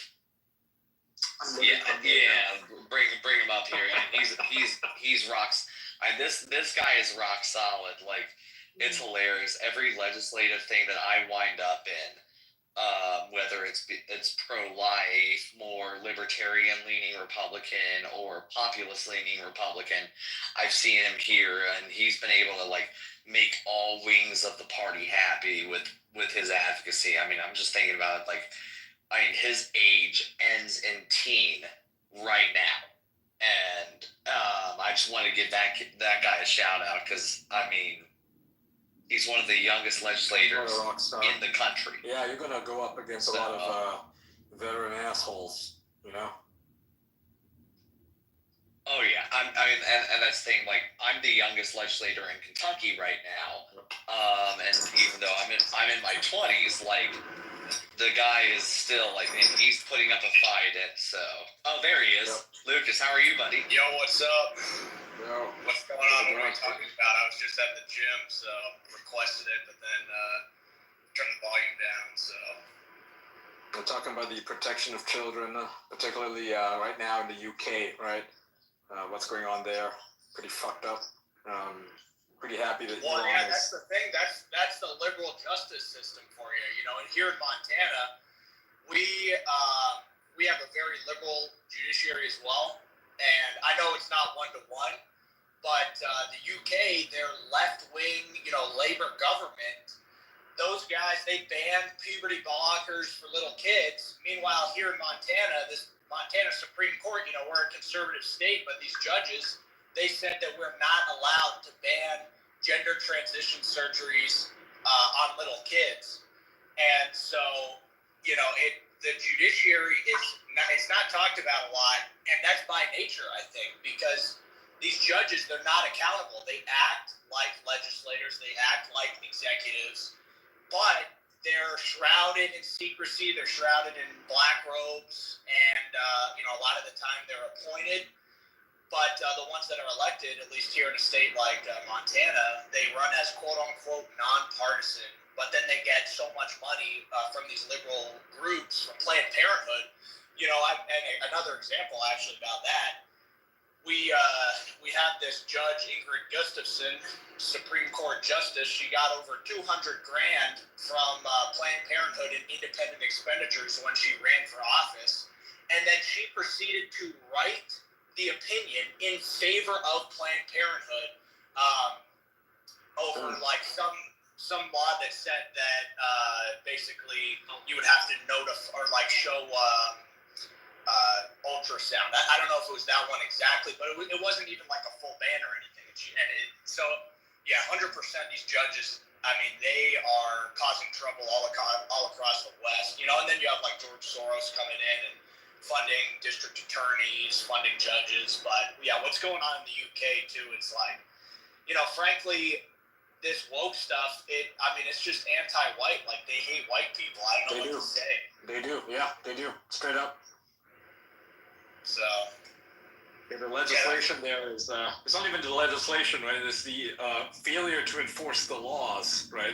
They hit the fact that the vast majority of the perpetrators of these gangs, right, or not even gangs sometimes, but individuals who are of Pakistani descent, were raping and particularly targeting young white girls. I'm not talking, 18-year-old girls, I'm talking children, right? 8-year-olds, 9-year-olds, 10-year-olds, 11-year-olds, 12-year-olds. Grooming them into becoming sex slaves effectively, to be, to have like 40 men at a time, just like turn them into this, this thing. It's just fucking abhorrent. And they covered it up for years. The guy in charge of covering it all up was Keir Starmer, who's the prime minister right now.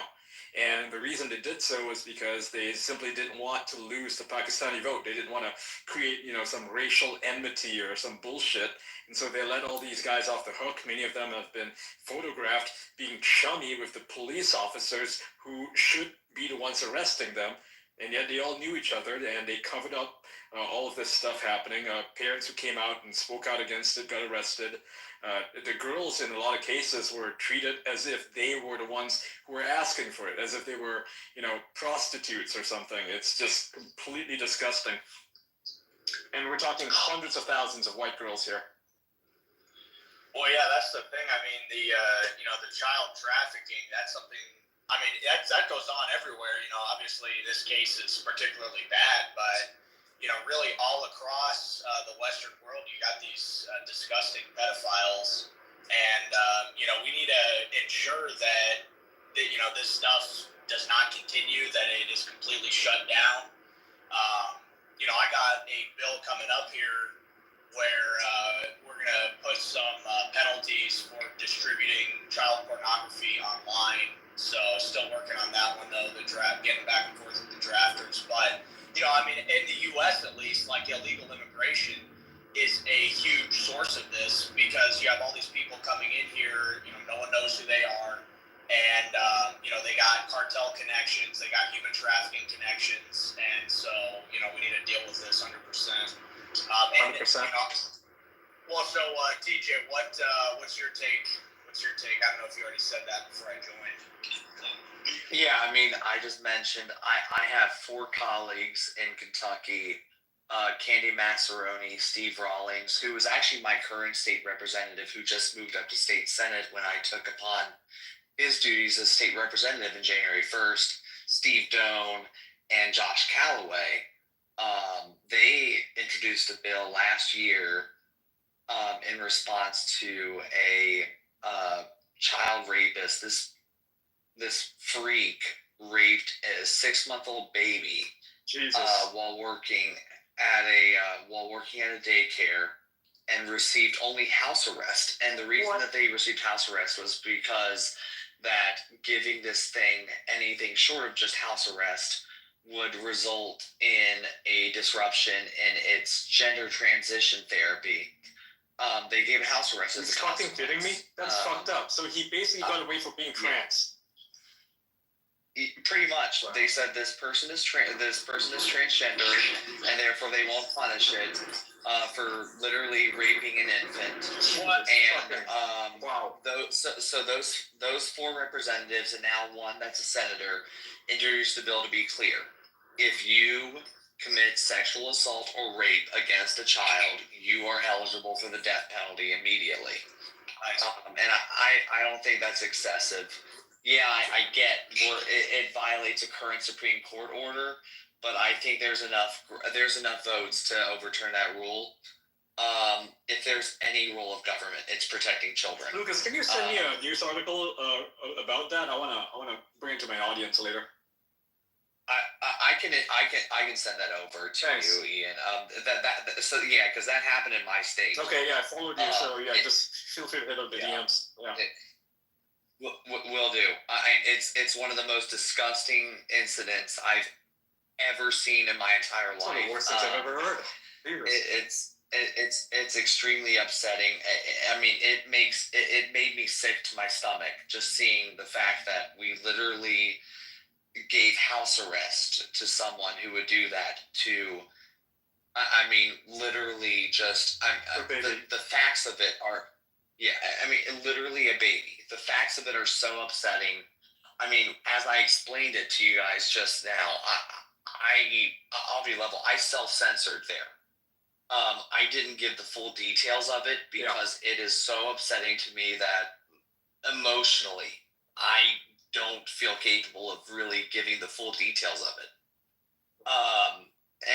And that's the thing of being a legislator, seeing that we have actively made it to where judges can do that. It makes me sick to my stomach. And then I think too, with the case that I have, it's not as egregious as an infant, but then the reality is there's a judge 1 county over from me who gives a no jail time misdemeanor to an adult who rapes a 13-year-old, and because this guy gets no jail time, they then go to another person who lives in my district and commits a mass shooting, killing 4 innocent people, when that person should have died in federal prison, should have died in state prison, or should have been hung publicly for all to see at that point. 100%. And instead, there's 4 innocent people as a consequence. You know, I mean, that's the thing. If you're willing to commit a sex act against a child, I'm not sure what kind of act of evil you're not willing to commit. Yep. And what Lucas is fighting for in Montana is so damn important, because I, as a legislator, I think about it from my state. I'm 1/100th of 1/2 of 1/3 of the government. I'm 1/600th of the government of Kentucky. I can only do so much. But there's only 7 members of our Supreme Court, right? So you're 1/7 of 1/3. Mm-hmm. So one member of the Supreme Court is 1/21st of the government. Compared to me, I'm 1/600th.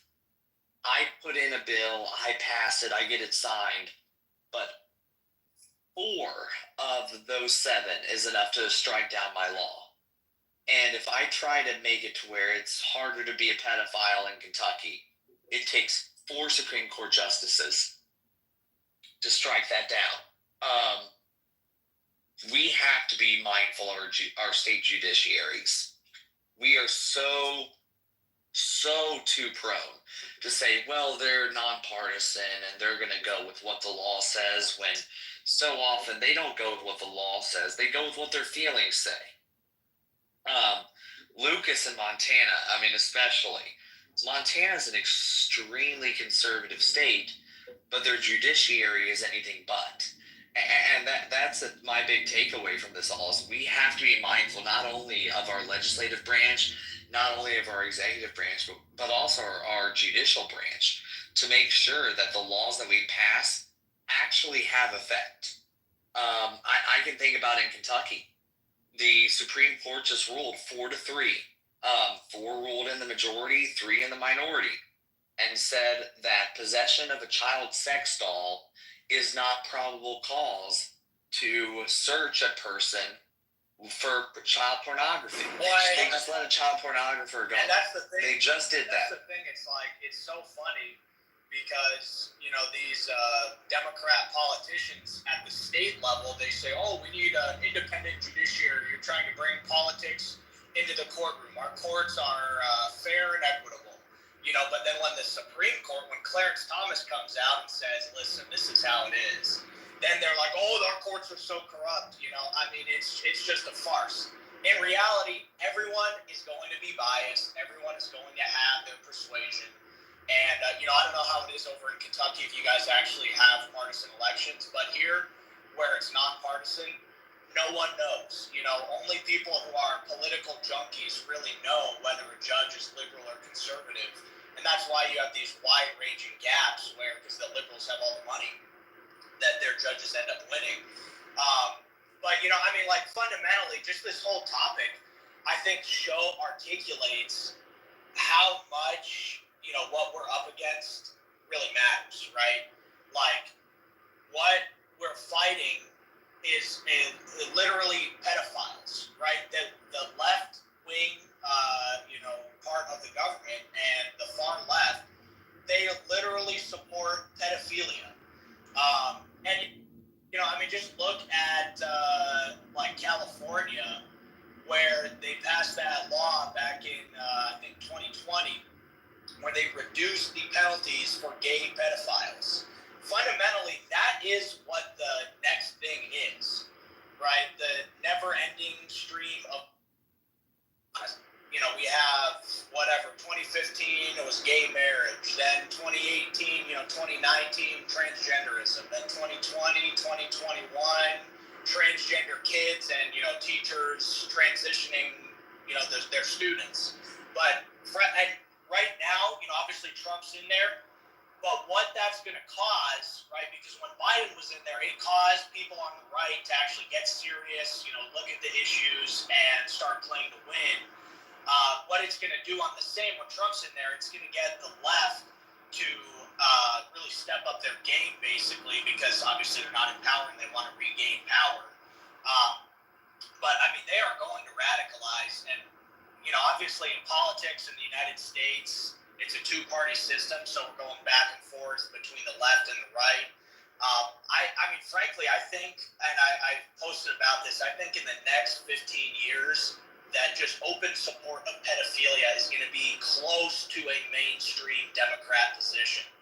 And the whole point of this is to show that this really matters, right? We're not just here in a video game. We're not here, playing Minecraft. This is real life, and there are real things at stake here, whether or not we win or lose.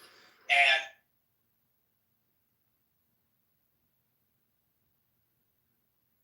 that's posed to the West in general, virtually every country, UK, Canada, New Zealand, Australia, etc. And we can't get distracted. Obviously, we do have foreign rivals, no doubt, and they definitely do want us to lose, like China especially, for the United States' case. But really, the truth, who poses the most damage to the American people are corrupt politicians here at home, 100%. And we absolutely need to win. So, I mean, obviously we're a while away from the next election. But, definitely get involved in some way, in real life, or in terms of spending time or money, basically, at the local level or in whatever way you can, because, again, it really does matter, and just, posting on social media isn't going to save us. So, yeah, 100%, a lot of big issues here.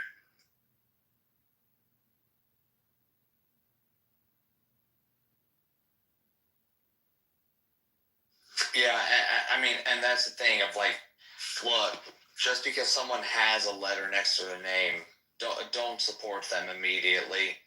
I mean, that's the thing. The thing I'm telling you about Paducah, it's a pretty Republican area. It's a rural area. The more deep, city part of it, it's pretty purple. But realistically, there is no reason that a person who is convicted of raping a baby should be serving house arrest. And that's the thing. I mean, that's unreal. It's insane. And literally, the judge's decision was based on the fact that sending this animal to jail would have disrupted its gender transition. It truly shocks the conscience. I mean, I can think about it here in Kentucky. One of the most conservative members of Congress in the country is Thomas Massey. That's my congressman, by the way. And it's an honor to have his support. It's an honor to have supported him throughout. Thomas Massey's district, by the way, aligns 1-to-1 with Michelle Keller's district. She's one of the most liberal justices of the Kentucky Supreme Court out there. She believes that the Kentucky Constitution confers a right to an abortion. She has let child rapists out for a quote-unquote excessive sentencing. I mean, that's the thing of don't just take the letter next to a politician's name for granted. Actually look to what they believe in.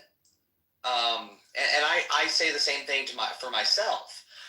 My pinned post is a promise that I have made as a legislator that I urge every legislator to make and hopefully follow. It's never a bad idea once you've won your election to double down on the promises you made that you campaigned on. And I can assure you, the rhetoric that Justice Keller has espoused as a justice does not represent how she has ruled as a justice. I can tell you that. And hopefully legislators like myself, like Representative Schubert, like the folks that I've seen through in this audience, hopefully make the decision to say, as a justice, you're not entitled to that seat either. And if you want to act like a partisan hack, we'll treat you like one. Whether that be done through making judicial races in Kentucky partisan, or invoking our impeachment powers more willingly. You know, those are things we can do as legislators to really stand up for children. I can say it makes me absolutely sick to my stomach that the Supreme Court let a child pornographer go in my state because they said that his possession of his sex doll was not sufficient to justify getting a warrant to search his home. I think clearly if you're willing to buy a child sex doll, you're probably looking for child porn somewhere. I think that's clear enough. We'll see what they say now that we have taken the corrective actions. Luckily, by the way, in Kentucky, it was legal to own a sex doll that resembled a child until April of this past year, when we finally banned it. By the way, there was one Democrat who talked about how, quote unquote, minor attracted persons need those things to resist their urges. Her name was Karen Berg, and I think that she's a national and international embarrassment for that statement, by the way. Luckily, the bill to ban those things passed, despite her attempt to kill those bills. We'll see what the Supreme Court does now that they are formally illegal in Kentucky. But goodness gracious, people, if state and local governments cannot stand up and protect their children, they don't deserve to exist. Well, and that's the thing, like you said, you know, it's not all about just the letter next to their name, because frankly, you know, I think that a wolf in sheep's clothing is going to be worse than a wolf who is easily seen as such. You know, we got these, you know, whatever you want to call them, establishment rhinos, whatever. But these guys, they go in there and they end up going with the Democrats on most of the important stuff, to the point where, you know, you know, on the map, at least in red versus blue, we have massive majorities, but on a lot of critical votes, we don't necessarily have the votes on a lot of critical bills or amendments or anything like that. So the primary, especially if you live in a red state or red district or whatever, is going to be the most important thing. You know, at the federal level, what was completely embarrassing was that you had last 2 years, I believe, they passed this gun control law they had Republicans come and join them and break the filibuster. Some of them, some of these more establishment people, they broke the filibuster to pass gun control. You know, not only obviously is that not policy that the people want, that's not good policy, but how do you think that's going to make voters feel if they see because these are basic things, right? 2A is something that's, you know, universally pretty much supported within the Republican Party, and especially in a state like Montana, you know, it's just common sense basically anywhere outside of San Francisco or Los Angeles or Portland.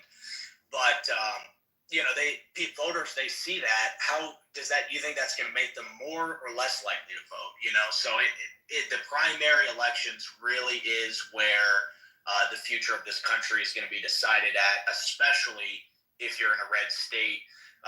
You know, and personally, at the federal level, it back and forth. You have these narrow majorities, and so, you know, when one party gets in there, then they repeal what the previous people did, et cetera, et cetera. So that's why I think, you know, at the state level, you have a lot more ability to do good as an individual, especially if you're in a small state, you know, where you can I mean, for me, you know, I basically knocked every door in my district.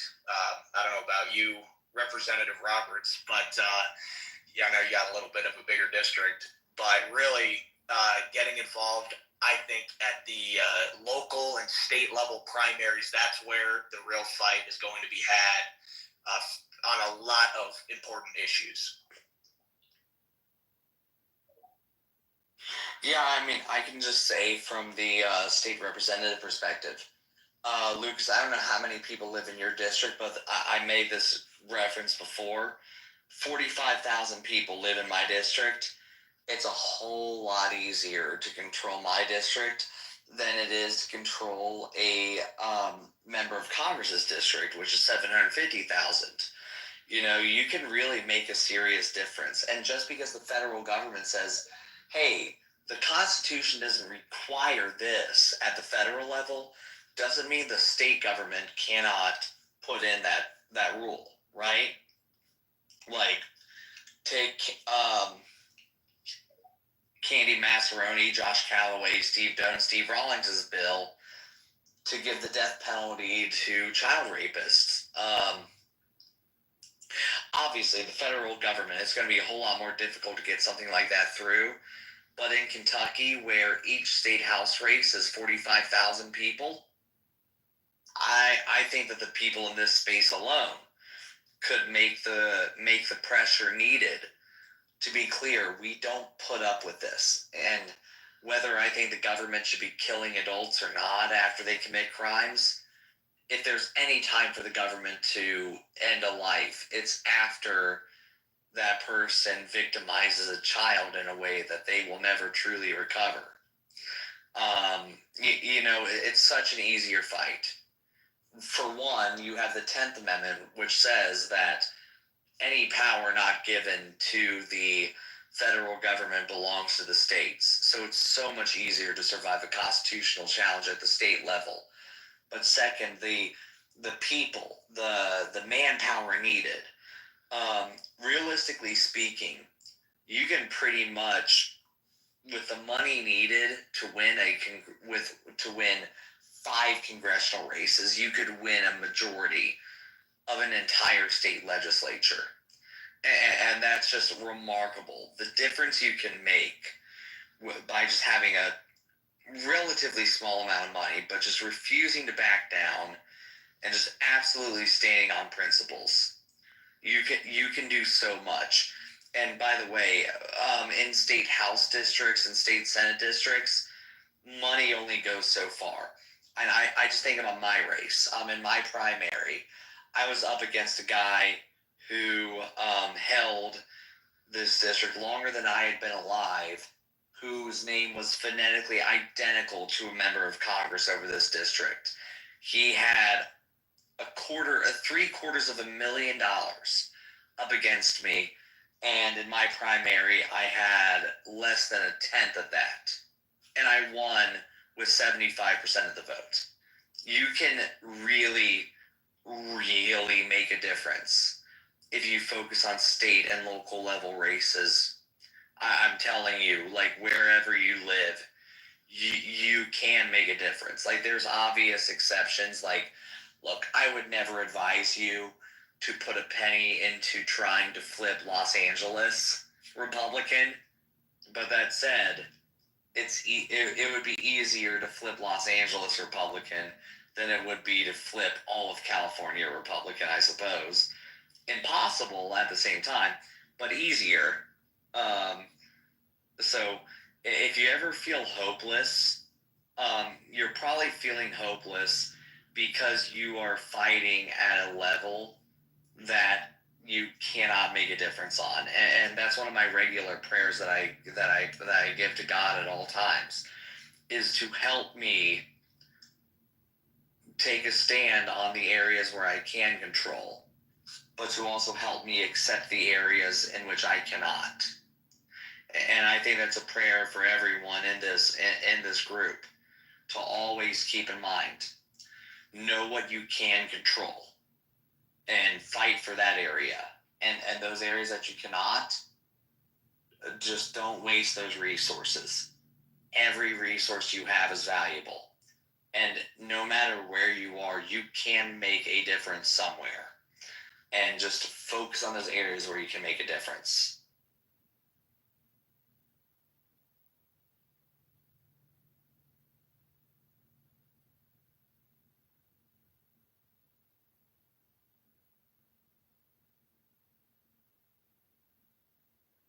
So there's stuff happening on the back end, hence the quietness. It's a really busy week. Yeah. Just a random question, and okay, maybe I shouldn't put it out there, but are you guys familiar with this one? Because I'm trying to think of her name, right? She's a woman who does X spaces. I don't know if she's been around recently, but she's accused of faking an illness, and she does it for donation. She speaks in a very soft, sort of sweetly pleasant voice, and all she does is lie. Do you guys know who I'm talking about?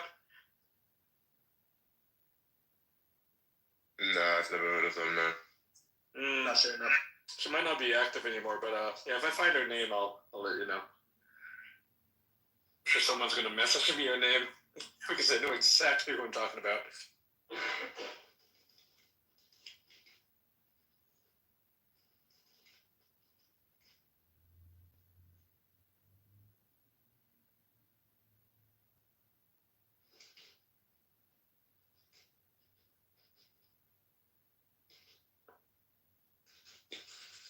Alright, perfect. So I'm just messaging some stuff in the background. So I'm seeing on this issue, so was it Lucas who was talking this whole time? It was me and TJ. Nice. Representative. Nice. It's good to have you. It's pretty cool.